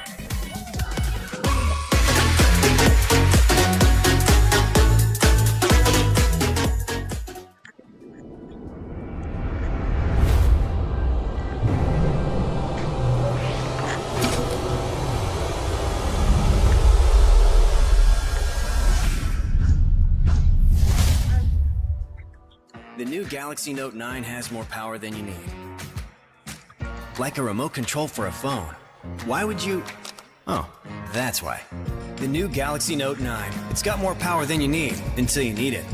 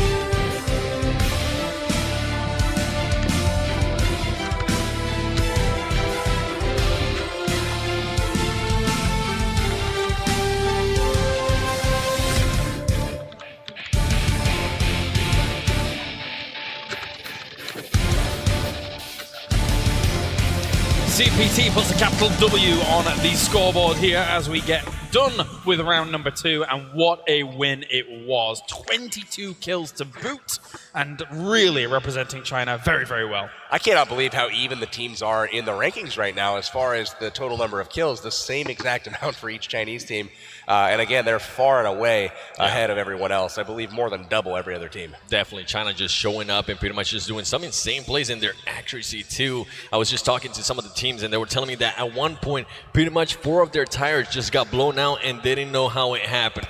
Insane accuracy for mobile. Yeah, very, very scary, and a lot of these teams are going to have to step up if they want to compete with our Chinese teams so far. However, we're only 2 games in. Of course, we have 10 more games to go across these next 3 days, which is very, very exciting indeed. But beyond that, something that I wanted to kind of point out from our previous game was all that cliff fighting. It's not often you actually see that go down, but when it does, it gets a bit messy, a bit scrappy, and LH was actually one of the teams that got punished by all of that. They really did. GT Doyu secured the compound that was available, and then after that, it was like, well, do we really want to crash this with 12 teams left remaining? Yeah. Let's go try to find somewhere on the outskirts, maybe on the cliff side, but it seems like a lot of other teams maybe had the same plan, so you had some on the bottom of the cliff, some on the top, some behind this ledge and behind that, and you had EVOS out there fighting, you had LH Doyu out there fighting, I believe BRT was out there. It was just a really kind of chaotic, and ultimately some of the teams that were expected to finish quite high, they got knocked out. Yeah, and even at one point, Haru pretty much just drove into near the cliff, and then Illuminate was just waiting patiently. It was laying down and able to just mow him down. So those cliffs things, they're definitely a little bit dangerous,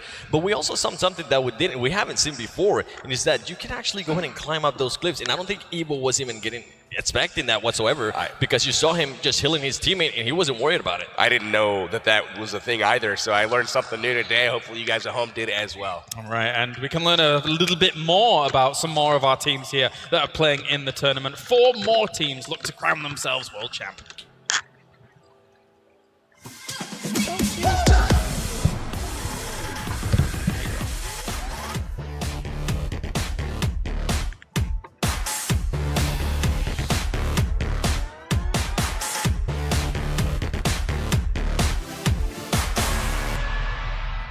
My ID is Hyro Official. It's also my account name in all over the streaming platforms and all over the internet on social. My name is Chris. ID is Ken Rees. I'm 20 years old, live in Oslo, Norway. Merhaba, ben Erkan Özmen. Sakarya'da yaşıyorum, 29 yaşındayım. Sezon 1'den beri Pubgm Mobile oynuyorum. Avrupa birinciliğinden sonra mesleğimi bırakıp profesyonel yayıncılığa başladım. Aynı zamanda profesyonel oyuncuyum. Merhabalar, ismim Oğuzhan, 19 yaşındayım. TOH'un anlamını olmadığını zannediyordum fakat Almanca'da anlamı varmış. Everyone calls me Hyro since I was a child, and also I'm using this name as a stage name while I'm singing.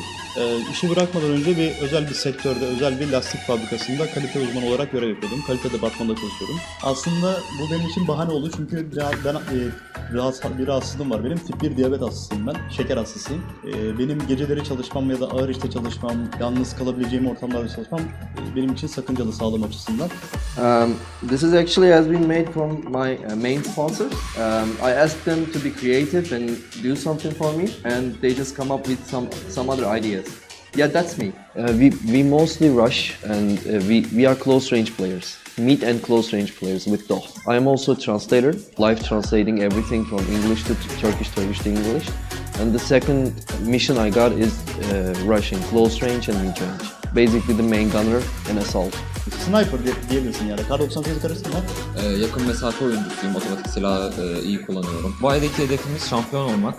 Also meeting all the other players is really fun. It's really professional, so it's a great experience being here. Every player has their own specialty, so the positioning is the most important part, and we try to be positioned regarding our specialties. So, okay guys, most of you I know very closely, and I love you all, you know that, but prepare yourself, we are coming.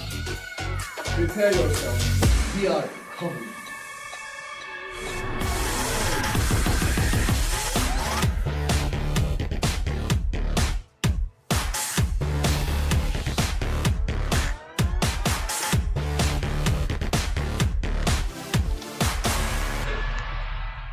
My name's Katie. I go by Sandy, 26, and I'm from... Okay, my name is Olivia. My name on Twitch is Ollie Pocket. I'm 29 years old, from Germany.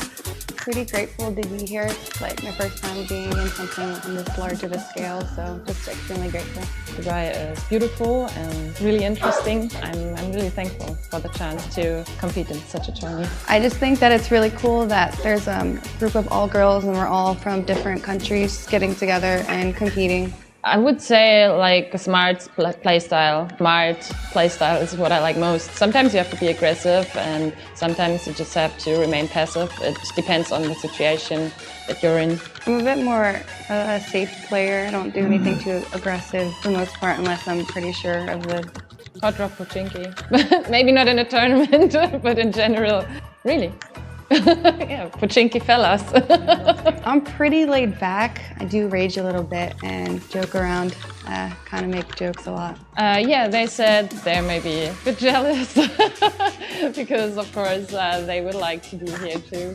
A bit jealous, yeah, because of the weather here. I mean, in Germany it's already snowing, doesn't want to be here. I did tell them about it. They were all pretty supportive and wanted me to go because it would be a cool experience to do something like this very often. So everybody was very supportive. I mean, ideally it would be #1, but I guess having fun is like the most important part because that's pretty much what I'm here for. Don't underestimate our power. Watch out. Okay, you want me to say it to him?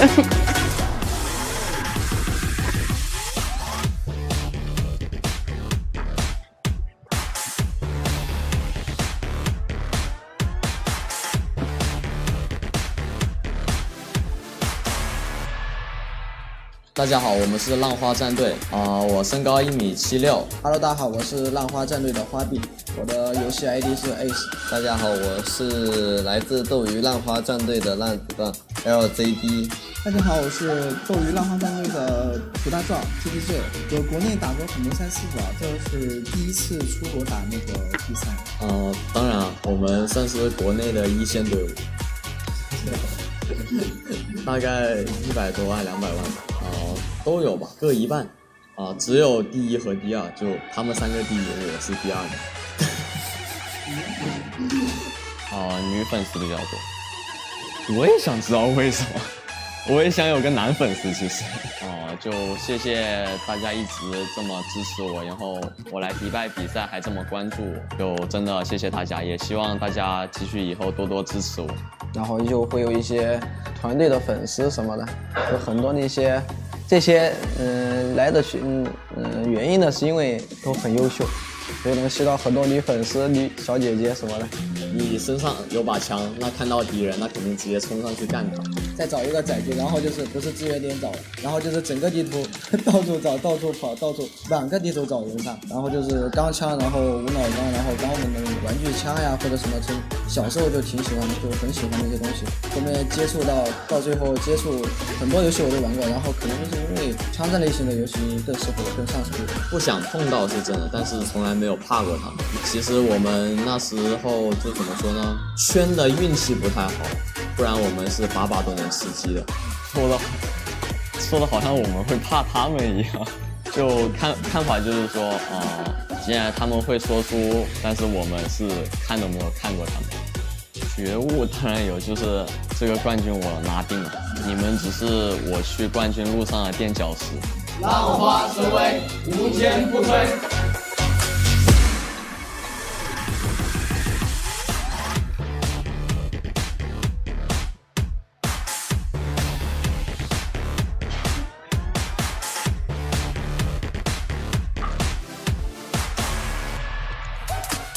我叫张哲宇，然后我在我们队的 ID 是秋熙，然后我来自中国国内的一家电子竞技俱乐部属于。我是 GT 战队的阿灿，叫黄灿，来自中国。我的 ID 是 E 弟弟，然后我是一个现在是大4的学生，然后兼职是主播。我的 ID 叫六神，然后我也是在斗鱼做一个主播。之前没有，之前都是像这样国际性的赛事第一次参加。100多万。就给我画了那个出征的照片。我粉丝数量60万，比例的话，男生应该是60%吧，因为我有女朋友。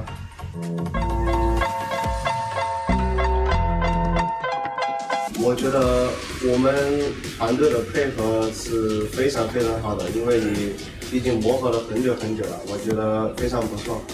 阿灿吧，因为他不容易出事，发挥比较稳定，然后也是比较听话。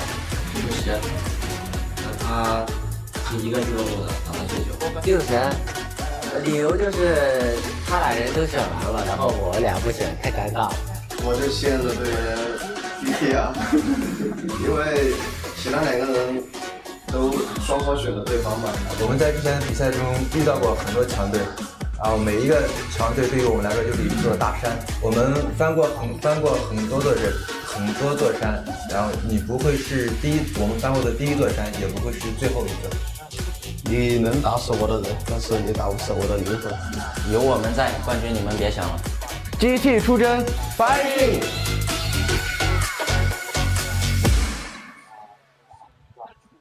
Towards the end there, hearing from our two DouYu teams who have shown in our first 2 games that they are a force to be reckoned with here at the PUBG Mobile Global Finals for Star Challenge, of course. And overall, coming into our 3rd game, I think a lot of eyes are going to be on them once again. Joining me on the desk, as always, I have Powerbank and I have 7 Worlds Gaming.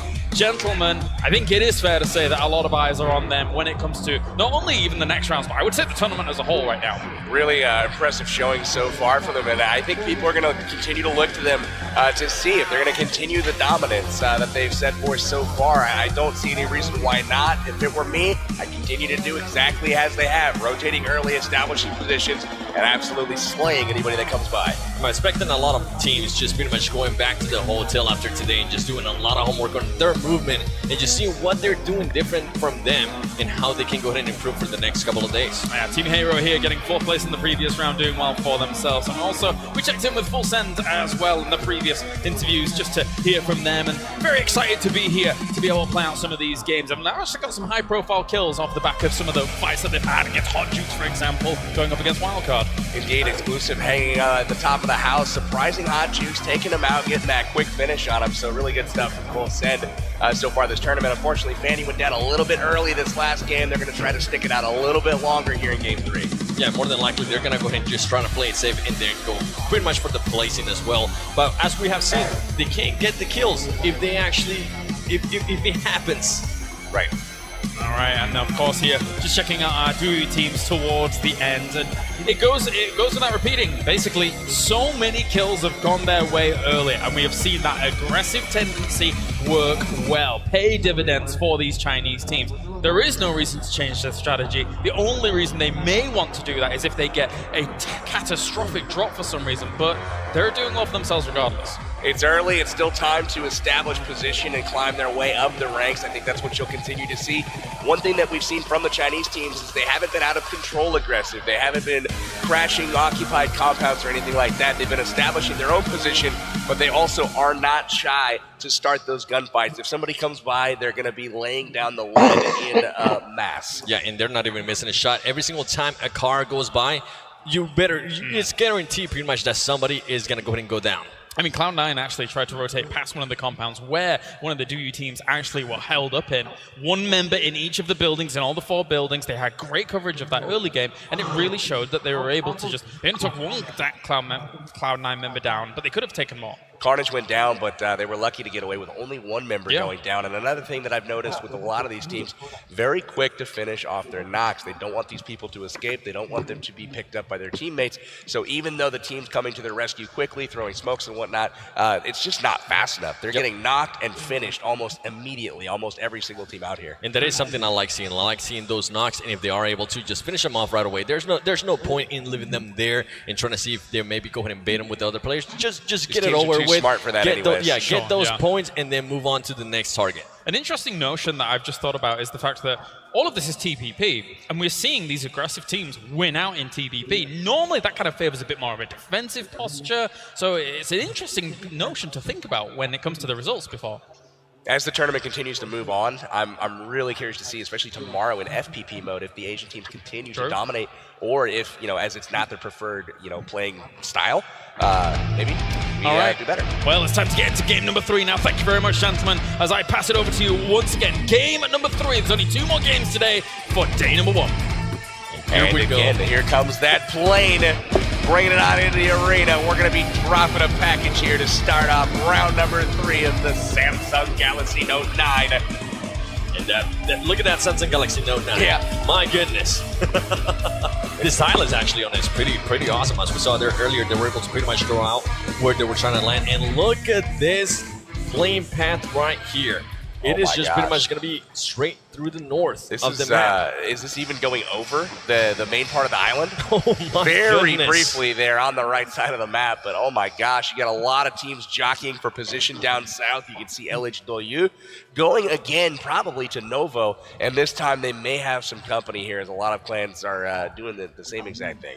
Yeah, and more than likely, we're going to see a lot of people just trying to hop on a car, and then they might try to go to Novo and also military base, or maybe even Primorsk, because we saw Hyro there earlier going to Primorsk. And look at this, Baraka going down, but GT Akan also going down in the exact same spot. We were actually talking about this earlier. What happens if GT gets a bad landing and Akan, the reliable teammate that his team was saying he was, gets in the car and just goes away as soon as possible? What I really liked about that drop was only one of their players went for the car. They didn't risk their whole team getting into a skirmish there. They sent one guy for the car, left the others out in a field somewhere, presumably, and they're going to go pick them up and head off to safer pasture somewhere where there's better loot. Now it looks like Team BRK is stuck here, and they're going to have to run somewhere a little bit, less advantageous. And again, we know from earlier games that BRK is definitely looking to Watertown to try to loot up. Yeah, they keep falling here now 3 times in a row, and luckily for them, this zone is currently to their advantage. They are inside the zone, so they are going to get a little bit of time there to go ahead and loot up. But I wonder if this is going to change, right? We have seen them land here 3 times in a row now. If they don't start seeing the results that they expect, are they going to go ahead and start landing in other places? And not just BRK, also other teams. We have seen pretty much Cloud9 land right next to Evos, which at the moment, we're actually seeing Gang Angry get a kill there on one of the Hydra players, and he finishes them off right away as well. Pyra getting another kill on Hero as well. Kenris goes down to Angry, and Gangstar's wiping him off the map early right now. Hero, man, they finished 19th in Game 1. These are the European champions, and they are getting hit hard here early in Game 3 as we continue to watch Baraka loot up here in Watertown. Definitely. Luckily there for Gainstars, as they had a bad showing in the last match, but they're more than likely just trying to, you know what, they're trying to brush that off. And it was just the second game of the tournament after all, in Baraka, just trying to check every single little place in this map area and clear it up. Indeed, Baraka is still looking for the right gear here. We finally switched over to C9 Rolex. Again, looking at, I believe we're over in Milta right now, and they're looking at BTR across the road here. Rolex has got that VSS. Luxy is going to try to keep his brother alive this time. Zuxi going down early last game, but ultimately BTR having a decent game in Game 2. They're going to try to repeat a great performance here in Game 3. Interesting stuff there by Cloud9, because there is currently only 2 players from Cloud9. It is Carnage and Rolex, so they decided to go ahead and, you know what, let's not land just Nava this time. Let's just go ahead and land in Milta and just fight it out and see what we can do. And so far, it's been working for him, as Rolex was able to go ahead and get a knock. He's not able to get the kill, but at least now they know where they're at. Both teams definitely know where each other are. Rolex able to smack him with a VSS, and again, smoke's coming out. They're going to get the pickup here, but again, C9, Rolex, and Carnage unable to be aggressive here because it's just them. They're going 2v4 right now, trying to see where their other teammates are on the map. Kodo here off on the Shelter. They've done a split drop, Shelter and Milta. Shelter and Milta it is. Now, at this point, Rolex has more than likely had call out. They saw that they were able to go ahead and knock down somebody. Do you think Kodo and Sam are going to go ahead and start rotating towards Milta? I don't. I think they're going to continue to loot up as they, unless they've already looted the Shelter, which is quite possible because not too much competition typically drops there. But after they loot it up, there's a good chance they'll rotate. Looks like Team Japan here is occupying the school, and again, GT Doyu right outside, stalking their prey, essentially. Again, they split dropped one at the school, and a few and Rozhok again, and it looks like they've done the same here, but Six God just content to hang out with the AK. He's got level 2 everything, so bag, helmet, and armor, and he's content just to watch Team Japan do their thing and call out to his teammates what's going on. And ultimately, you're probably going to see some aggressive play again here from the Chinese team. Gathering as much intel as they can, but Team Japan actually, it is currently split up. They have 2 at school, and they also have 2 at apartments. And look at this right here. Arab Madness on the move, on foot. Working their way through the field here, going over the little ridges here. We saw something similar earlier today, actually, with the Terror team from India, and it worked out for them because they didn't get a chance to run into somebody. Senior from RRQ Athena is in the area. He's on foot as well, moving away from this compound. I wonder if they've seen him, though. He's dangerously close, and again, away from his team. Seen a lot of split drops so far from many teams this game, and we're seeing a little bit of strategy shift and a little bit of trying to take some of the smaller loot locations and loot up individually rather than all as a team, essentially. Yeah, more than likely, as we're seeing here, teams just starting to rotate early. And look at this, Team Japan. So, you know what? Let's go ahead and just get together just in case. They're more than likely going to go ahead and get in this car and just drive away because GT Doyu is very close by, and that's a team you don't want to go ahead and encounter this early into the game. Ooh, are they going to try to go that way? They are. Oh, no. Oh, this is a bad idea. Ladies and gentlemen, GT God. 6 God. Look at that. The nade knock. He gets a knock again. And Japan in trouble. 2 members down so far and also exposed. So this is really, really bad spot for them. And as we're talking about the finishes, look at that. They are madmen. They are going into the car and just rushing them, knocking people down left and right. GT Doyu. Brilliant play there from the Chinese team. GT Doyu. I loved that aggressive approach because two members are down. They knew that they might lose a member or so, but they weren't going to be able to finish him off. So it was a risk well paid off there. They get the early squad wipe, and again, 4 kills on the board or another 60 points. Something that I definitely like seeing, as you mentioned there, if you get 2 teammates down already, you know what? Just go ahead and push, finish them off, try to finish off the full-on team. And Team Terror, actually from India, it's something that they have not, yeah, it's something that they have not been doing. They knock people out, they're aggressive, and then once they knock people out, they just decide to back up. Yeah, it's something that's been a little bit curious from them so far. Hopefully we'll see some changes to that tactic moving forward. But again, their goal may be to just survive and try to make it a little bit further. But ultimately, with kills being worth 15 points per, you got to start racking them up if you want that top 3 spots. Because right now, all the money's going to China. It definitely is. And as we see Sam here on the UAZ, just trying to get away, maybe go ahead and go closer to his team. He has to watch out because BTR is very close by. As we can see, they even hear the car. They know Sam is over there. Sam has to watch out. Earlier, he got caught swimming. This is really interesting. Sam all by himself, looting up shacks and all kinds of small buildings. He's off by himself. And again, if he gets in line of sight of these guys, they just don't miss. So, I mean, really kind of a risky play here from Cloud9, and I'm kind of curious to see what their strategy is to group up here moving forward and where they're going to go group up at. The good thing now is that Carnage, Kodo, and Rolex are starting to move a little bit closer, but they do have to watch out because look at this. Now, here comes the engagement, ladies and gentlemen. With the Uzi, the big Russian bot team trying to push the action. They know that the whole squad is over there. Are they going to go ahead and get back into the car? From Indonesia. Oh, it is. Actually, similar clan tags there, but holy cow, we've got C9 rushing out of harm's way here, grabbing a compound, holding up. But Bigatron, again, putting pressure on him. Zuxi and Luxi rocking those Uzis from range. Uzi, in my opinion, one of the most underrated guns in the game. That thing is an absolute laser beam, especially mid to close range. I have definitely seen you do some work there. But it looks like BTR, content to just kind of hang out. One of the things about PUBG Mobile that's kind of beautiful is that you don't necessarily know who you're going up against until somebody is knocked or killed. It's kind of a mystery. It's like, what team is this? Are they, super strong? Are they a top team? Are they somebody that we can take advantage of? You don't really know until you kind of feel it out, get that knock, and then you see, oh, okay, this is a fight that we want to take. And look at this circle right here. The safe zone a little bit towards the southwest, and all these players are just trying to get there. Look at the Galaxy team up in Stalber, way out there in the zone. They are in cars, though, heading in 2 vehicles, and they will be hitting the zone here in about an hour. And that is a friendly zone. And look at this. GT Doyu getting the high ground, just looking at the Terror team. Are they going to be able to go ahead and finish them off here? He has them on his side. Says God knows where they're at. They have to go ahead and watch out. Got Terror down in the compounds. It looks like GT Doyu eyeballing them, and that's something that you don't want, is that team eyeballing you. And it looks like they are aware of their presence.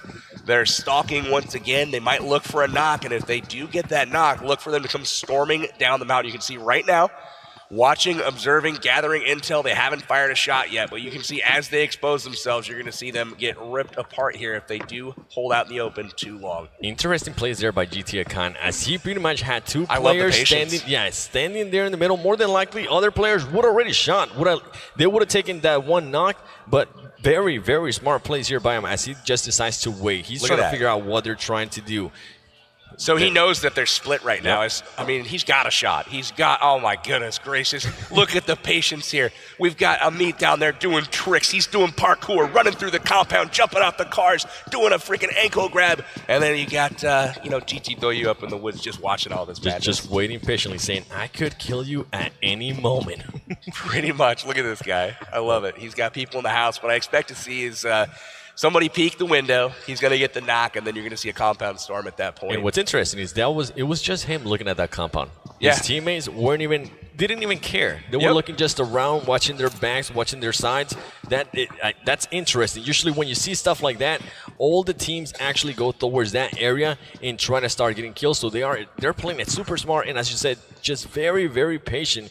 And now we got Arab Madness going up against BRK. BRK doing that good movement as they are pretty much on this compound. They're a little bit far away from each other, so I doubt they're going to go ahead and try to engage here unless for some reason somebody stands out in the middle of nowhere, because BRK is very aggressive. So they might not have that patience there that GT Doyu. Yeah, definitely. Gatka's an interesting spot for a squad fight as well. The compounds are a little bit unique, a little bit far apart.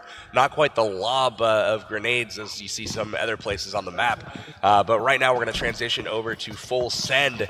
Looting up here is exclusive, rocking the UMP. Still only in level 1 gear.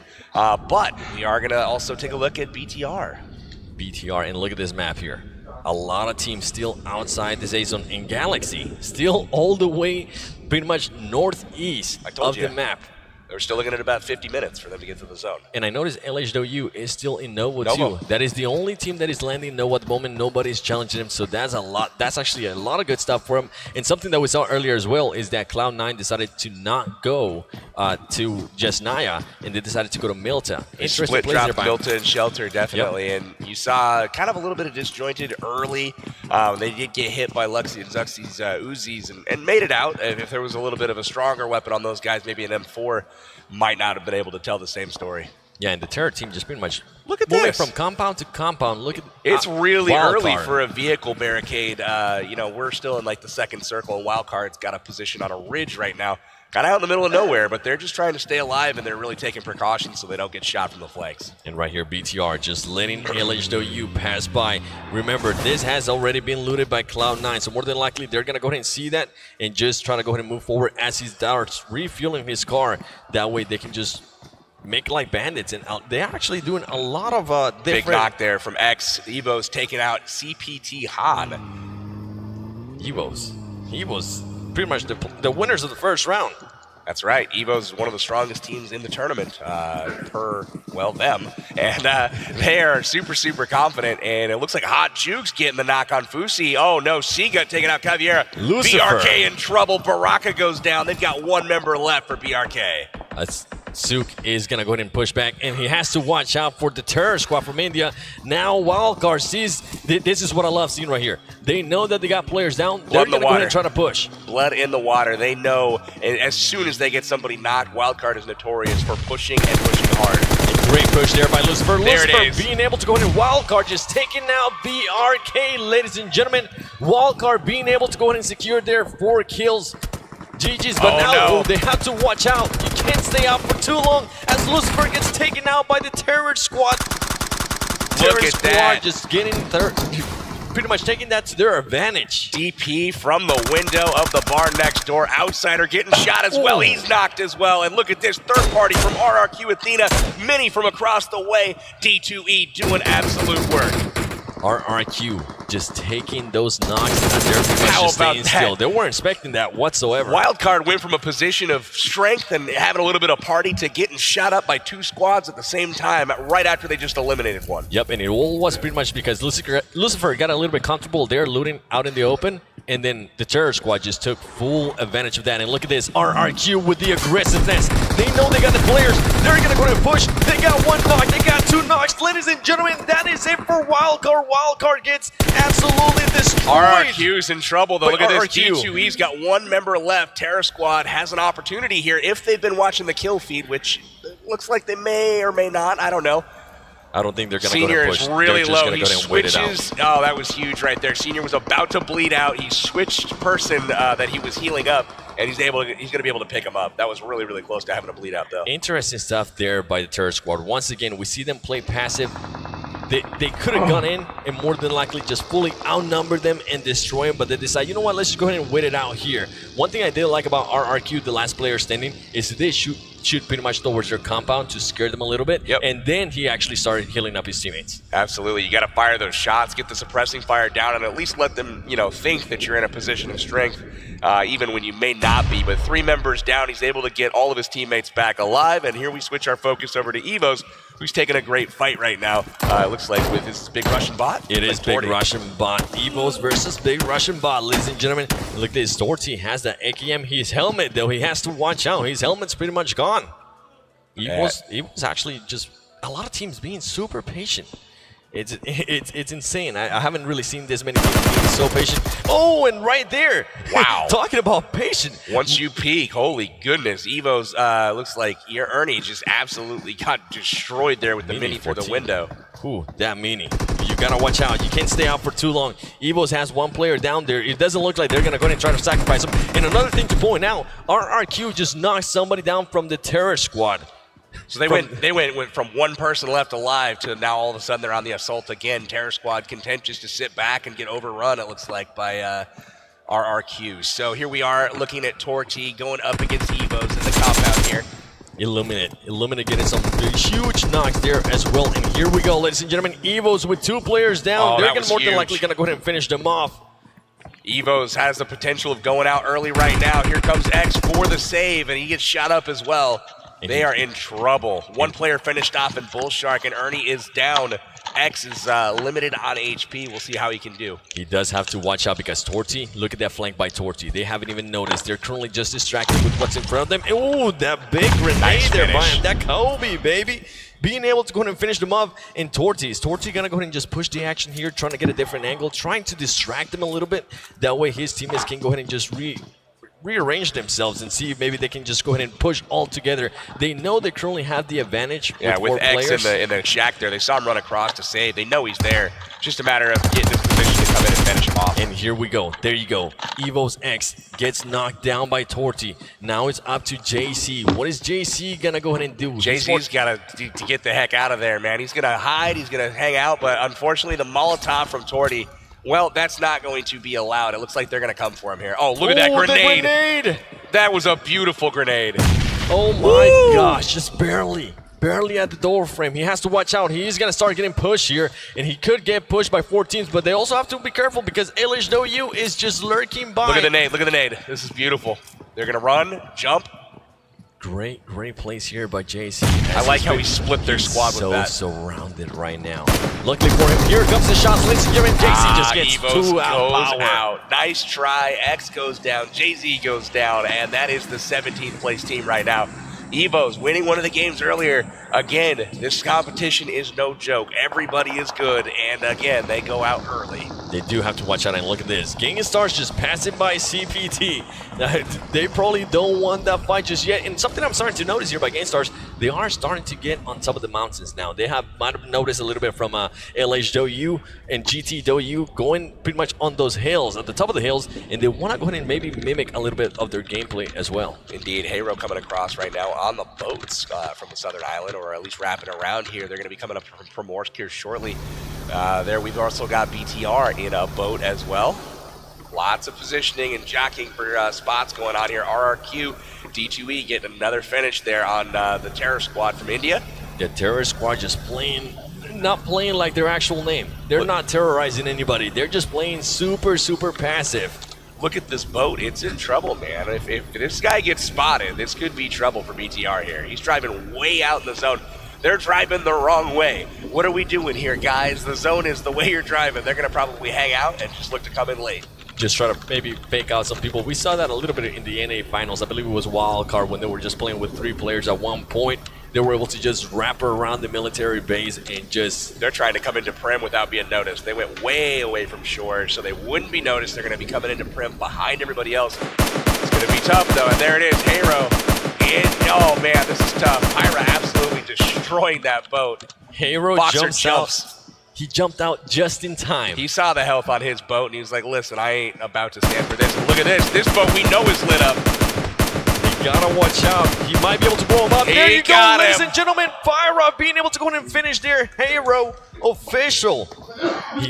He still has to be careful. He knows there's somebody in there. Yeah, he knows there's somebody in the water. Foxer jumped out just in time. He knew he blew up the boat, didn't get the kill. And look at that. He just spotted the team that came up. Huge push here by GG as they just go ahead and push that compound. Interesting stuff, though, because KWCD has the huge play. Justice with a huge play for Korea. That was an amazing job with the gross up from the top of the roof, getting 2 knocks there. Bad plays there by GG as they just got absolutely demolished. They thought they had the advantage there by rushing in. Little did they know KWC had some people on the roof and just finished them slowly. Actually, finished them super fast. Yeah, you had June coming around the corner there on the flank, getting the finishes on those knock players. One interesting bit is the guys that just came across in Primorsk. Man, that was impressive. And then check this out. The longest kill distance so far by Gangstars' Pyra. 364 meters on that last mini shot taking out the boat. Very impressive. Hey, a record is a record. And look at this. C9 Rolex just now starting to destroy people from full send. Katarina goes out. Exclusive is very close by, and he has to watch out because Exclusive finished off Hot Jukes earlier. That's right. She's looking to get some more... Ooh, you can't stay still for too long. These teams will start moving and getting angles on you. And C9 Rolex now getting some damage. They're jumping around, trying to figure out where currently Ollie Pocket is. Little does he know, Ollie Pocket is laying down. Carnage does notice her. Carnage starting to get some damage there from Ollie Pocket. He has to back up a little bit. It's now up to Fandy. Fandy's all the way on her own right now, trying to save the squad. Looks like Rolex and Carnage good to heal up. And look at this. This is an interesting strategy here for sure. We'll see if it pays off here in just a moment. No, it doesn't. They shoot the bush. Kodo sees her. Vandy goes out. I like the strategy, though. You know you're not going to win that gunfight 1v4. You just better hope for the best, and unfortunately, the best didn't happen for her. Good games to full send on that one. Might as well just lay down in the bush, win a little bit, but unluckily for her, Kodo was just too eagle-eyed there in destroying her. Now, C9 Sam still having the Uzi. Look at this. Yeah, Uzi's a really good choice, in my opinion. I like that gun a lot, and as long as you've got your main weapon, the Uzi can work out really, really nice in close quarters. An interesting place we have here as LHW is very close by Sute. I don't think LHW has noticed that anybody is close by. He uses that new feature in the game, which pretty much if you're running and you crouch, it is going to go ahead and throw you to the ground. That way you go down a lot faster. So smart plays there by him. You see the shots coming in from distance here. Sute definitely aware that he's there. Oh my goodness. He spots him, knocks him with the nade. Absolutely zero chance for Zute there. Eliminated with no problems there by LHW. LHW, look at this. And every single time they see somebody, they want to go ahead and back them up. They're saying, no, you don't want any of this. And now, Terror Squad coming in. They just got shot at by LHW, got weakened, and now they're hitting a compound that's occupied by the other Chinese team, the Comfortable Penguin team. Terror Squad. Pretty much losing one there earlier to, I believe it was RRQ, if I'm not mistaken. Still playing super passive, and CPT just waiting patiently. They have a Groza. They got it over on the side there. Just kind of what they need. Illuminate, yes. Illuminate throwing some smokes here, trying to get some cover. But look at this. He knows that he got shot there by LHW. Does he really want that fight? I don't think you do. Just play patiently as you've been playing it the whole time. All Chinese players round out your top 5 in kills right now. GT Akan rocking 14 kills to his name. That's 4 more than the second place person. Look at all the grenades CPT7 is just going to go ahead and throw there. That is absolutely insane, as he does have a squad pulling up on him. KWCD pulling up a little bit too aggressive there. A little bit too aggressive, as you mentioned. Everybody has every angle covered there. You don't want to go ahead and you don't want to see that happen. That's the second time we see that happen now. Looks like Cloud9 is approaching as well. This is a really, really solid compound hold right now by CPT. Different angles. People in different places. Look at the mini-map and all the squads in the area. My goodness. I'm loving the action. I'm loving the IQ of the players here today as they are just making sure their back is just covered. As we now got KWCD pushing by CPT, able to destroy him there, and CPT just starting to clear out the bottom floor, making sure he finishes off people and also picking them up. We've got CPT holding the compound here. Terror Squad trying to move their way in. Nades coming here shortly. Oh, wow. Amit takes a little bit of damage there. He's hanging out in the house, going to apply some bandage, patch up his wounds, and they're going to be looking to fight again here shortly. Patch up as fast as he can. And look, see, Galaxy now gets there, but they're currently getting knocked down left and right there by RRQ. And Arab Madness trying to get down on Quarry, trying to get some cover from some kind of building because he does have RRQ coming up behind them. It looks like they're making their way down to the Quarry. Arab Madness holding court here. They definitely have the early position, but that's a tough place to defend. Not a lot of spots to hide. The zone here, though, right in the middle of Quarry and just a little bit south there in the open field. So it should be interesting for sure. And something to point out there, the first teams that were actually in the zone, LHW and GTW being in the zone, ladies and gentlemen. So great movement there by him, great rotations. Look at this shot. We're seeing Carnage getting shot up. They have to go ahead and jump out of this car because if not, they're gonna go ahead and get blown up. I mean, this is crazy. They cannot drive anywhere without just being completely destroyed. And look at that. Car blows up, Rolex goes down again. Who is it? LHW just completely destroying vehicles. Anybody that goes by is not safe. C9 Sam goes down. LHW, C9 White Kodo Sam, goes down as Kodo. well. Oh, this is trouble again for Cloud9. Cloud9 gets taken out by LHW. LHW wants that win. There's They're taking Sam. out everybody. Terror. Carnage goes down. LHW again comes out on top from that one. And Torty here just trying to finish somebody off. Torty now starting to get shot from the side. He actually gets pretty much pushed. Barbosa actually. Sorry about that. He gets pushed and King is now just laying down as Torty is starting to push the action a little bit towards the top of that hill. Appa's pushing the top of the hill, trying to finish off Barbarossa, but at the top, King is waiting. King misses the shots with the UMP, and unfortunately, he is another knockdown for Arab Madness. And guess who's there to pick up the kills? Whoa. LHW, RRQ now starting to push up. This is going to be a good fight as RRQ is starting to push up against LHW. Another vehicle explosion there for LHW. They're able to take out more people with vehicles. Pyra down, and Illuminate rolls up right on him, finishes him off, and the rest of Gangstars out in the zone currently. And Gangstars in a bad spot here, as you mentioned, out in the zone. And look at this, LHW now sniping people away. They have 10 kills to their names already. And now here comes the knock, baby. Just picking them apart from far apart, actually. Impressive stuff here. LZD from Doyu just absolutely destroying from range there. Taking his time, semi-automatic fire, picking them apart. We got Ed here trying to return fire from GT Doyu. Ed currently just waiting patiently as he might be the only one currently, actually, he's the second one currently up from his team. Look at this, LHW just letting it rain on him. LHW is fighting 5 squads at the same time right now. They literally have 5 squads on the ropes, and they're not even feeling pressure at the moment. They're just backing everybody up. They're showing dominance, pretty much. That's what it is. They are showing them, hey, we are here. We are kings of this hill. You ain't coming anywhere near us. Oh, look at the grenade coming here from G9. G9. Is he going to be able to go ahead and get that kill? Here comes the smokes, actually. There's going to be a lot more smokes as he wants to go ahead and pick up his teammates and apply some bandages and all that stuff because, ladies and gentlemen, we got 8 teams left, 21 people alive, and the circle is starting to get smaller as Akan and 6 Scott gets taken out there by Doyu Ace. Ace, I mean, these guys are racking up kills right now, getting knocks. There's another one that looks like 13 now for these guys. Unreal. RRQ stealing that kill there from LHW. Interesting stuff as they were able to pretty much pick up some easy kills by him. And look at this, CPT now going up against LHW. Interestingly enough, Gangstars did make it out of the zone. It looked like they were really out of position. With all the other fighting going on, they got lost track of. Zuxi getting knocked. Ever Fury taking care of him, and then Elusu as well taking care. There's so many squads fighting right now. It's literally anyone's game. They gotta find cover. Lots of trees in the middle here, but otherwise an open field. I think smokes are gonna go to play shortly. Angry gets taken out there by CPT-17, and there goes Ever Fury. Gangstars is now out, ladies and gentlemen. Higher placing than the previous games, so that's good for them. They might go ahead and get in a group. And GT Doyu just waiting patiently. Somebody's right next to him, and he's not even shooting. The patience on this man, it is insane. Really good patience there from GT Doyu. Top of the hill. CPT in the middle of a fight right now with LHW. We got RRQ, D2E finally getting knocked. Now, interesting stuff here is that LHW does not have the circle advantage to them. At least not anymore. Pretty much, they're gonna have to figure out a way to get there as soon as possible. They got 44 seconds to figure this out.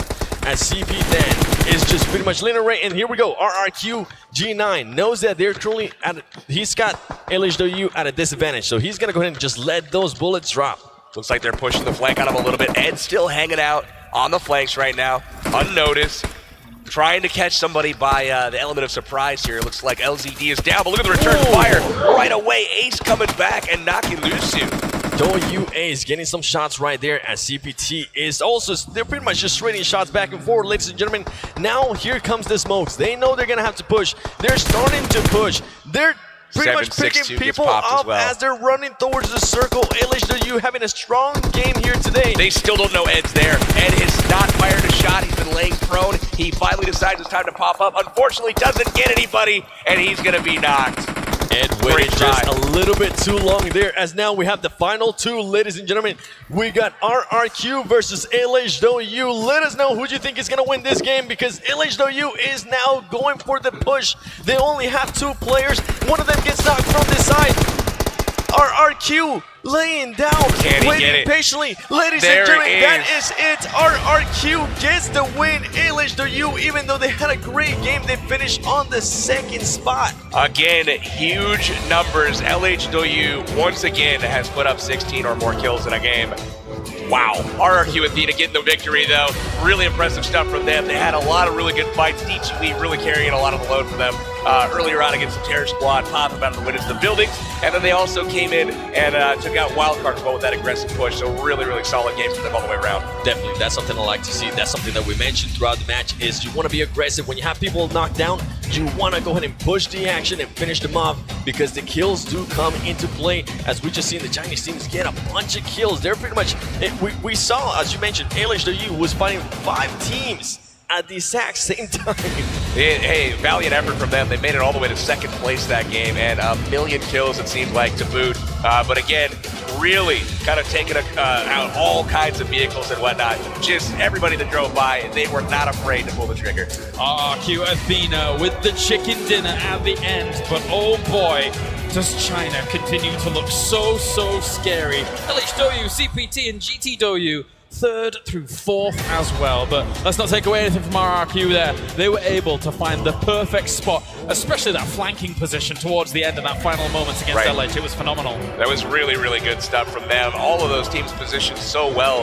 And just how, I mean, the way they held that ground, didn't miss shots, blew up vehicle after vehicle, and put out so much pressure, was just so impressive. Suppression fire just pretty much everywhere, completely honest, everywhere. It turned out to be the circle wasn't on their side, and I think that's what actually hurt them. Yeah, definitely. So overall, really racking up quite a lot of points to try and catch up with our Chinese leaders at the moment here, but it's still going to be difficult, because you were mentioning that our Chinese teams there before had already gotten so many kills themselves, even in that round itself. I mean, it's early, right? We keep saying it's early. Yeah. But it's going to be late here before long if these other teams don't turn it on. You can't continue to give up firsts and thirds and seconds to these teams and let them at the same time put up 15+ kills. Well, let's take a look at the highlights from game number 3, brought to you by Samsung Galaxy Note 9. As obviously there was a lot of kind of back and forth game fighting even going on in that previous game, with a lot of kind of aggressive moves that we already saw. GTW at the very beginning over at Skull was one of those aggressive moves, 7, which really was impressive with a start from 6 God getting those 2 knocks. It definitely was, as we see some of the teams there just getting ready for the match. And we are going to be showing you some of the highlights here, but as you mentioned, I honestly think if LHW would have had the circle there, they might have just go ahead and edge that game. And Rolex being able to go ahead and knock people out, and GT, this is one of the best plays of the game right here. Knocking one down, and watch the car fly by right here. Out of nowhere, the car. Unbelievable push here. I mean, I just love the calculated risk here. They do lose a player, but again, with that type of numbers disadvantage, you're able to pick them back up, get back in the fight without much risk. And right here, Lucifer and the Wildcard squad just being able to destroy BRK. That's huge for them. And RRQ over here once again, pushing the action. We're seeing a lot of teams being aggressive, and it's working out for them. Definitely. Evo's there trying to save their members. Unfortunately, didn't work out. Big Russian bot. Europe's second place finisher absolutely pummeled him for that. Check this out. Longest kill of the tournament so far. Pyra from 364 meters with the mini taking out the boat, and Hyro is going to go down. Hyro once again getting caught pretty much out in the open, or at least in a vehicle and getting Watch blown this up. nade. That grenade was This just nade. wonderful. Zute, are you hungry? Here, eat a grenade. He wasn't even expecting that. I didn't even know how he saw him. That man is just insane. And right here, Arab man is just letting the bullets drop. He didn't get caught just laying down for too long in third parties. That's something that we're seeing a lot towards the end of the game. People just pretty much getting third party. You see CPT here holding their defensive position on that hill. They got the lower part of it. And again, fighting against LHW. Really, really tough fight here. And again, look at the amount of bullets coming out. No recoil. And just really, really supreme fighting there from LHW. Unfortunately, not able to get them the victory. RRQ Athena coming through in the clutch, getting the victory as the zone moved away from LHW. And all importantly, RRQ was the team that got #1 when it came to the Asian qualifier. They were victorious against a lot of these high-octane Asian competition that we saw in their regional finals. So they're able to rack up quite a lot of kills. But here are the kill rankings from team kill rankings, even I should say. Overall, and LHW 40 now in 3 games. 40. I mean, just the fact that they are worth 15 points apiece. You guys can see the difference between the top 3 teams and the rest of the field right now. That is going to be a massive gap to keep up. That's why I'm saying that in the teams that are not placing in the top right now, they really have to focus on placement and quick, or this is going to be a runaway in a hurry. And LHW A's there, just 15 kills in LHW LCD with another 15 kills. 30 kills between 2 players after 3 games. And a third one of their players sitting at number 6 overall in the tournament. 3 players from the same team, all of the top 6 in kills. Unless you're from China, you have to be brothers with G9 and D2E managing to sneak into that top 10 as well there for RRQ. And overall, just such impressive play. It's rare that you see that kind of consistency coming into a tournament, but there you have it so far from our top teams. Looking at comparing these standings at the moment, of course, 16 squad kills apiece for both of these teams in that previous game, I should say, and very close, but RRQ managed to squeak it out at the end. Are these guys going to get targeted in future games here? We know they've dropped Noble every single game.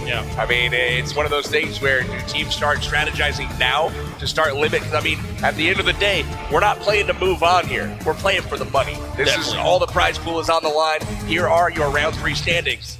And that's something that I am definitely going to go ahead and start seeing. Our team's going to go ahead and start just pushing them from the get-go. Not letting them get comfortable. Not letting them pretty much loot up for so long. And RRQ Athena getting 740 points. LHW getting 605 points. Just insane amount of points by these teams and kills alone. I mean, this was a massive round for RRQ to put themselves back on the board, right? Not only is it huge points for #1, but it's also huge points for kills, where compared to the 3 top Chinese teams that we've seen so far in the few rounds, they were far behind, but RRQ is now managing to catch up a little bit. Definitely. One of the quiet performers of the day has been Big Russian Bot. Again, hanging out in the top, little bit of the standings, 5th or 6th pretty much every game. Total score, though, here are your 4 top teams, and they have distanced themselves quite a bit. CPT still holding out the top spot right now by a fair bit over GT Doyu and LH Doyu, and then you got RRQ Athena right behind in 4th place. We're definitely seeing this team starting to run with it. It's going to go ahead and turn out in pretty much the next game and also in day 2. What are the teams, for example, like Gangstars or Big Russian, but what are they going to go ahead and start doing? Are they going to go ahead and just start pushing a lot more of the action? And as example, Wildcard as well. Do they want to go ahead and just get more kills? Because right now they're sitting on the 12th spot, so they need those kills for the points, and they also need the win. They really do. Right now, the field is wide open from everywhere, 5th on down. All of those teams with one good performance could jump over everyone, but unfortunately right now, they really got to start working on those top 3 or 4 teams, man. They've really put a gap between them. And it's not as if we're seeing a lot of this aggression come towards the late game or anything like that. Right. If they see the opportunity, they're willing to take it early game, which isn't a very common trait in PUBG or PUBG Mobile. Right, you saw a little bit of patience from GT Doyu early on with them looking down at the Terror Squad inside of the compound, just north of the bridge there. That was the only real, like, super patient thing we saw. Other than that, it was just lots of aggression, lots of shots. Yeah, definitely. 7 overall. What do you make of it? Aggressive is paying off. We're just seeing aggressive teams are pretty much, they're getting what they want. GT Doyu getting those kills, pushing the action.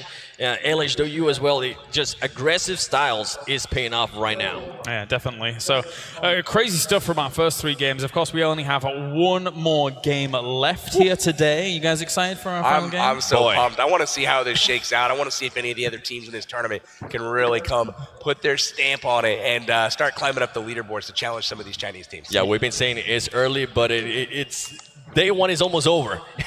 Some of these teams need to go ahead and step it up a little bit more and start pretty much just chopping down on those top 3 teams. Yeah, it's a really good point that you bring out because, yeah, we say early, but then by the time this day is done, that's 33% of the tournament. That's right. Completely I'm going to keep finished. saying it's early until it's not. So we're a third of the way through. All right, let's head down to the stage with an interview to hear from our winners.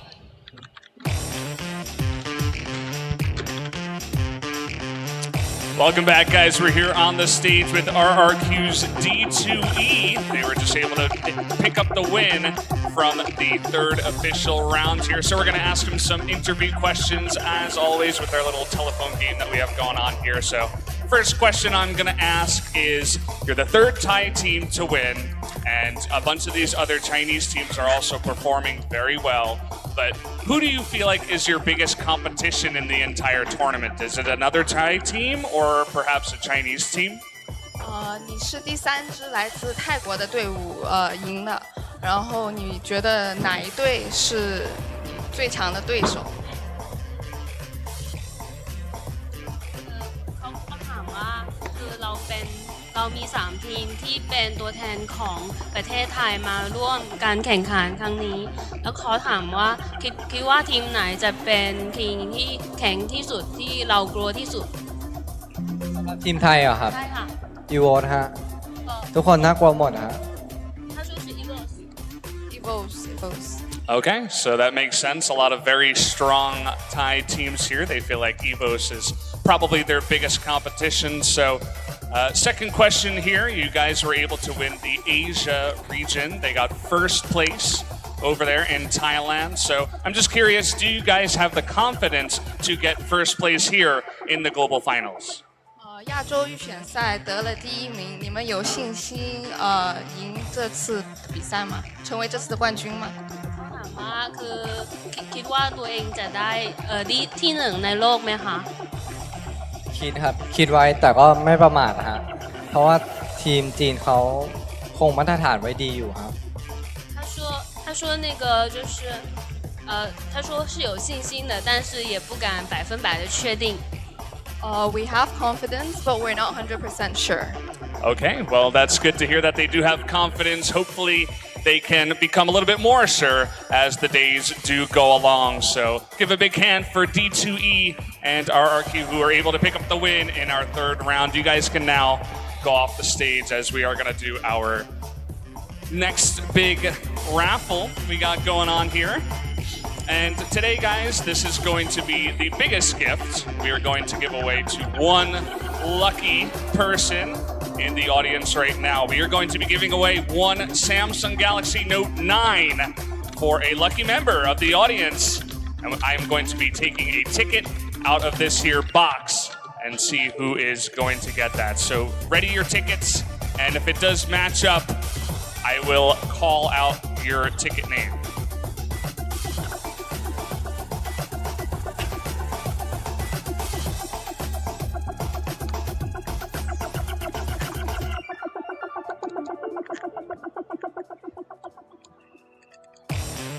Ticket number 1444.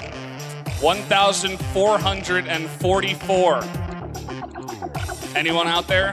1,444. 1444. Okay. We're gonna have to do it again. Nobody over there? Oh.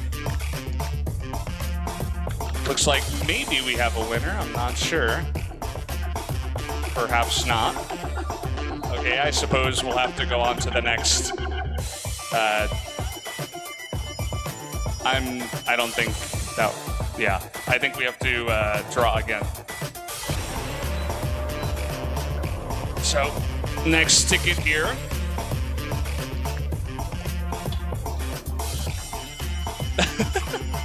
Okay, well this ticket is ripped. And because of that, I'm going to pick another ticket. Sorry about that.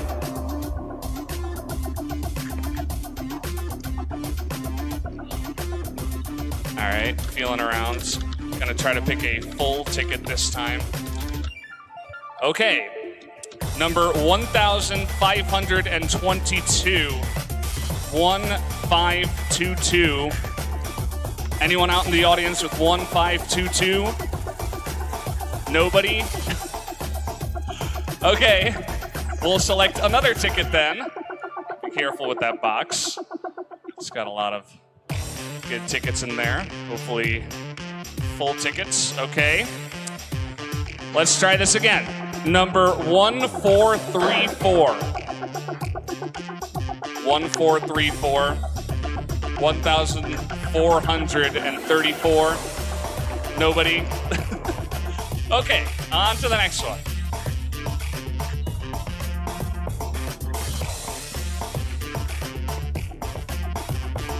All right, I found another one.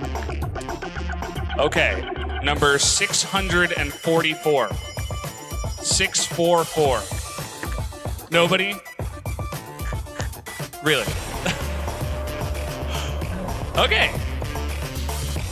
We're just doing this until somebody gets picked, so I suppose you guys are lucky about that. I don't feel any other tickets except the other half of the RIP ticket, so I suppose we can do the RIP ticket from before.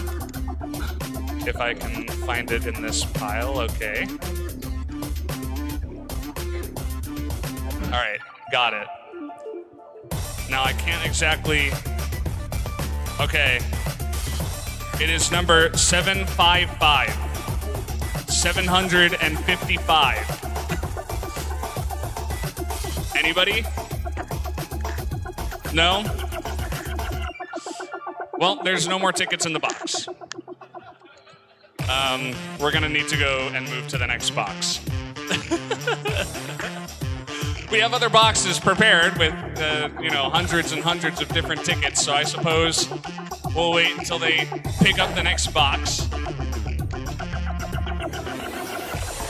Okay, well, apparently not. That's gonna do it for this segment, guys. I suppose we'll be back in the next segment to potentially give you a Samsung Galaxy Note 9. Sorry we weren't able to get anyone this time around, but that's gonna do it for now. We'll see you guys after the break.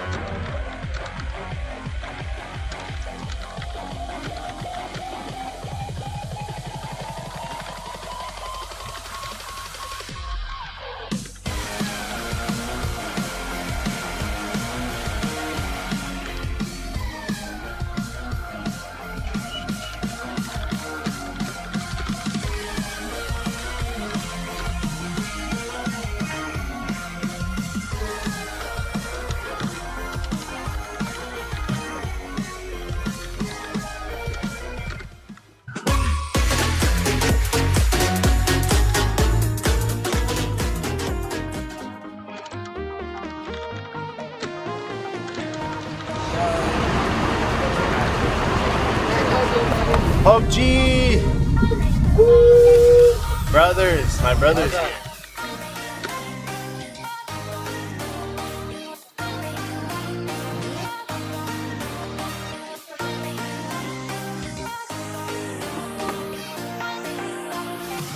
Here we go. Where are my other people at?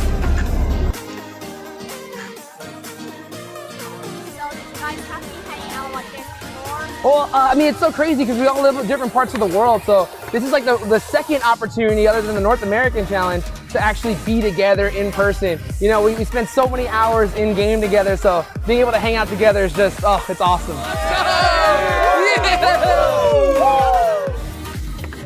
I'm excited.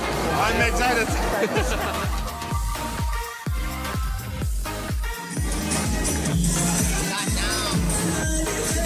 有这几天我们都是晚上一起研究那个新手机，还有战术，还有研究了其他战队的那些比赛视频。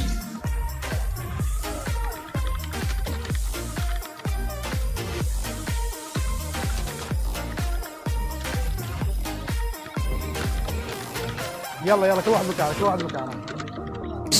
And thankfully to PUBG Mobile, the campus championship that was held in India gave us the opportunity to come here, and we are really excited for the PMSC Global Finals, and we really hope we can win it. 이게 1회로 끝나는 게 아니라 2회, 3회 계속 이어질 수도 있으면 좋겠고, 저희뿐만 아니라 많은 전 세계의 사람들이 이런 기회를 얻어서 좋은 경험을 해봤으면 좋겠어요. Saya suka PUBG Mobile.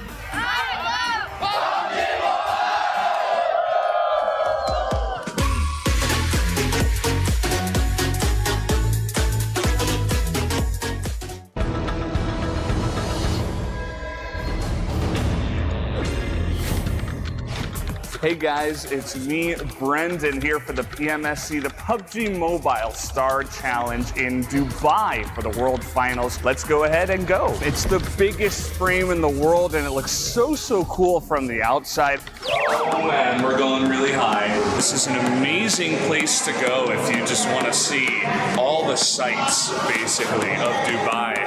I'm gonna walk across. Oh boy. Oh, I don't like that. Oh my god. The main attraction here is this, the VR park. Take a look at that, guys. That is insane. The birds drop. This might just be the main attraction. Okay, here we go. Me and these guys. Woo-hoo! We're okay. Woo! Woo! All right, guys. Well, my hair was blown back from that one, even if it wasn't real. Right outside the Dubai Mall, you got the water on my left. I feel like we had to show you guys this.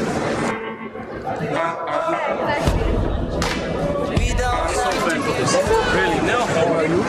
Oh, I'm a broadcaster in Korea for PUBG. You know PUBG Mobile? Okay. Yeah. Back it up. Okay. Thanks. Back it up.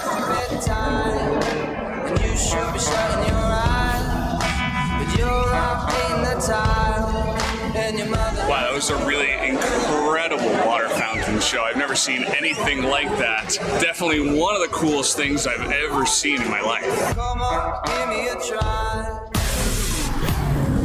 I've never done this before. It looks like it should be a lot of fun. Let's go try it out. All right, here we go. Up the sand. Can he do it? Oh, this is crazy. Woo! Okay. The camera. The camera.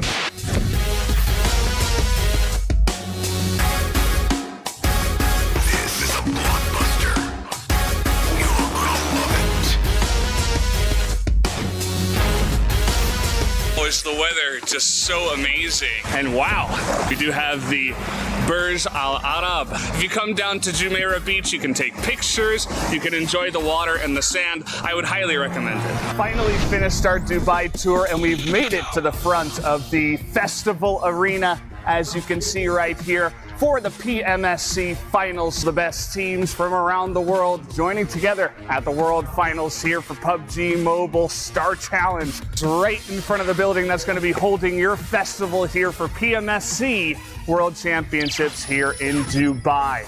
Are you guys ready to get going? It's a tiny world within your hands. PMSC with PUBG Mobile, and it's a tiny world within the world here at Dubai. Oh yeah, I almost got him. PUBG Mobile Star Challenge.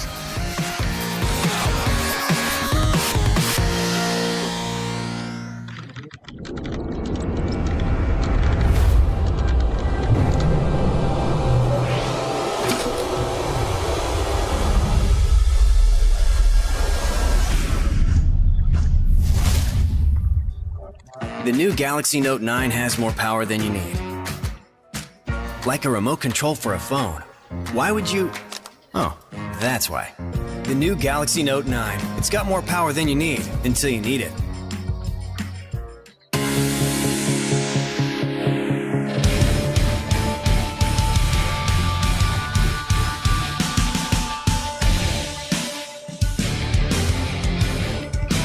Ladies and gentlemen, and welcome back here as we get things going, and we are going to have our final game of day number 1. I was just checking over my notes to make sure everything's right and precise. To my left-hand side, I have Powerbang as well as Seven Wheels Gaming, and together we're going to bring you all of the action from our final game of the day, as well as what's coming the next 2 days. And let's go back for a moment. Let's take a step back and talk about some of the happenings in our previous game, of course.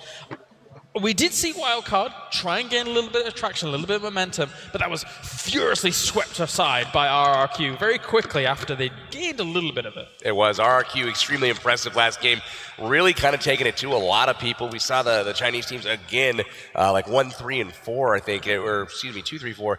Just crazy performance across the board at the top of the slate. I want to see a little bit more from some of the North American teams, from some of the European teams. Sahero get eliminated out in the boats. Yeah. Cloud9 kind of got in trouble again pretty early. I would like to see them kind of get into a position of strength a little bit later on in the game. And we kind of saw that a little bit too, right? With GameStars just getting knocked off super early there in game number 2, and in game 3 at least being able to go ahead and secure a fit spot. So it is possible. It's definitely something that they can do, but we want to go ahead and see a little bit more of that, especially from other teams that are actually kind of like knocking on the door. They need to go ahead and step it up a little bit more. Big Russian Bot would be a great example of that. They finished pretty well, 5th and 6th place quite a few times.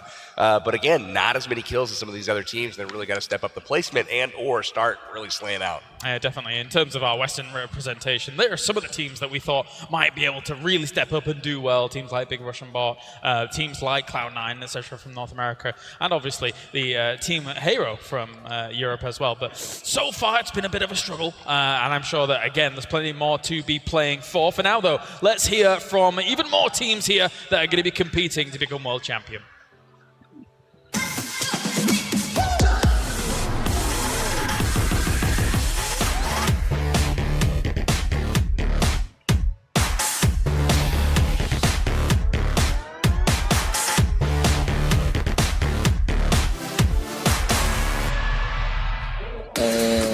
接受采访的时候比较紧张吧，因为害羞。大家好，我叫陈林航，然后游戏 ID 是 CPT 航，然后职业是主播。Hello， 我叫陈雨桐，我是 CPT 的流苏，年龄是21岁，职业是一名主播。大家好，我叫唐红，然后我的 ID 叫 CPT762，我的职业是职业选手。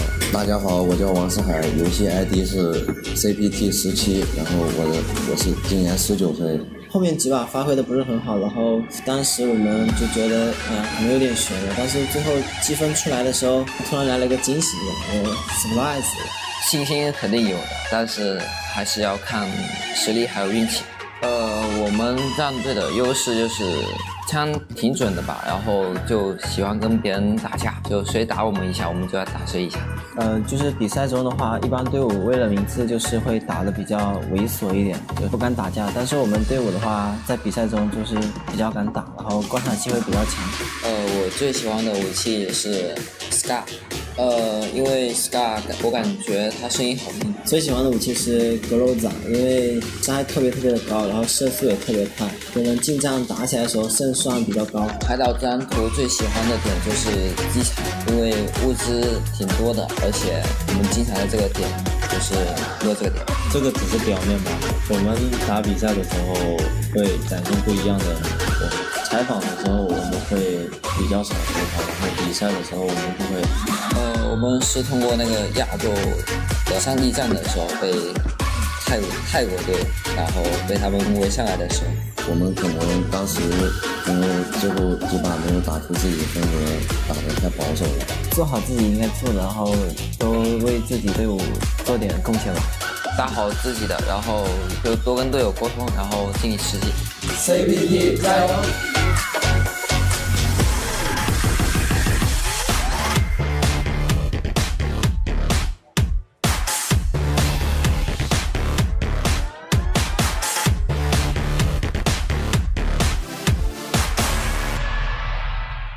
！Я из России, город Печора, Республика Коми, работаю на железной дороге. Меня зовут Женя, я живу в городе Конотоп, Украина. Игровой никнейм мой Аркси. Здравствуйте, меня зовут Арам, я из Санкт-Петербурга.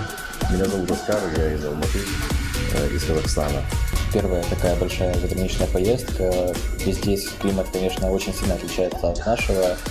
У меня на родине сейчас очень холодно, минус, а здесь тепло и очень уютно.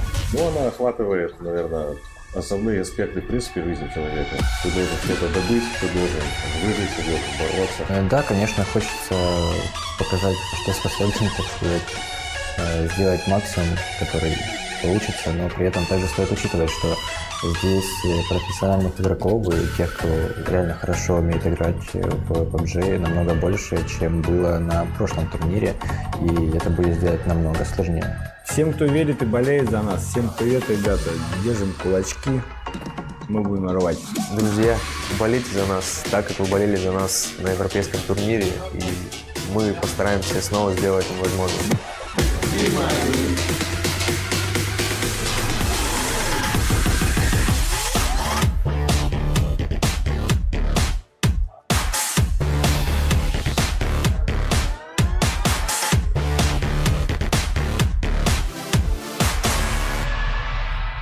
สวัสดีครับผมหนุ่มหรือวัชรากรเที่ยงทิพย์ชื่อในเกม Echo Gen C อายุ23ทำอาชีพ Facebook Creator ครับสวัสดีครับผมนายเมธาพงศ์สุรภาอาชีพการศึกษาอยู่มหาวิทยาลัยกรุงเทพครับชั้นปีที่2ครับชื่อไอศูนย์บุญยงครับทำอาชีพเป็นนักกีฬา e-sport ภายใต้สังกัด Illuminate ครับสวัสดีครับชื่อโจนะครับชื่อในเกม Maroon 5นะครับอยู่อาชีพภายใต้สังกัด Illuminate e-sport นะครับชอบนักร้องครับผมนักร้องวง Maroon 5ครับผมร้องเพลง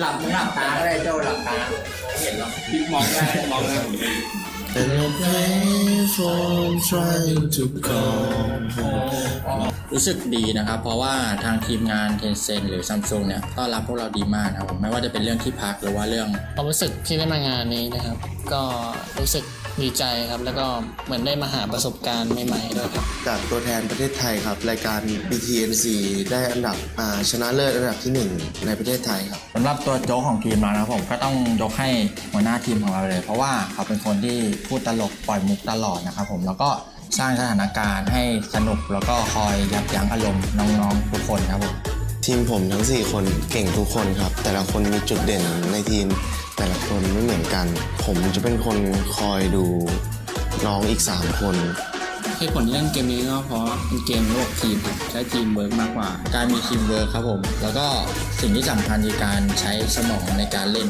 เพราะว่าต่อให้คุณเล่นเก่งแค่ไหนคุณเล่นไม่ใช้ความคิดคุณก็โดนยิงได้ครับนอกจากทีมไทยนะครับก็มีทีมที่น่ากลัวหลายทีมเช่นเกาหลีอินเดียก็ถ้าชนะได้อันดับ1เนี่ยก็ตัวนึงก็จะเอาไปให้แม่ครับผมแล้วก็เก็บไว้เป็นค่าทุนการศึกษาของเราด้วยกระโดดลืมตัวเพื่อนโทรศัพท์อะไรอย่างนี้ก็ได้อะไรเงี้ยกระโดดแบบดีใจว่าได้แชมป์อะไรเงี้ย Illuminate Fantasy Future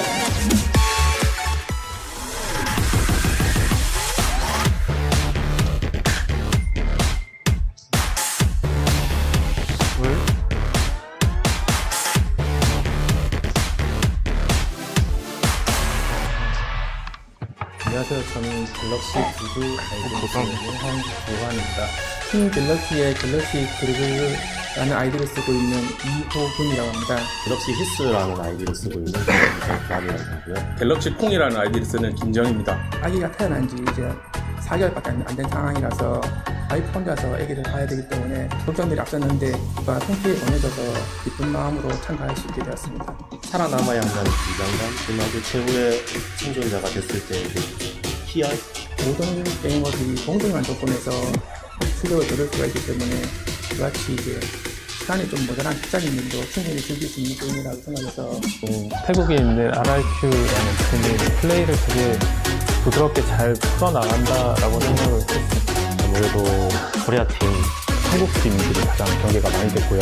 유력하게 선수는 제가 봤을 때 리퍼라는 선수가 가장 이력이 될 것 같습니다. 지스타 경기에서는 되게 활약을 하셨던데 세계 대회에서는 아마도 저한테 빨리 죽지 않을까 생각을 합니다. 파이팅하세요. 여기서 꼭 좋은 성능에서 상금 다 갈 테니까 그걸로 맛있는 거 다 먹자. 사랑한다. 돌아가게 되면은 좀 더 잘하고 우성이로 내가 좀 더 많이 벌 수 있도록 노력할게. 항상 사랑해. 고마워. 갤럭시 가자!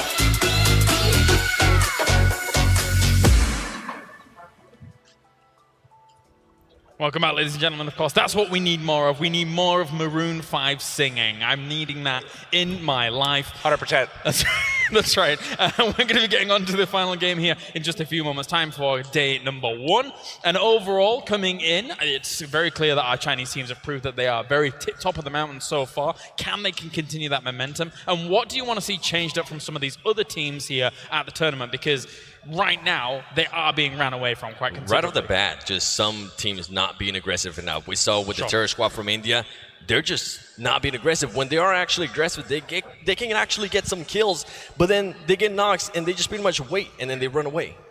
I don't understand that gameplay. They want to go ahead and just push. If you see the other team hurt, pretty much like how we saw GTW, they saw 2 players were down, a car came out of nowhere and just destroyed the squad. Even though one of their players got knocked down, they were able to go ahead and pick them up. So the terror, I want to go ahead and see them from India just pretty much pushing the action a little bit more and seeing what they can do.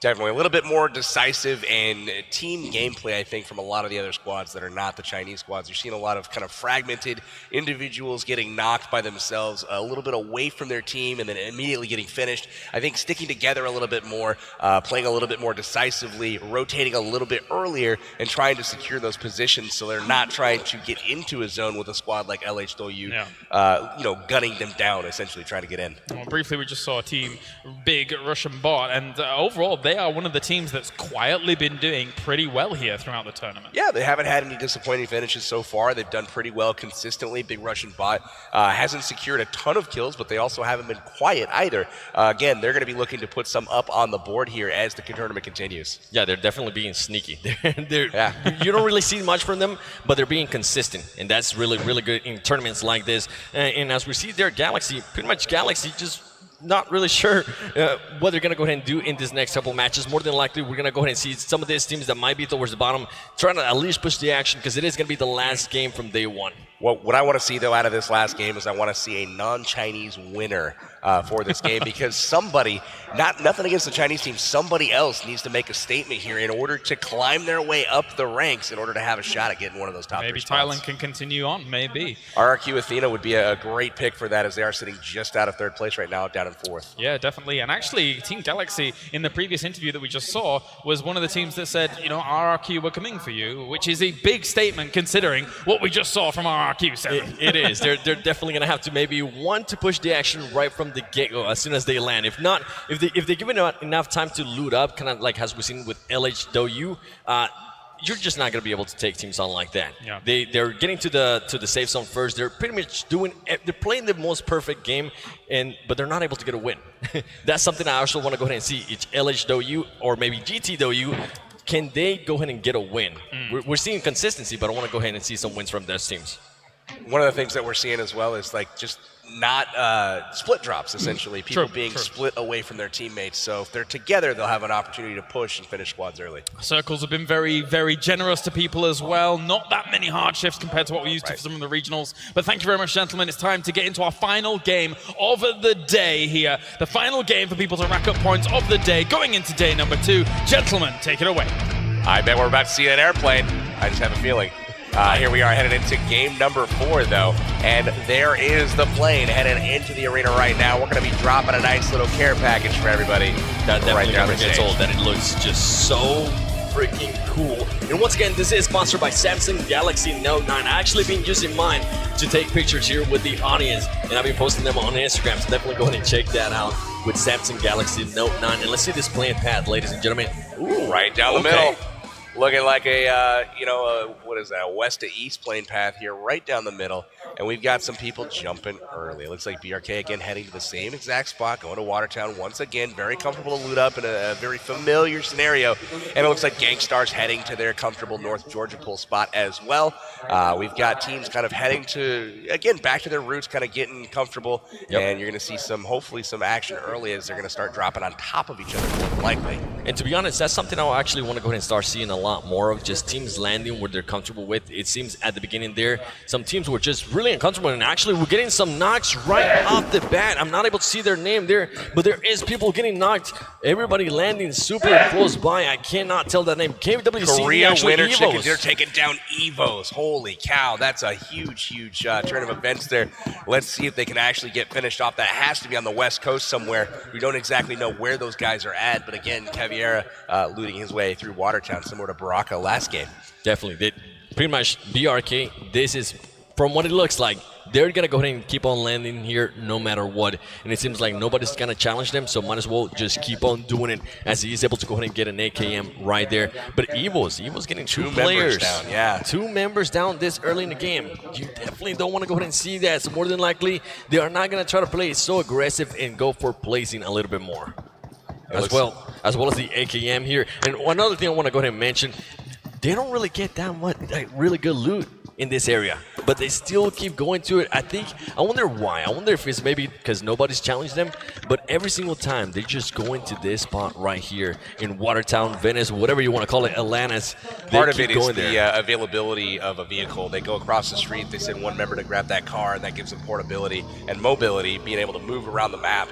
You see CPT here also trying to move it south a little bit. They look like they're going to be heading down to military base potentially on this motorcycle. Taking full advantage of that motorcycle. We see some teammates just picking them up, and look at this. Talking about the terror squad, they do have somebody nearby. They currently don't have any weapons, or at least this player doesn't have any weapons. Amit, so more than likely he's going to go ahead and try to loot up as soon as possible. And I want to see, can they bring up the little action, as somebody from the Japanese team is currently very low on health. Luckily for him, he just found a medkit there. Looks like they looted up. They found several cars and brought them all the way to Severny, and it looks like the Terror Squad did the exact same thing. So coming in from different sides of Severny, ultimately we'll see if they do meet. Terror Squad definitely needs to take that fight and try to get some kills racked up early to get some momentum going. Yeah, I'm sure the Terror Squad there, they want to go ahead and just let a statement there from India and let them know, hey, we're here. Namaste, baby. We're here to win some, all right? So I'm looking forward to see what they're going to go ahead and do. Now they have the guns. They got the DP-28. Once again, I'm seeing that actually a lot from Terror Squad. They are using the DP-28 every single match, no matter what. At least one of their players are going to be carrying it, which is good, especially if they're going up against vehicles, because that thing just shreds vehicles. It's really interesting that they find them so early as well. I don't ever find DPs that early in the game as frequently. These guys are every single game. They've had multiple players with DPs, and that's a really solid gun. Usually when I spawn, all I get is just a pistol. And I'm pretty sure you people currently watching at home, let us know in the comments, are you that type of player where you pretty much just land and all you can find there for like the first minute is just a pistol? And look at this. Arab He's going to snipe him with the shotgun there. Fandy getting some shots there on Arab Madness, one of their players. Fandy actually starting to rotate around. Great plays here by What Fandy. happened? Fandy's teammates left her. Exclusive took off in the car. I think they had a buggy and left a couple behind. I think they're out trying to search for other cars. Arab Madness King was laying in the road, I believe, going prone, and watched that car drive off. And now Fandy able to light him up as he gets back to the house. Fandy in full send, part of the fan favorite picks. And look at her. She's trying to move around. She's going to be able to get him. She's actually starting to shoot at the car. Interesting plays there by her, as she doesn't really have that much cover. All she has is a bush. If she gets seen through that, you're going to get knocked out. But Arab Madness, I don't think they currently have the arsenal to take into that fight. Maybe not. Fandy with the scar, rocking the scar, has a health kit as well, so she can heal up if necessary. But again, comfortable to find a bush, hide in it, and then ultimately make her escape. She does find the buggy here and is going to try to go meet up with her team. Probably let them know, why did you leave me by myself over there? Oh, and look at this. Talking about the terror squad, one of them got knocked down. Actually, they traded knocks. We'll see if that deters them now. Will they shy away now from the fight? Or are they going to try to position, get a little bit aggressive here and take on the Japanese squad? Both of those teams need to start making a performance, really making something happen here to get up those rankings. Yeah, pretty much. Will the trend continue? We see them try to be aggressive, and as soon as one of their members goes down, oh, what a grenade! My goodness, that was a beautiful grenade by them. Now, this is what we're talking about. They have one player down. They have all of their teammates up. What are they going to go ahead and do here? Are they going to go ahead and push? And as we're seeing here, they are starting to throw the Molotovs. This will be a perfect scenario if he has anything else, just to go ahead and maybe push. But he has to watch out, because Noogie from the Japanese team is right there. Meanwhile, the Terror Squad is just holding back. Doggy out on the flank, trying to hold these guys down. Terror Squad again holding back. They had the fresh knock, and then they had one that just got back up and was low HP. But again, choosing not to take advantage of the situation, letting them basically heal up, get back into the fight, and they're going to have to go at them again once they're all back to full health. We have seen that backfire previously, and look at this place right here by the Japanese team, starting to flank around, trying to get different angles on them, and they are actually currently getting distracted by that, which they have to be careful, because the Japanese team is now starting to rearrange themselves inside that building.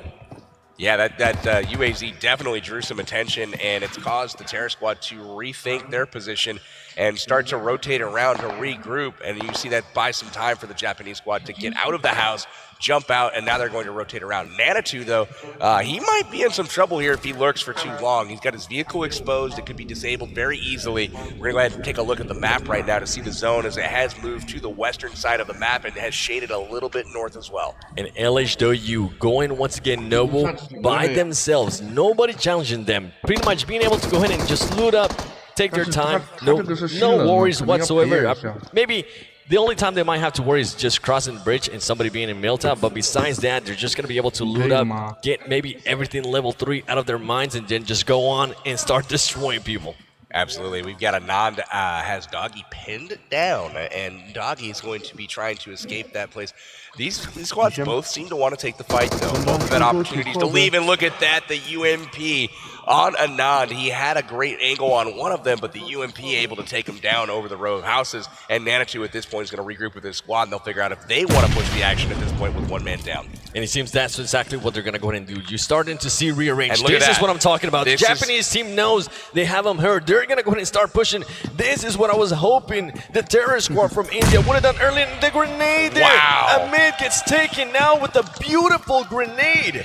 And now they've got 2 players down, and Japan is on the offensive. They are going to be hitting the Terror Squad very hard. One finish there, Anand going down, Nanitou getting the finish. And now they've got 2 players pinned in a building. They know where they're at, and it's a 4v2 situation. And another player just from the Terror Squad, absolutely so far away from that gunfight. He's trying, I believe he might be just trying to find a vehicle here. An interesting place here by him. Using the Amit's trying to bait him out. If he can get him out on the ledge here, Torpedo can pop up and take him down. Might be able to turn the tide here. Torpedo does have the M16 there. He could go ahead and use reverse. And look at this, C9, Cloud9 currently going up against KWCB. Can they go ahead and win this gunfight here? We have seen them actually choke some of the gunfights earlier. It looks right now that they are being able to go ahead and take the advantage, as KWCD is currently going down. There's 1 player left. And ladies and gentlemen, there you go. Kodo being able to go ahead and finish them off as Cloud9. Rolex and Kodo by themselves taking on a full squad. I'm loving that. That was a very risky decision, again, to split drop like that. Sam and Carnage off elsewhere.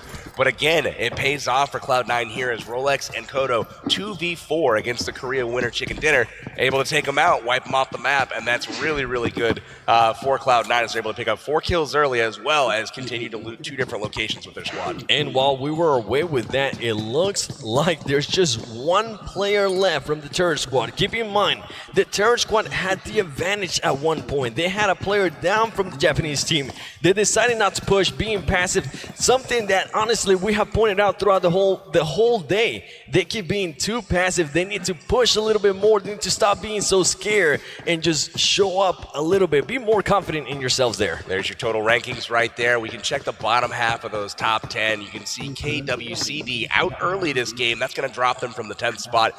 Gangstars, Bigatron, we've got those guys in at 9 and 8. We got Big Russian Bot, again, finishing pretty consistently. And then the tied teams at number 4 and number 6, and also number 5 with Evo's Burnout. So, yeah, basically China, then Thailand, and then everybody else right now. Look at this, Team 12, Wildcard, Team 13, Cloud9. They definitely want to go ahead and get better places. Look at this guy, impressive. All right, I like it. Get in the car, please. That's what he's going to go ahead and tell his teammates as he's getting around there. But he has to watch out because BRK is still in Watertown. Actually, they have a car themselves, so he doesn't even have to worry. Interesting place to actually loot. You don't usually see this place being looted right off the get-go, but I'm actually surprised that they're doing this. He's going to take his car with him up to the castle and park it up there. I haven't seen that a whole bunch of times, but we do have a crate called in, and we've got an AWM Grossa combination in there, and that is a pretty lethal combo. I'd love to see some of these guys with their aiming abilities with the Grossa. Oh man, that could be scary. A favorite from everybody, especially the AWM. That thing is just so lethal. If you're able to get a headshot on somebody, more than likely that is going to be a knock no matter what. And that's exactly what he's doing. Torty says, you know what? This is an AWM that I actually want. I'm going to go ahead and drop whatever I was carrying there. And I believe he also picks up the Grossa, if I'm not mistaken. Yeah, he's got a full crate loadout right now, and that makes him a pretty scary player. We'll see how if he gets an opportunity to use that later on. And then we got some sort of little dance going on. Torty here doing a little crouch. Oh, look at this team. He brought him the Grossa. I like it. He's like, yo, I'll take that. Bring it in. You can have my AK. Hey, it happens. Pretty much what we're saying earlier in the day is that teams are going to go ahead and just play with what they're comfortable with. And if he knows that he's not comfortable with that Grossa, he's not going to go ahead and use it. And LH, do you? As you can see here, before they even move up, they're just going to go ahead and get out, scout that area by the bridge, and then actually go ahead and move forward. Interesting plays there by them.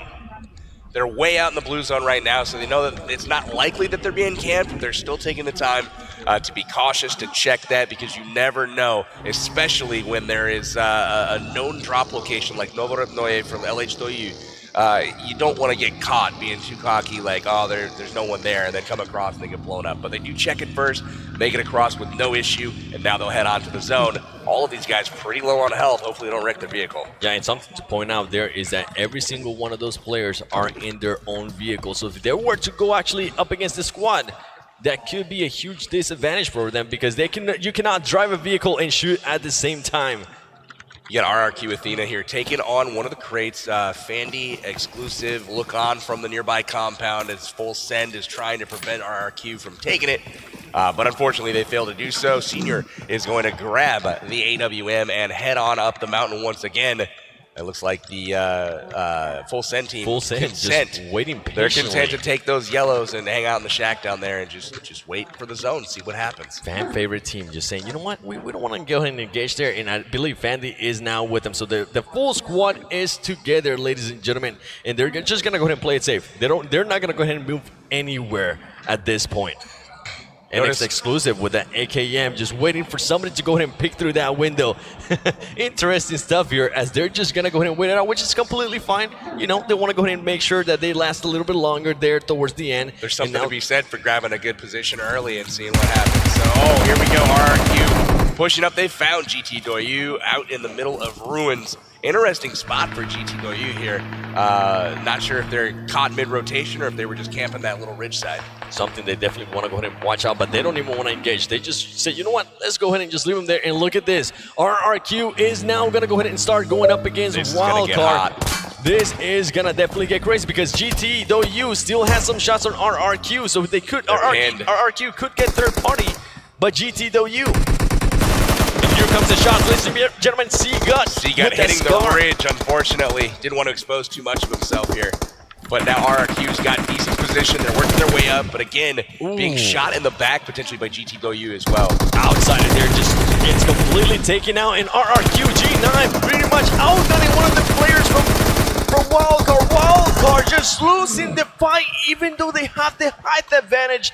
That is something you rarely see. RRQ just too strong. Had position on him. RRQ getting shot in the back, but they just parked the cars just a little bit down the mountain so that they couldn't get shot, and then they pushed their way up as a team, just overrunning Wildcard. Again, Wildcard getting caught out, Hot Juice out in front, getting taken out early, and again, they find themselves backpedaling them instead of fighting from a position of strength, and they get overrun. As you mentioned, as soon as they realize that, hey, GTW is not gonna go ahead and shoot at us, let's go ahead and actually push these guys, and they actually did great.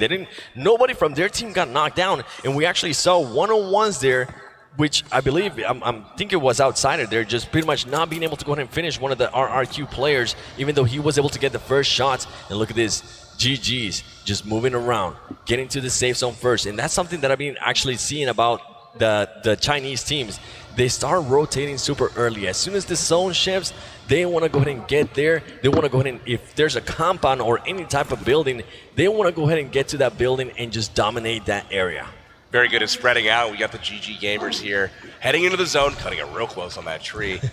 Slapping at 5 on the way by, but they're heading on the northern side of the map, trying to grab position in the zone. We'll see what kind of compound they're taking a look at here as the zone kind of shrinks. We've got Japan bringing a fleet of vehicles, all kinds of UAZs.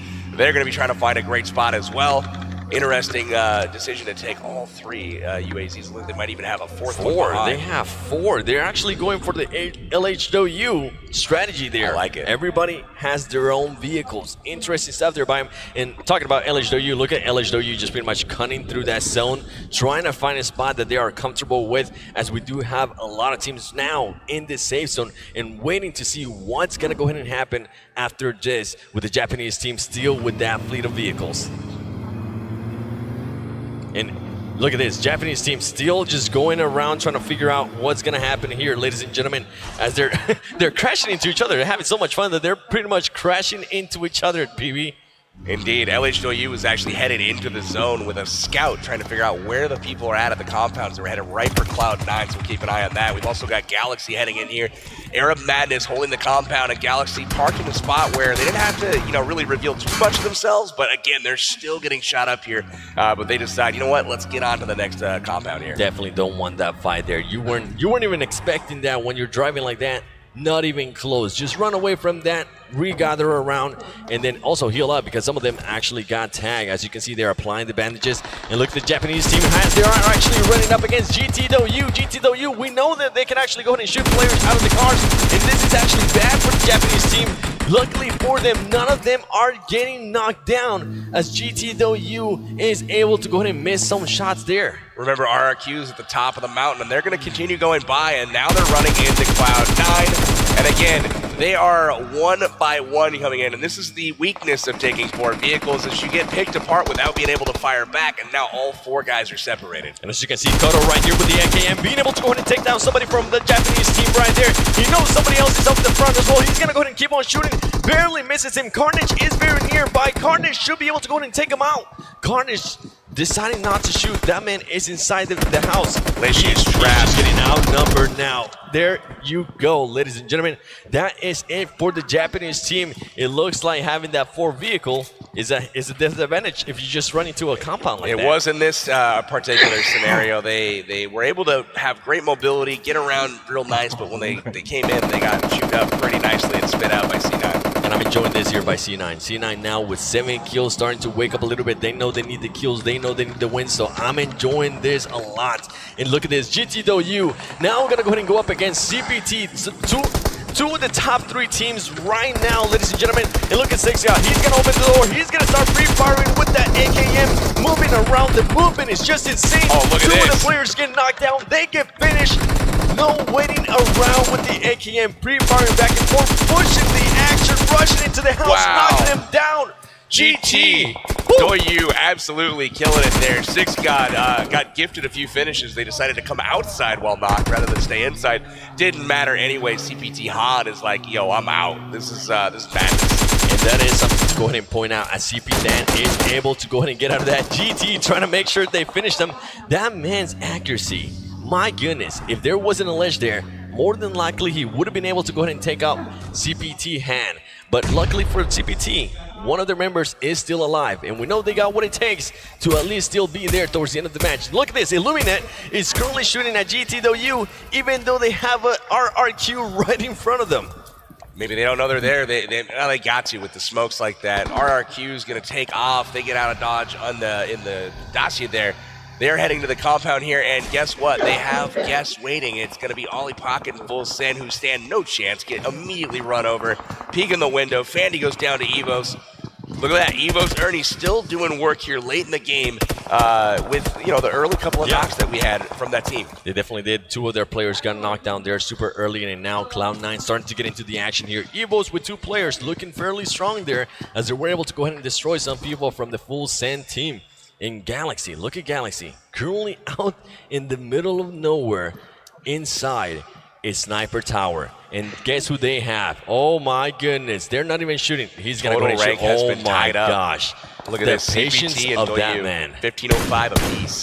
There you go. Now it comes down to the shots. ALH Doyu, is he going to be able to finish him? He hits the ledge there. He now is going to go ahead and start to back up, as he took a little bit too long there to shoot. RRQ Athena with their kills this round have cruised ahead of LH Doyu, the Chinese counterpart, and it looks like they're destined for even brighter things if they can keep it up here. They are. LH Doyu currently having the high ground there. More than likely, what I expect to happen here is they're going to go ahead and wait until Galaxy definitely has to push out and just start to get some easy pickings there. As we see Galaxy just giving their precision away, getting some nice shots with the Scar there on GG. Great shots there by Galaxy. Really nice stuff there. Kong aware of the presence of LH Doyu up on the top of the hill there. Still trying to get the finish on Majed before they come back to pick him up. GG Gamers thinking about maybe getting him, but at the same time, getting knocked out of a car like that out in the open, a lot of times you're just going to have to leave him. Might as well just sacrifice him. It's not worth it, especially when you have LH Doyu there on top of that hill. And look at this next circle. My gosh. Illuminate, and Evos are one of the only 3 teams inside the safe zone. Everybody else is going to have to go ahead and move, and more than likely we're going to see LH Doyu starting to move. Look at this. As soon as the circle comes, LH Doyu says, you know what, let's go ahead and move into the circle, and it turns out GG does want to go ahead and save that teammate. They came back. They put up a full wall of smokes, and they want to go ahead and save him. Yeah, they tested it out, left him alive for a little bit to see if he was going to get taken out. They didn't, so they came back, smoked it out, and they are going to try to pick him up. LH Doyu hitting the compound here, getting hit by Illuminate from the top. They are able to storm the compound successfully and get inside. They're going to patch themselves up here before they probably peek again.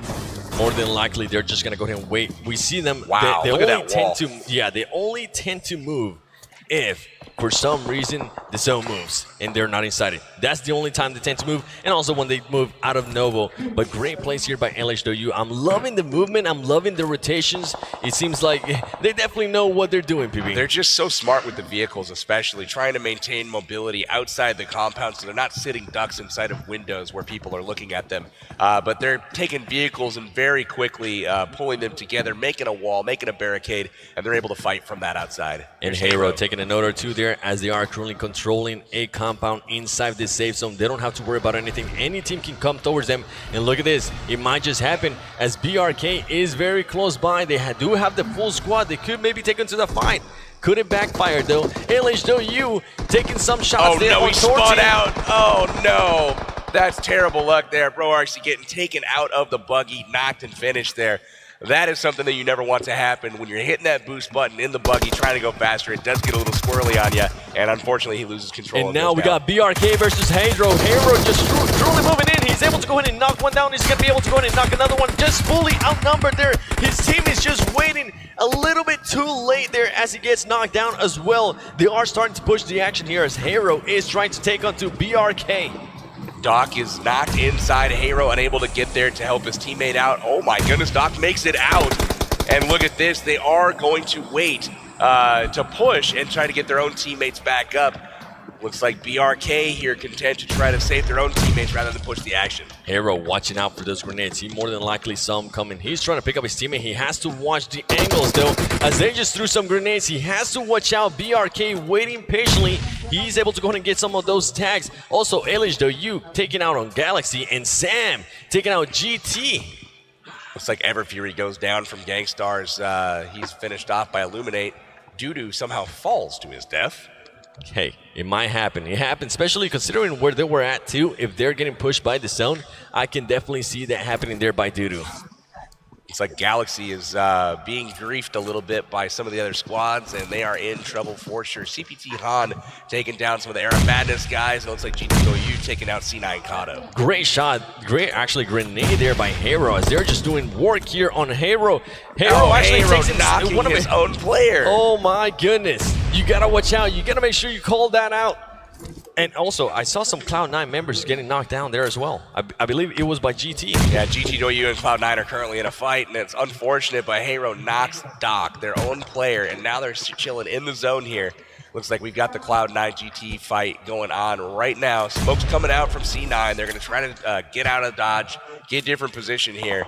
C9 in a very bad spot there, especially Carnage, and I believe that's Kodo as well, just trying to get up behind that rock, and they're actually doing a great job there. And look at GT. GT now is starting to push it. They know they got him on the run. This is crazy. The aggressiveness of this team just surprises me. Kodo currently behind the rock, just getting bombarded with grenades, trying not to get knocked down. And look at that, they're just resilient with those grenades. They keep throwing them until they see on the kill feed that you get knocked down. That's one thing with the smokes, is it makes it so you can't be shot, but at the same time, you can't do much shooting either. So it's a great time to pull out those frag grenades and try to get those knocks with the grenades when you can't see them. An interesting play there by Carnage as he decides to go ahead and push up the car, try to pick up Kodo, and then decides, you know what, it's not going to be worth it. Backs up. A little bit of wasted time there by Cloud9 Carnage. And now Rolex. Rolex knows that he wants to go ahead and pick up the teammate that's down. He might just go ahead and do that because two of his teammates are getting shot out of a car. They have to watch out. They got a zigzag, baby. They're prioritizing rotation here. It looks like both squads taking care of their vehicles, getting ready to rotate, and it looks like they're headed to the zone. They are getting to the zone. A lot of teams now are starting to push early, but look at this. Driving right between two squads here, and somehow they don't get punished for it. Super lucky plays there by them. LH still in the exact same spot that they were early. They haven't moved. They're pretty much controlling this area. And as I say that, all of them get inside the car except for LHW TDZ. And he's just knocking people up in a car here as he's using that sweet DP28 and also the Scar L. Yeah, it looks like he's going to be metting up and trying to hang out in the zone to protect his teammates until they're ready to get out of dodge. BTR starts to move up. He gets knocked down there by LHW, getting some easy knocks. RRQ also going up against GT. A lot of stuff going on here, ladies and gentlemen, as LHW more than likely is going to go ahead and start throwing off those smokes. I really like what they did there. They sent a couple guys to the zone to get position, and then they turned around to cover their teammates while they try to join them. Look at the zone, hard shifting there to the south, and it does look like there's a bunch of squads well positioned. Rolex peeking there from Cloud9. He's going to take some damage to the zone, and he's just trying desperately to get there, but the circle is super small. The zone's starting to hurt. Lots of squads in the same spot. Just at a huge disadvantage there. I'm actually loving LHW's awareness here. They're using the card for cover, and they're also just pretty much ramming it into that hay bale. And Illuminate getting knocked down there from side as Arrow's coming in and just third-partying a couple of players there from Illuminate. LZD has been absolutely taking people out and back to the woodshed. He's been crushing people so far. And again, GT Doyu, we'll focus on them for a second. They've got 4 kills this game, not quite the total. We're down to 6 teams, ladies and gentlemen, 13 left alive. And we are coming to the conclusion of today's final match, Game 4. LHW now with 12 kills and 2 members still up. One of them is knocked down as one of them decided to go ahead and just be out in the open. Evo's not taking the shots there, not taking the shots and almost getting knocked down there by RRQ. They have to watch out. Look at this. Oh my goodness, this zone. LHW has just 1 player left, and he's pretty much smack down the middle. He has done, LHW LCD has done 915 damage by himself. It's a great game for him so far. Anything over 1,000 is a pretty solid performance, but it does look like the same teams, once again, are in the final circle. So we've got Illuminate camping out. We've got Torty, which is, again, big Russian bot. Again, right around top 6 where they've been every single game. But you also see Evos. Remember, Evos got 2 players knocked first before anyone else. And here they are again, top 6. 2 players still left alive. And I'm loving the movement here. LHW had 2 players down. 1 player was able to go ahead and move around, pick him up, and then pick up the other guy as well. Great awareness there of where everybody's at. And CPT Han is still holding on. He's going for that placement. They haven't even noticed him. He hasn't even shot. He's saying, got the best position of anybody as far as the circle is concerned. He's laying down in the center of the zone, unseen currently. And it looks like LHW still trying. LZD trying to get it done here. Nades out. Let's see if this connects. None of the teams left having 4 players. Everybody either has 3 players, 1 player, or 2 players. Interesting fact to keep in mind as it is starting to get here to the end of the game. Ladies and gentlemen, LHWA is just waiting patiently on the ground, being a snaky snake. Illuminate pushing forward, killing Torty there or knocking him down. And look at this. He doesn't realize that LHW Sen is right next to him as Illuminate is just drinking some energy drinks. And Evos being able to go ahead and knock some people down, but he also gets knocked down himself. He paid for it right there. LHW Zen taken down, finished by JCC. Illuminate getting the job done there. Senior, though, finishing out Bull Shark from Evos, and that leaves them down with 1 player remaining. As Ernie in the middle, laying down along with Han. They're very, very close to each other. Very interesting to see, but RRQ Athena poised to take another victory here if they can clutch it out here in the final circle. They can definitely clutch it. Look at the shots right here. Bad placing there by RRQ as he was just pretty much moving forward. You cannot stay out in the open. And look at this. He's going to continue shooting until that player is fully killed. He didn't even need to finish him. There's so many players left alive from so many different squads here that, I mean, look at this. 7 alive, but 5 are different teams. So if you knock somebody, somebody's going to finish them. The aggressiveness. Han goes down. CPT is eliminated. We're down to 4. So CPT finally not in the top 3 here.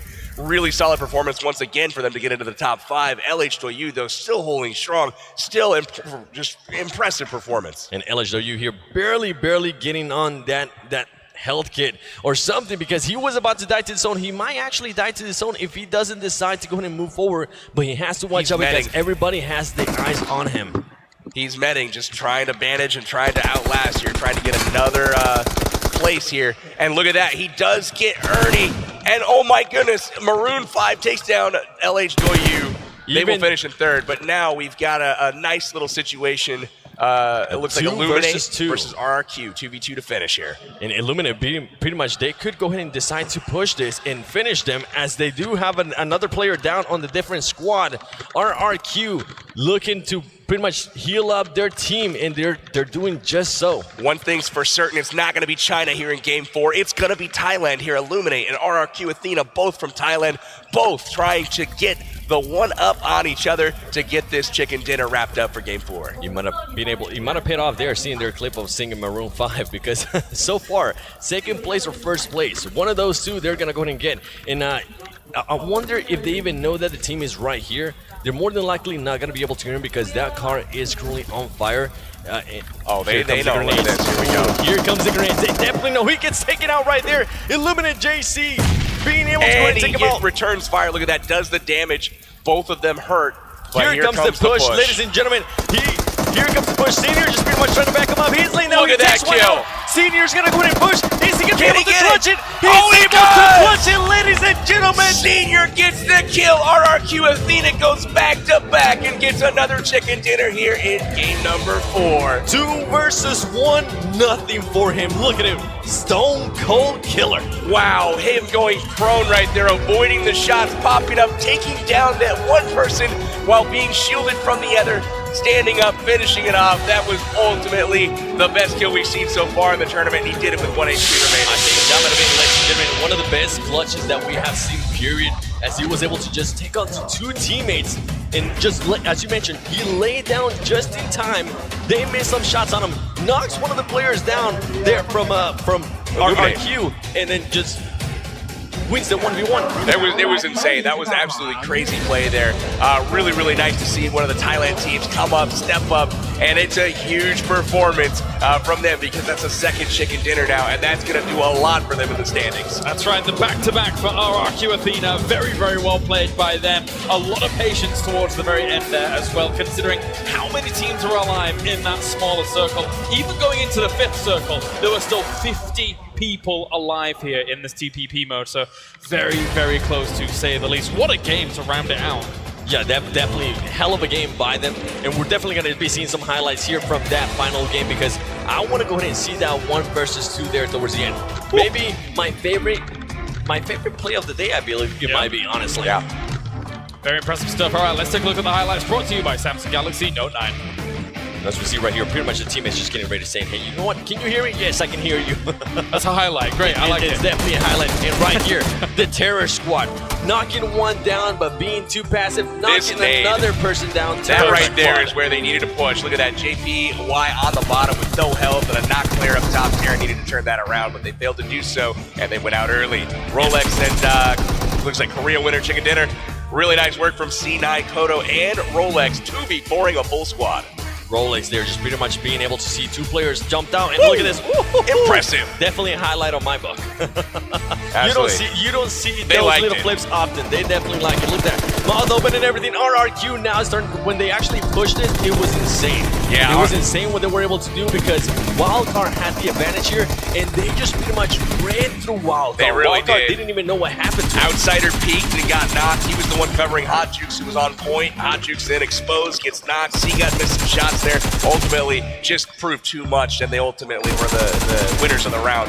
And right here, pretty much C9 being able to go ahead and get some kills as well. Now we're starting to see some of the NA teams starting to pick it up a little bit, get more kills. Looking at me saying, yeah, let's go, felt bad baby. for Leshy there. Leshy stuck 1v4 with Cloud9 on all sides of him. Beautiful nade work here from BRK in the warehouse.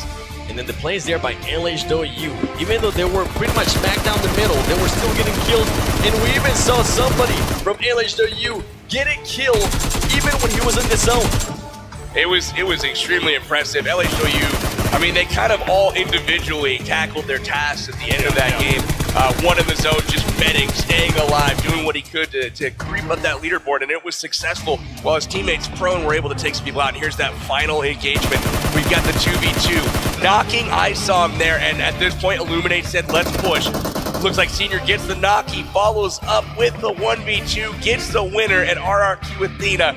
Look at them react there. That's absolutely beautiful as they come out with an unexpected victory. That's right. Big points being racked up for them. And overall, a final circle like that in that field northwest of Gadka is very, very scary. That's why we saw such a tense situation. People had to bring cars for artificial cover 7 and so many smokes going down while that was happening. Yeah, we saw a lot of cars pretty much being crashed into hay-bales, and they're using that tire advantage to a little bit of cover. But overall, there was just so many people still alive there, ladies and gentlemen, that you pretty much just have to lay down. What RRQ Hayne, I believe he was doing, or somebody with just one player, they decided to go ahead and do that. Just lay down and wait patiently, at least try to go for placing at that point. Indeed, take a look at our team kills ranking. GT.U, oh my goodness, they have distanced themselves from the pack, have they not? 54 kills for them.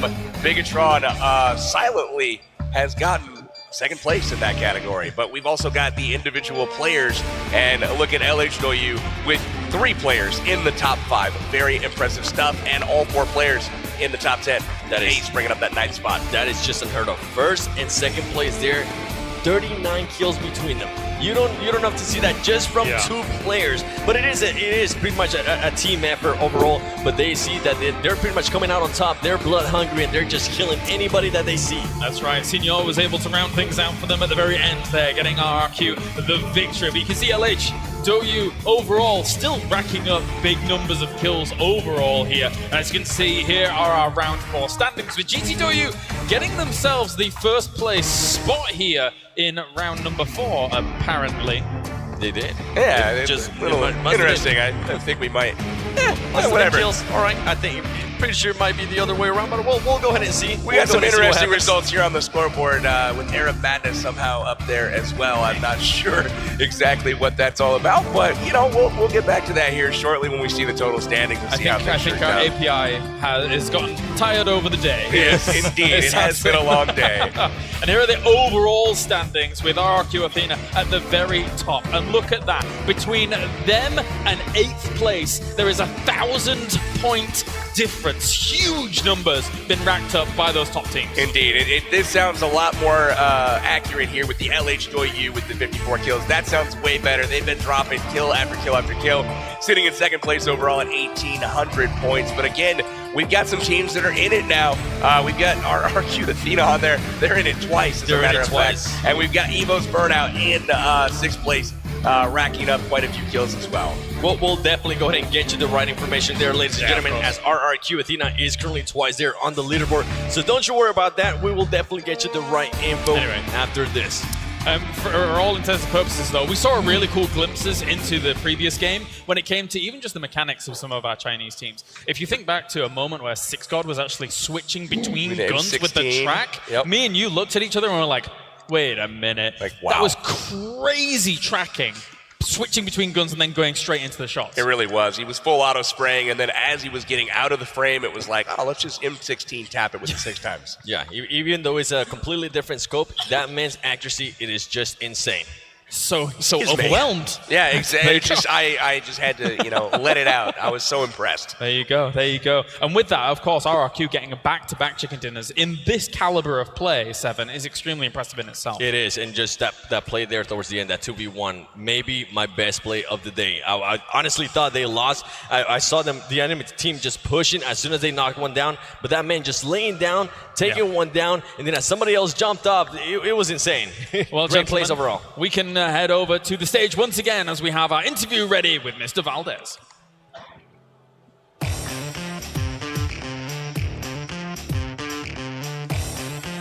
Thank you, Claris. Once again, we are here with RRQ Athena. This time with iSong is going to be joining me for the interview today. So I've got a couple of questions for them. First one is going to be in the end of that match, the 2-on-2 battle that you guys did have there, and eventually the 1-on-2. It was so close, very close, even down to the last circle. So how did you guys handle all of that pressure, and what was your strategy going into that last battle? 刚刚的2对2比赛特别的激烈，请问你的战略是什么？ เขาถามว่าเวลาในสุดท้ายเราแข่งกับ Illuminate แล้วก็การแข่งขันมันแรงมากเขาถามว่าเราในสุดท้ายใช้กลยุทธ์อะไรจึงจะได้ชนะในที่สุด เรามีความใจเย็นกันมากขึ้นครับแล้วก็มีทีมก็คืออีก2คนที่เขาพลาดไปแล้วก็คือเขาจะคอยแนะนำวางแผนให้อะไรให้ครับก็คือรูปเกมครับมันมีแบบแผนมากขึ้นครับผม 他是说，因为在最后的时候，虽然说最后只有剩2名队友，但是2名队友一直在帮助和关心比赛的动态，然后一直在提醒他们注意很多东西，所以在最后他们是在队友的帮助下获得了胜利。In the end, they won through the help of teammates. They looked at the competition situation and everything, and just teammate and teamwork. Always got to count on your teammates to help you out in the end. So another question I've got for you, you're now should be in first place after getting 2 wins in a row, and you're representing Thailand so well so far. So I was just wondering if you had any words for all the Thai fans that are out there watching you doing so well in this tournament so far. 你已经连续赢了2次，吃到了2套鸡。请问你有什么对你的泰国粉丝说的？ ถามว่าวันนี้เราได้ชนะ2 ครั้งแล้วมีอะไรที่อยากจะพูดต่อกับแฟนคนไทยไหมคะ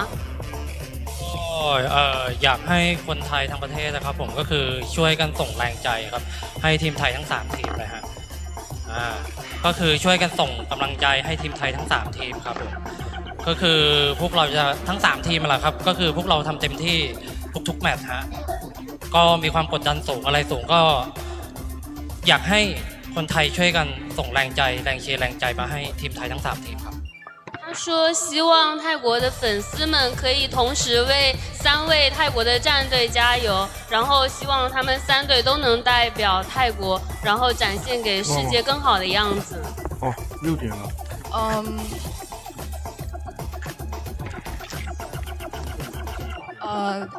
He hopes that the rest of the teams can keep working hard and represent Thailand and just work hard and do well.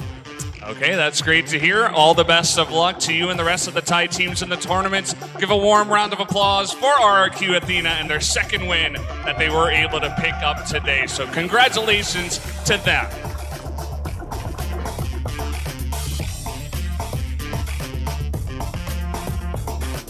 Welcome back, ladies and gentlemen. Of course, they're RRQ. Always good to hear from them, especially after a double chicken dinner. Very, very impressive stuff here, considering the level of caliber of teams that we actually have here at the tournament as a whole. Very team play orientated, and obviously that final moments are stressful, especially when you're pinned up against the blue zone and a car. To be able to win off the back of that is extremely impressive. He had about 1 meter to lay down in between a flaming vehicle and a zone that's going to kill him quickly. But honestly, today, the story of Thailand, the story of China, both of these countries bringing teams that absolutely dominated the competition today.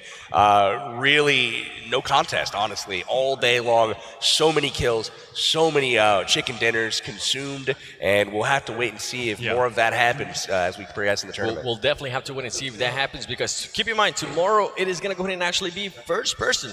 Today it was third person, so it's going to go ahead and be different. I want to go ahead and see a huge push there by the NA teams. More than likely, they are more comfortable, that I know of. They're more comfortable with playing first person, so I want to go ahead and see how they come out, just even from the game one.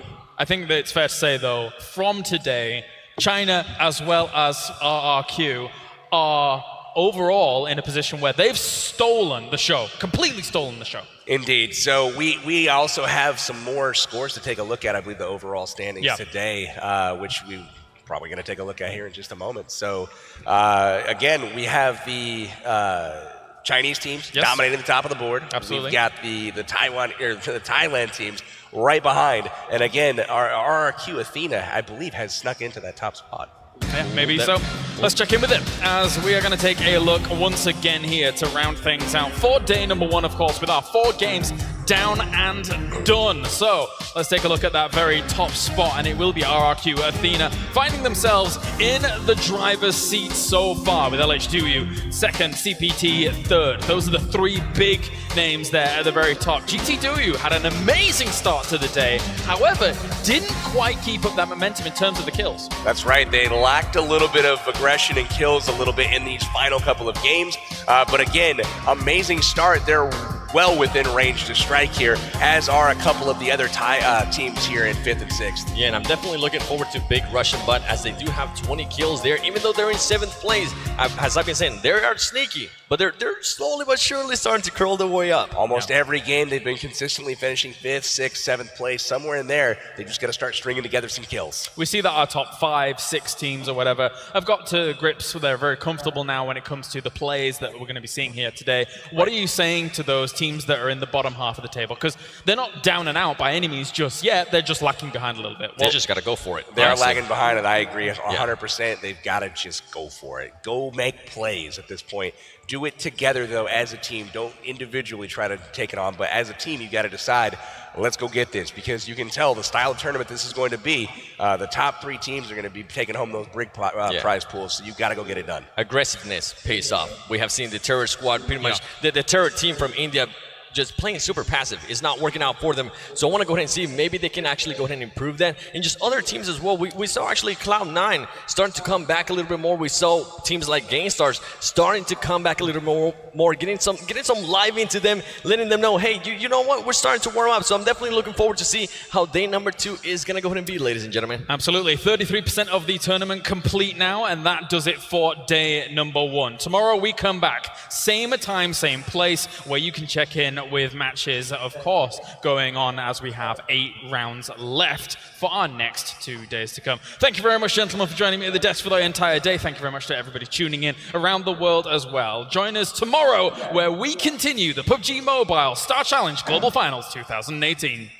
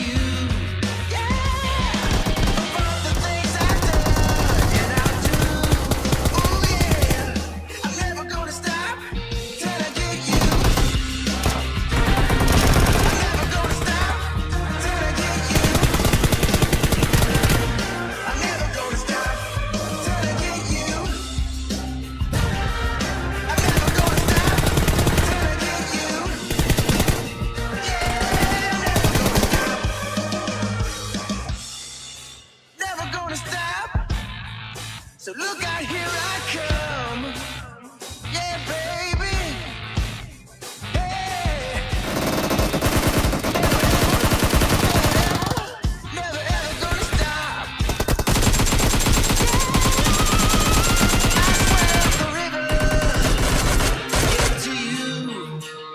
I climbed the mountain to get to you. I called the preacher. Get to you.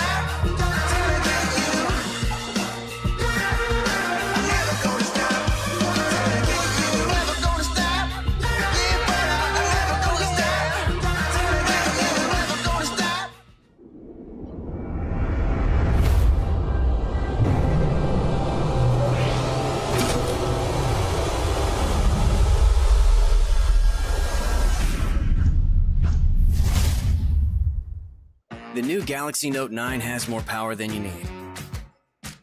Like a remote control for a phone. Why would you... Oh, that's why.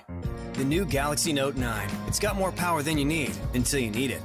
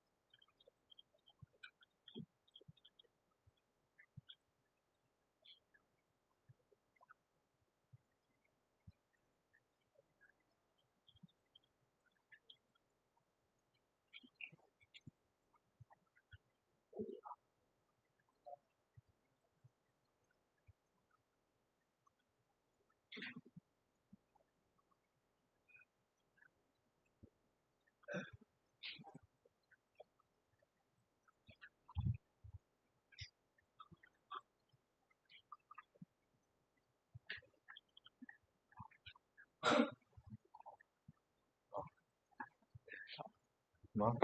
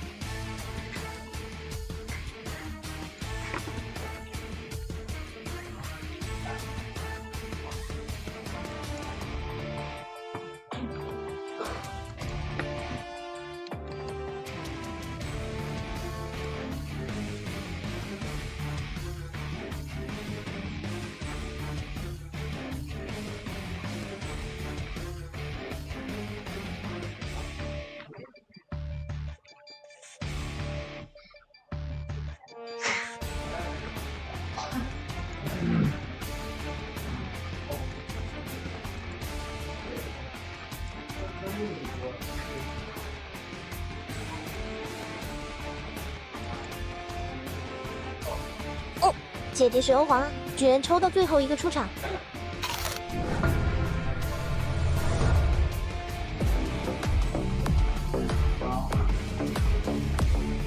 第3期我应该会加入节目评审团，第2期我没时间。姐姐你看，真万佛老师直播在预测蒙面歌王第2期排名呢。真万佛是谁？真万佛是很有名气的乐评人，他经常能精准预测出其他节目的冠军，被网友们称为音乐界的大预言家。哦，最近网上好多人在讨论兰陵王，那我接下来要说的话可能有点得罪人，但人要敢于说真话是吧？我想说的是，兰陵王真的没你们想象的那么强。有人说兰陵王好歹是第1期的第2名啊，而且和第1名只差1票。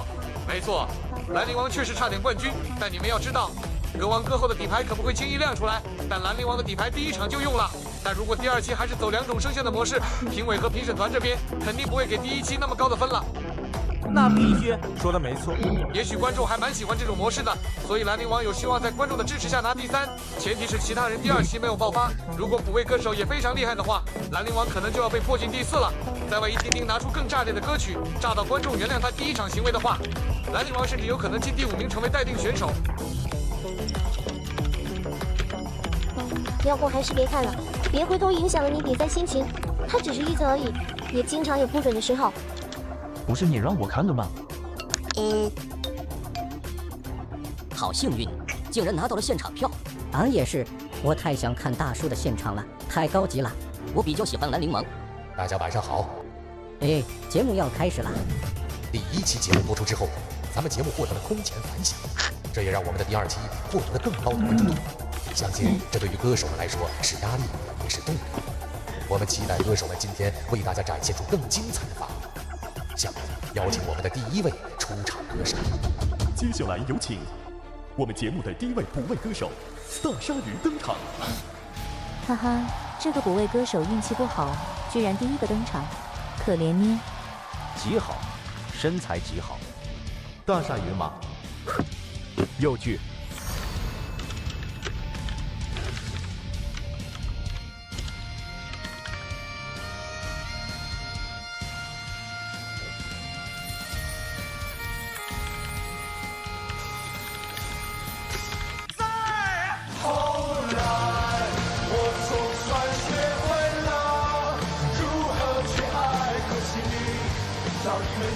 极好。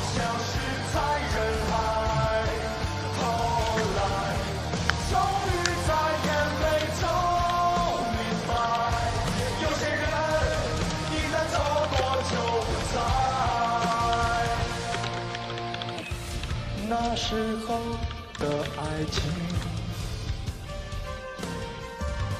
为什么就能那样简单？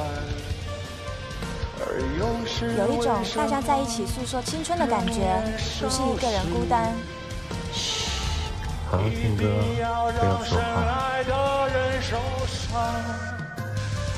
在这相似的深夜里，你是否一样，也在静静体会感受？路边的狗听了都有遗憾。如果当时我们能不那么倔强，现在也不那么遗憾。你是否还记得我？后来我总算学会了如何去爱，可惜你早已远去，消失在人海。后来终于在眼泪中明白，有些人一旦错过就不再。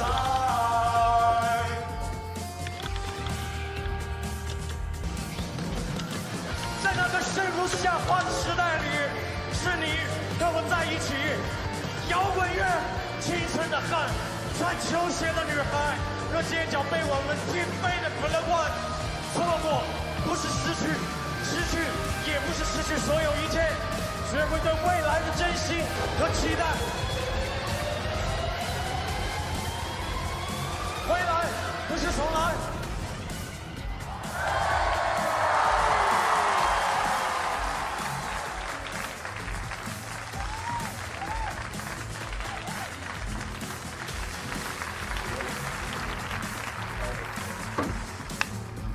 颠覆性改编极好，虽然有点冒险，但效果太炸了，音准、气息都稳，特别是真假音转换，把遗憾和释怀都唱透了。我好喜欢后来后字的那个半音，让那句歌词更揪心了，把那种对过去的回忆和纠结，用声音的小变化狠狠戳进你心里。听完就觉得，哎呦，这后来2个字真的有故事。谢谢。也许你不是最纯粹的摇滚人，但你绝对是最成功的摇滚音乐人。你用专业的音乐技巧，加上更流行的旋律，让摇滚乐变得更容易被大众喜欢。咦，我被代表了？就是胡乱代表。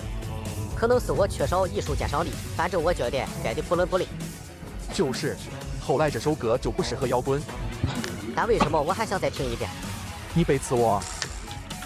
之前听苏萱儿的是偷偷哭，现在听这个版本，感觉自己会别过去还能笑着往前走。虽然吵，但心里痛快。毕竟热爱听音乐的只是少数人。听音乐不光要有直觉感觉，还要有对直觉感觉的推拿能力。也就是说，听一些音乐是要带脑子的，提升审美能力是需要经验学习的。我可不想学习。你这鲨鱼造型应该和线鱼有关系，毕竟一般版权方可不会让你这么乱改歌曲。没错，你应该是李如梦吧？听着不像啊。是的。咦，回答的这么干脆。骗子，说不定是那个莫在问。他说唱蛮厉害，就是根本不像李如梦。姐姐，你觉得大鲨鱼是谁？李如梦。那你更喜欢谁唱的版本？这一版。啊，你不怕得罪苏萱儿吗？萱儿，你是不是喜欢他？喜欢陈老师的人多了去了。那你为什么老躲着他？你越是急着找一样东西，他就偏偏不让你找到。你聪明的话就别找，等他自己出现。子轩，你出来。好的呀。熏儿这句话表达了什么意思？老师，我觉得这句话表达了熏儿的思乡之情。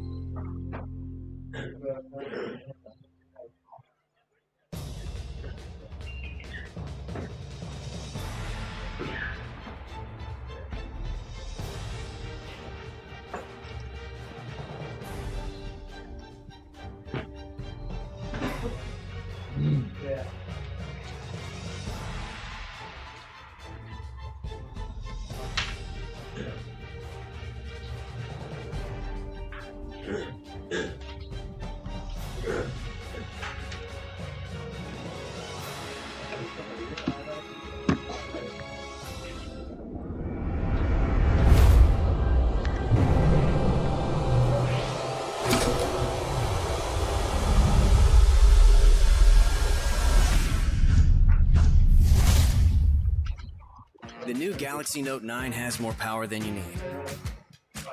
Like a remote control for a phone. Why would you... Oh, that's why. The new Galaxy Note 9. It's got more power than you need until you need it.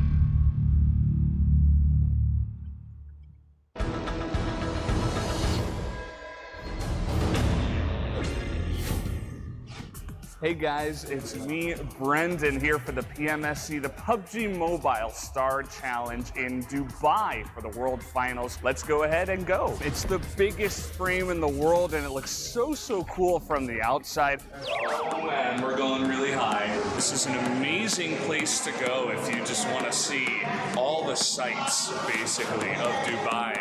I'm gonna walk across. Oh boy. Oh, I don't like that. Oh my god. The main attraction here is this, the VR park. Take a look at that, guys. That is insane. The birds drop. This might just be the main attraction. Okay, here we go. Me and these guys, woo-hoo! We're okay. Woo! Woo! All right, guys, well, my hair was blown back from that one, even if it wasn't real. Right outside the Dubai Mall, you got the water on my left. I feel like we had to show you guys this.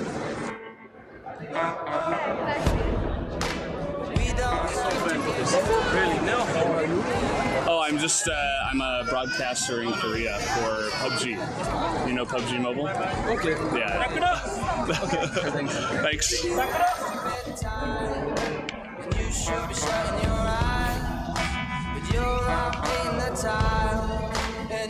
Wow, that was a really incredible water fountain show. I've never seen anything like that. Definitely one of the coolest things I've ever seen in my life.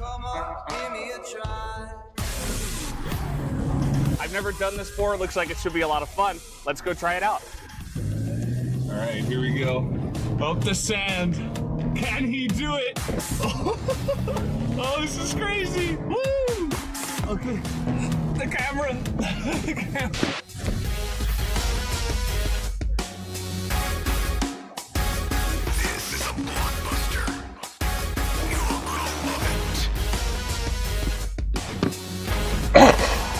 Is the weather just so amazing. And wow, we do have the Burj Al Arab. If you come down to Jumeirah Beach, you can take pictures, you can enjoy the water and the sand. I would highly recommend it. Finally finished our Dubai tour and we've made it to the front of the festival arena, as you can see right here, for the PMSC Finals. The best teams from around the world joining together at the World Finals here for PUBG Mobile Star Challenge. It's right in front of the building that's going to be holding your festival here for PMSC World Championships here in Dubai. Are you guys ready to get going? It's a tiny world within your hands, PMSC with PUBG Mobile, and it's a tiny world within the world here at Dubai. Oh yeah, I almost got him. PUBG Mobile Star Challenge.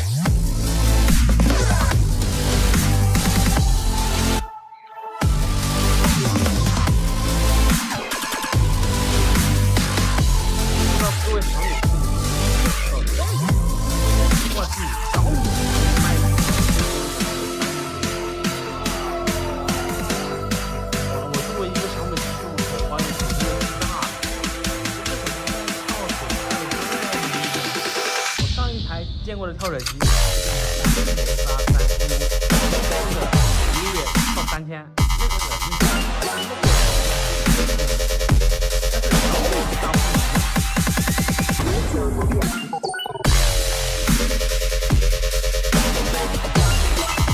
如果有人要送你一架价值4亿美元的专机，你是收还是不收呢？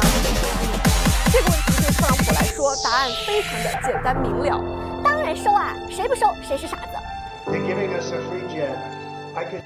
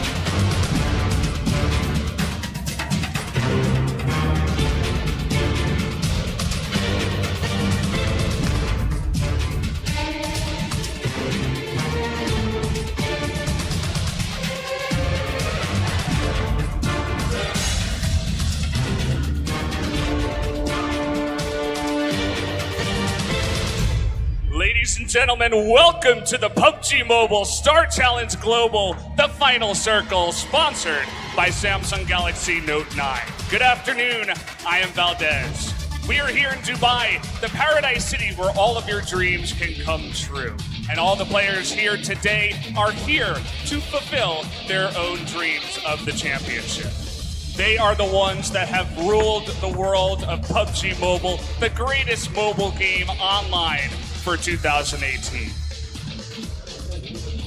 20 teams and 80 players from all around the world will give their greatest effort in the final battleground of 2018 here tonight. Don't forget that some streamers of PUBG Mobile will also be joining us today. This is the world's first global tournament for PUBG Mobile, and tonight the world will unite with PUBG Mobile. Ladies and gentlemen, let us begin the PUBG Mobile Star Challenge Global Finals 2018.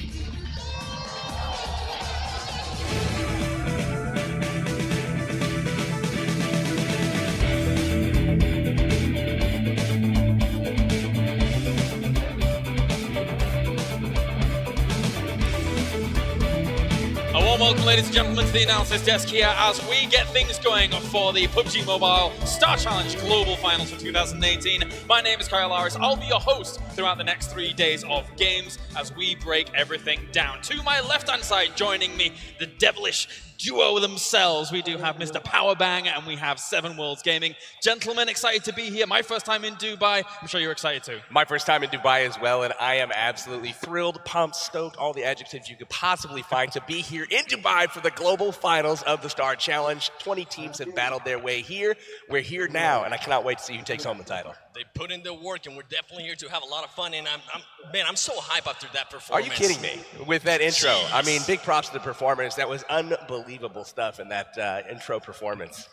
It definitely was. And overall, obviously, these 20 teams come from across the world. We've been at some of the qualifiers as well, along for the ride, to try and see who is going to become our world champion. And becoming world champion, the first ever world champion, truly, of PUBG Mobile, is a big thing in itself, Seven. Definitely it is, because there's pretty much from all over the world, and some that actually got qualified from India Campus Championship. So I want to go ahead and see what those teams do, because they pretty much just qualify out of their country. So I'm so hyped for this, man. Yeah, we can talk about teams in more detail in just a few moments' time. For now, though, let's get you up to speed with everything that's going to be going down here throughout the 3 days. Not only the tournament rules, but how the points are going to be breaking down and the prize pool as well, because obviously that's very, very important for you guys to know at home, to follow along with everything that is going on. But overall, just very, very hyped for the tournament. Very excited to be here. We've got a great crowd here already lined up for things. And let's check out all of the action that's going to be going down. So we have 3 days worth of games that are going to be played out here to find our world champion. 29th, 30th, and the 1st of December. 5 games are going to be played each day. Days number 1 and 3 are going to be third person, and day number 2 is going to be all first person. But don't forget as well, we have our exhibition matches, which are going to be taking part at the very beginning of the day, which will be round 1 each day. Very, very important to know. Then from there, 2 through 5 will be our official matches, where the teams can rack up those points to try and get themselves the prize pool as well as becoming the world champion. And then, of course, our maps. In the first round of each day, it's going to be Sandhawk for our exhibition matches, and then rounds 2 through 5 are going to be Erangel to make sure that we know who is going to become our world champion. How are they going to get those points? Well, you're going to see 500 points awarded to the first place finisher in each game. Those games that count, 500 to first place, 365 to second place. Third place will receive 315 points on down the line.